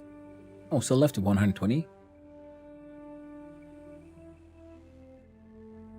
With the advanced stuff, we could go over the aerodynamics, which allows for slightly more airplane stuff. Let's do that one. In case we feel like, doing some airplane stuff. In the meantime, recover the debris. Now we had a fun one. I guess it's time to plan for a less fun. Plant the flag on Minimus.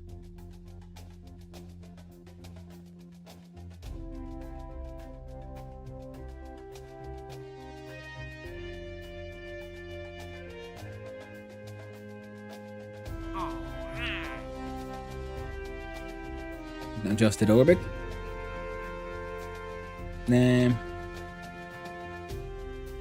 Green sandstone back with you.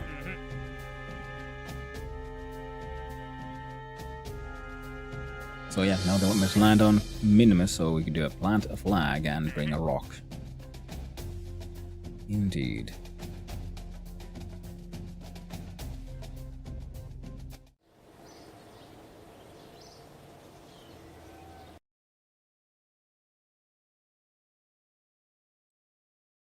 Now with two dudes actually orbiting the moon, we have Jeb, our intrepid pilot, and we have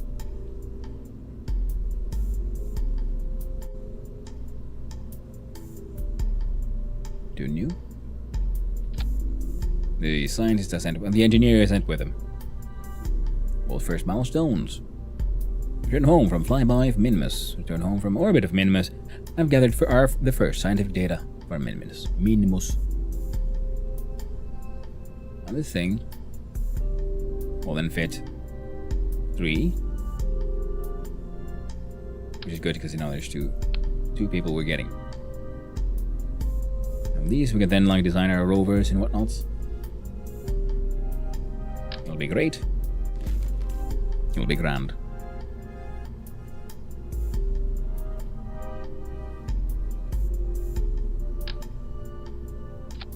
There you go. This thing can now come in nice and hot, and the XL parachute. There you go.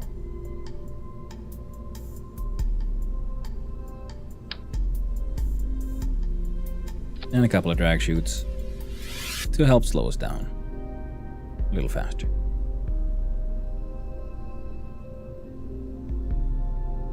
Now, if we look at the indication,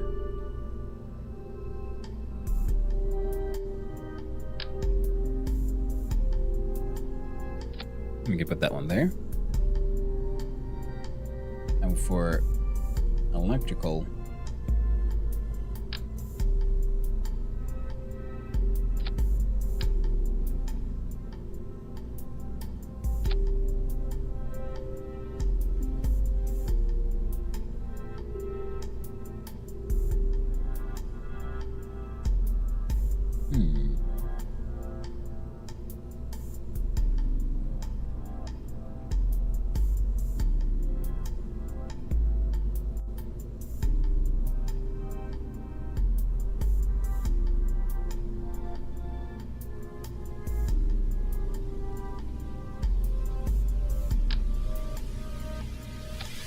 and some solar panels. There you go.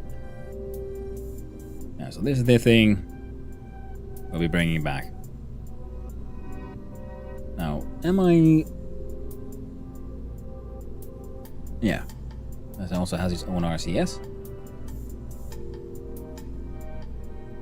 Now let's see here. The coupling...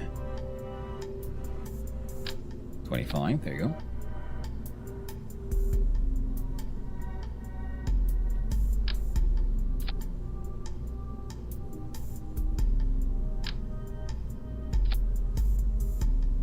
Here we go.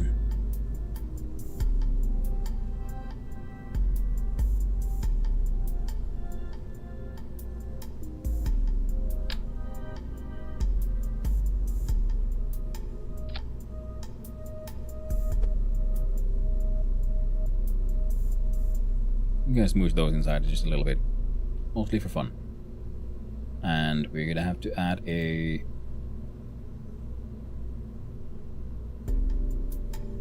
some of these.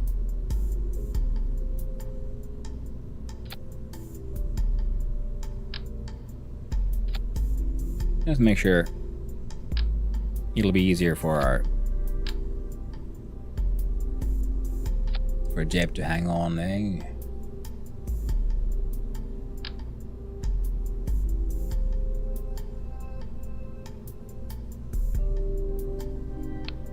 There you go. Now those shugs, silly me, accidentally closed the window. Oh, tragic. It's annoying when you accidentally do stuff like that. Like, hey, what happened to the thing I was watching? Like, oh, close the thing. There we go. So those combined with those, yeah, we got some RCS now. And then we look at our couplings. We again to the TD25.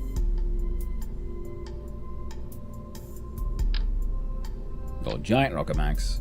The engine here is not the poodle, not the main shell. Which one had a good combo? Nah, might as well have to skip her there, I guess. Another GD25. Look at the fuel tanky.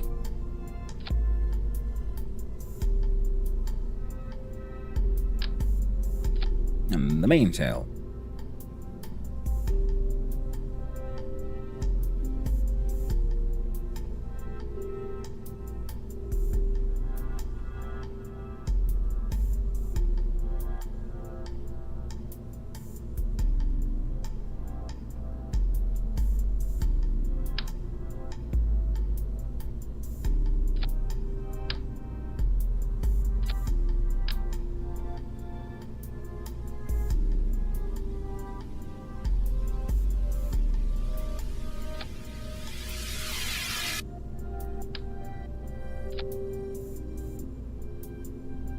We have to remember to check that can we actually exit this thing still.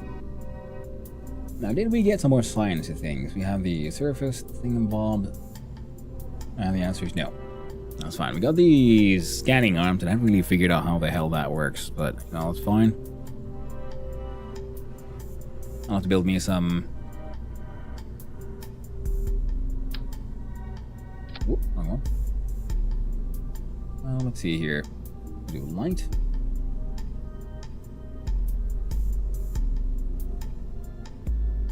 What light?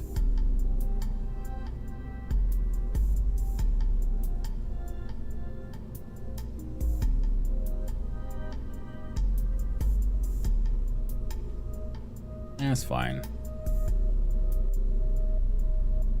All the lights go on.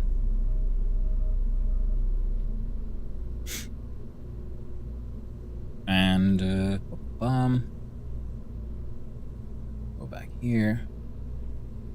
Oh, right. Actions. We have a gear. I do toggle antenna and toggle solar panel.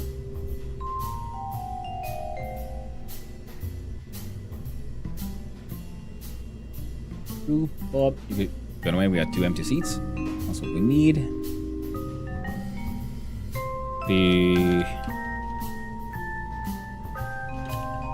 The Jeb skill 1.2 because we're gonna rescue the Jeb.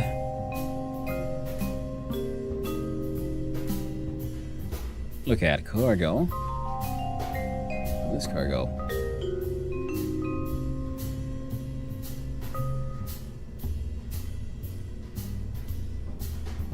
Now this is part of. Yeah, I'm gonna put a bunch of signs outside the base as well, just automatically pump out more of it. Now what else? This one.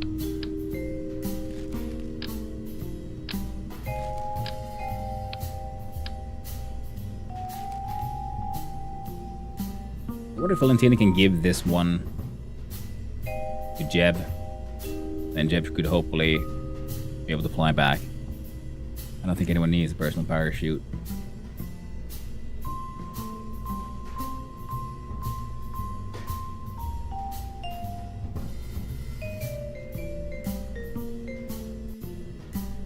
Now this thing is not enough by itself, so we're gonna have to add some couplings.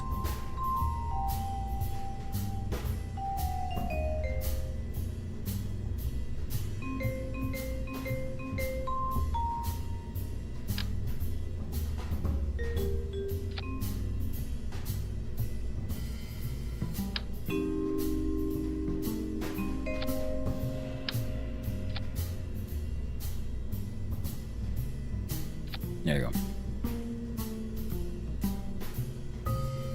You go at the same time. Maybe after this one's gone. Hey. Hey! Hey, Game Potato! You're absolutely right. Give me a little while. We're gonna have to see if this thing can go into space. The Jeb's here will have to happen another time, I'm guessing, because I'm running out of time. Ooh. And I need to play around with these airplane things. Where's it? There's the Delta Deluxe. My winglet of choice. Now this will be 800, and this will be 800. Oh no, so what is your thrust to weight ratio? Is very acceptable.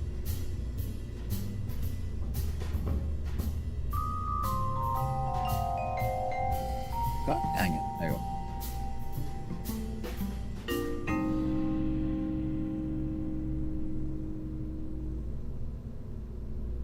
Now this is for good old moon and back again. So if we look at it, vacuum, that's good. That's acceptable.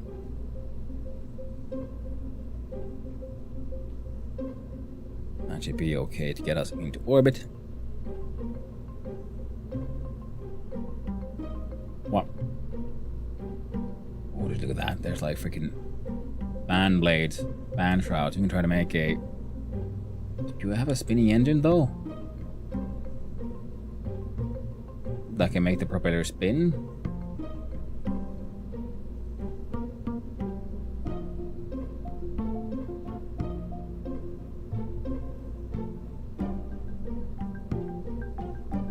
Well, I'll check. Oh, there it is.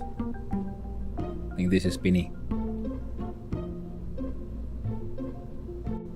And then the cowl, which is something I need to experiment with, because it's like you can automate how certain things happen in a certain order and whatnot, which seems very nice. Tickles me right in the nerd.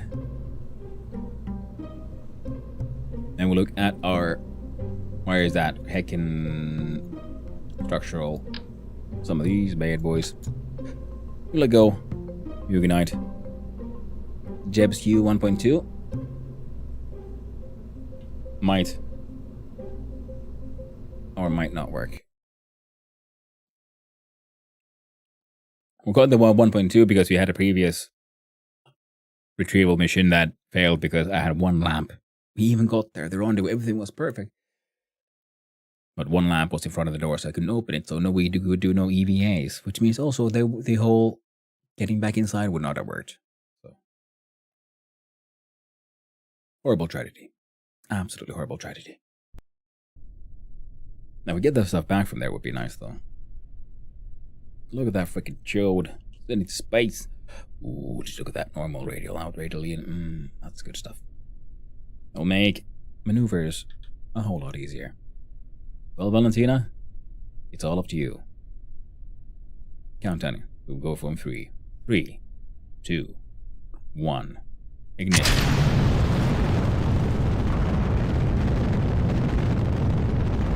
So let's see here.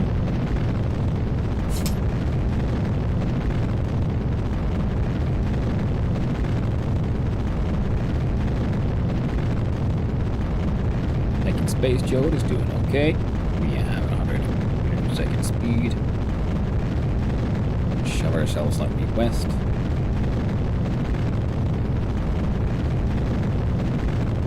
There we go.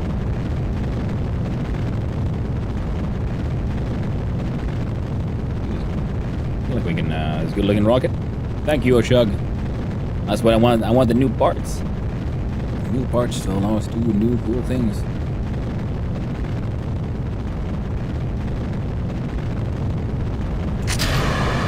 There off. Maneuver mode.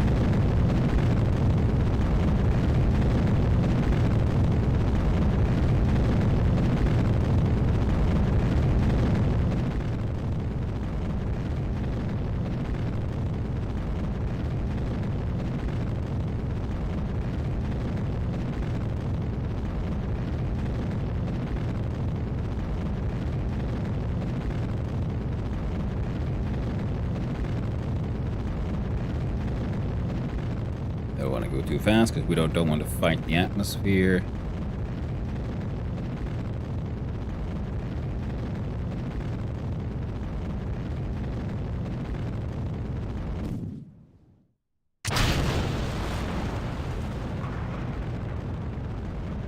And this should hopefully be enough.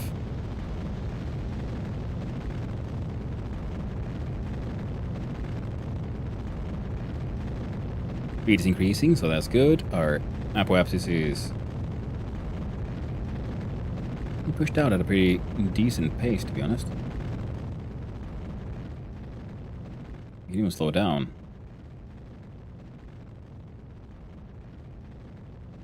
When did the boosters on the side start burning? Oh, they were fuel tanks, actually. Okay, extra fuel tanks, because they weigh more, but so we first burned through all that fuel. And then we had all that extra speed, and we had already gotten further away from the surface of the planet. Then we blew them off. So we had the one main engine that we burned most of the way. All right, we're in space. We do sideways rotation.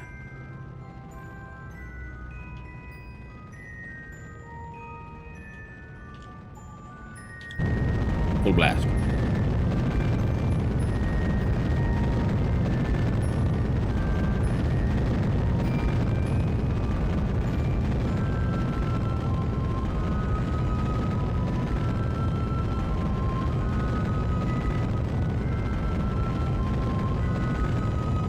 There you go. Aiming to horizon.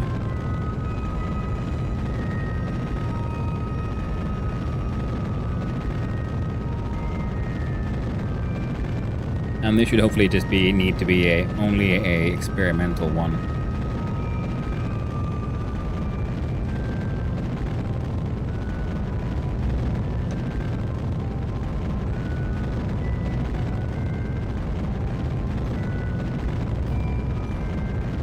I was hoping this engine would be enough to push us, get us fully into orbit, but doesn't look like it, I'm afraid.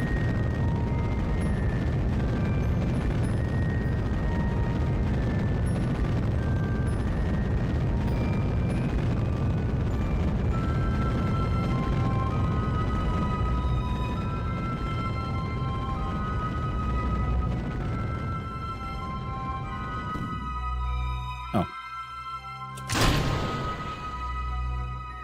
Good old Poodle has a ton of power. Or at least Delta V's. It'll push it the last of the way. Ooh.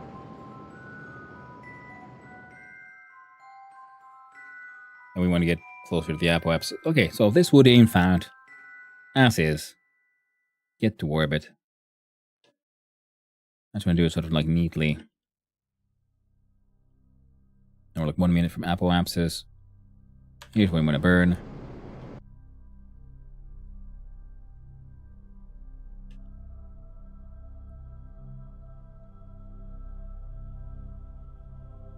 Because what we want to do is get close to the apoapsis. Because we don't want the highest point to get higher. We want the lowest point to get higher. So that's why we want to be very close to the highest point and then like fly towards it.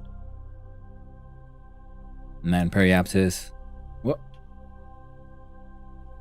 Apoapsis was being pushed away. And we pretty much got orbit on 66 kilometers. 7 days, the magic number in this game.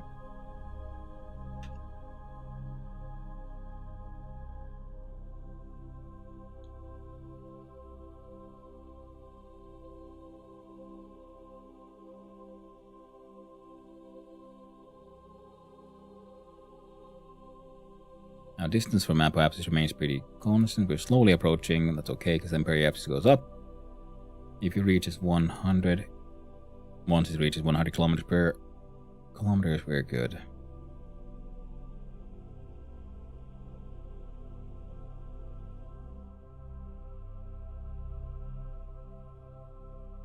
Just circularizing our orbit as best we can.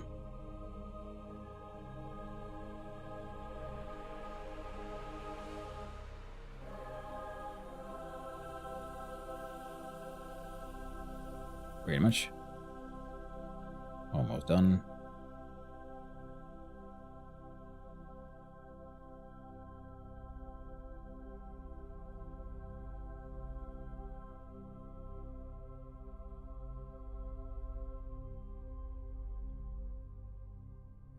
And notice there's... So now we have the directions of normal, anti-normal, and radial out and radial in as things we can also aim towards. The last one, so we get from even the next level XP, I believe that those would be for the maneuver nodes.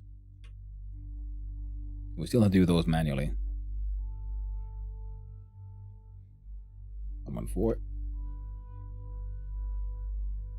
Yeah, we are within a kilometer of difference between our apoapsis and periapsis. That is pretty goddamn circular.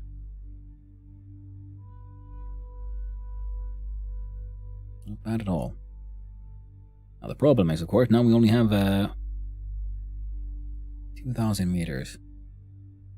So can I from here... I still want to know, how would this work?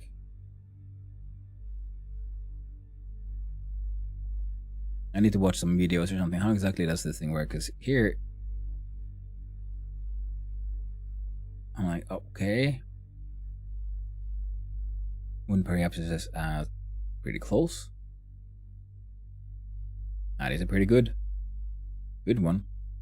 Because of this way, okay, so I understand this way. So now we have the maneuver tools. We're sort of in the same orbital plane. We can use that and create alarms for the future.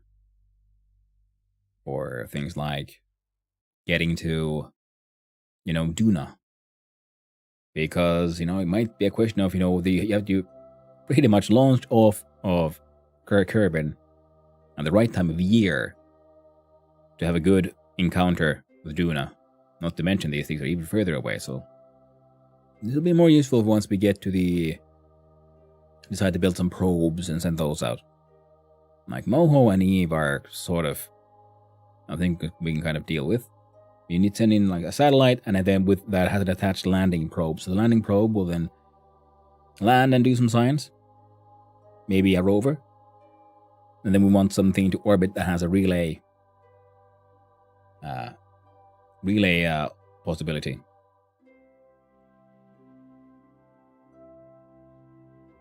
Well, yeah. But first, before we go venturing that far away, we do need to find a way to save our poor friend Jeb. Now this will cost 800 delta. It'll leave us a little more than 1,000 delta. So yeah. Otherwise, good ship, but needs more oomph in the beginning. We lost too much fuel, pretty much. We don't have enough delta left when we finally get to orbit. So I'm thinking I might add more fuel to these rockets, because I don't think I need that much more thrust to weight ratio. Of course, I might need some if we add more weight in the form of fuel.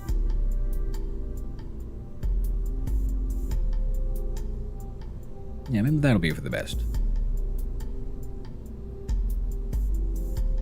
Another one would be if we could figure out a way to balance out.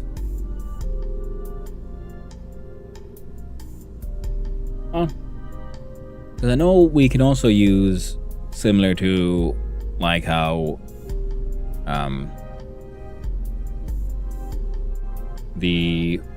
can't remember what the shuttle one, the name, the reusable shuttle, because it then had the main fuel tank be an external one on the side, and that helped it also use gravity, so it'll tilt a little bit when it was just going up, and that would give it a good trajectory. I think you can do a similar thing in Kerbal. So you will have to have the engines adjusted and the weight figured out. And that could be a fun challenge to try to figure out. But other than that, the Jeb's queue is looking like it should work. But now, I'm afraid I must go and empty the doggos. There are many chores to be done, stores to visit, things to buy, packages to pick up, and the next scheduled stream will be on Sunday. So 2 days off will be starting. There is a small chance of me doing a stream tomorrow. I'm not sure yet. So because I need news. I don't have to know whether or not I could do an extra stream tomorrow. But we'll assume we can't, and then we'll see each other on Sunday when it will be once again time for the try jam. Do some game jamming, jam gaming. Right now we gotta get ready. Sadly, and the stream right on out. No wait for the game to let me quit though.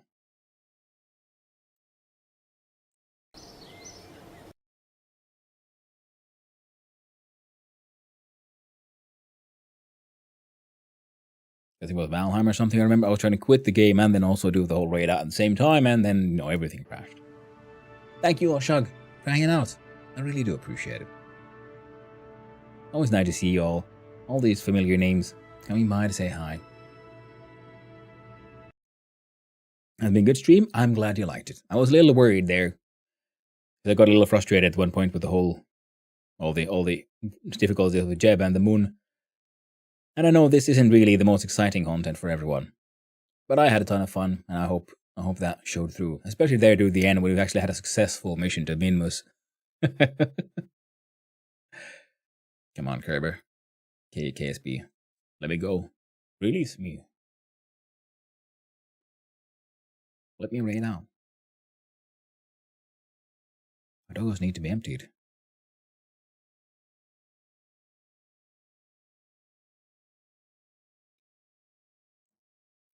No. Still waiting on it. Come on, KSP. Just let go. Accept the quit. Let it happen. There we go. Finally. Took a while, but we got there. Now let's see who is out and who is about, and what are they doing. And, well, I know exactly what to do. We are going to raid, similar to yesterday's evening, to another wonderful Kerbal Space Program streamer. Wait, now they are doing something quite different. Well, they just made more extreme KSP there with all, code and whatnot. Quick check here, though. Anyone else doing it? No. Anyone else I haven't raided in a while? Anyone else who deserves that chance? Well, many people do.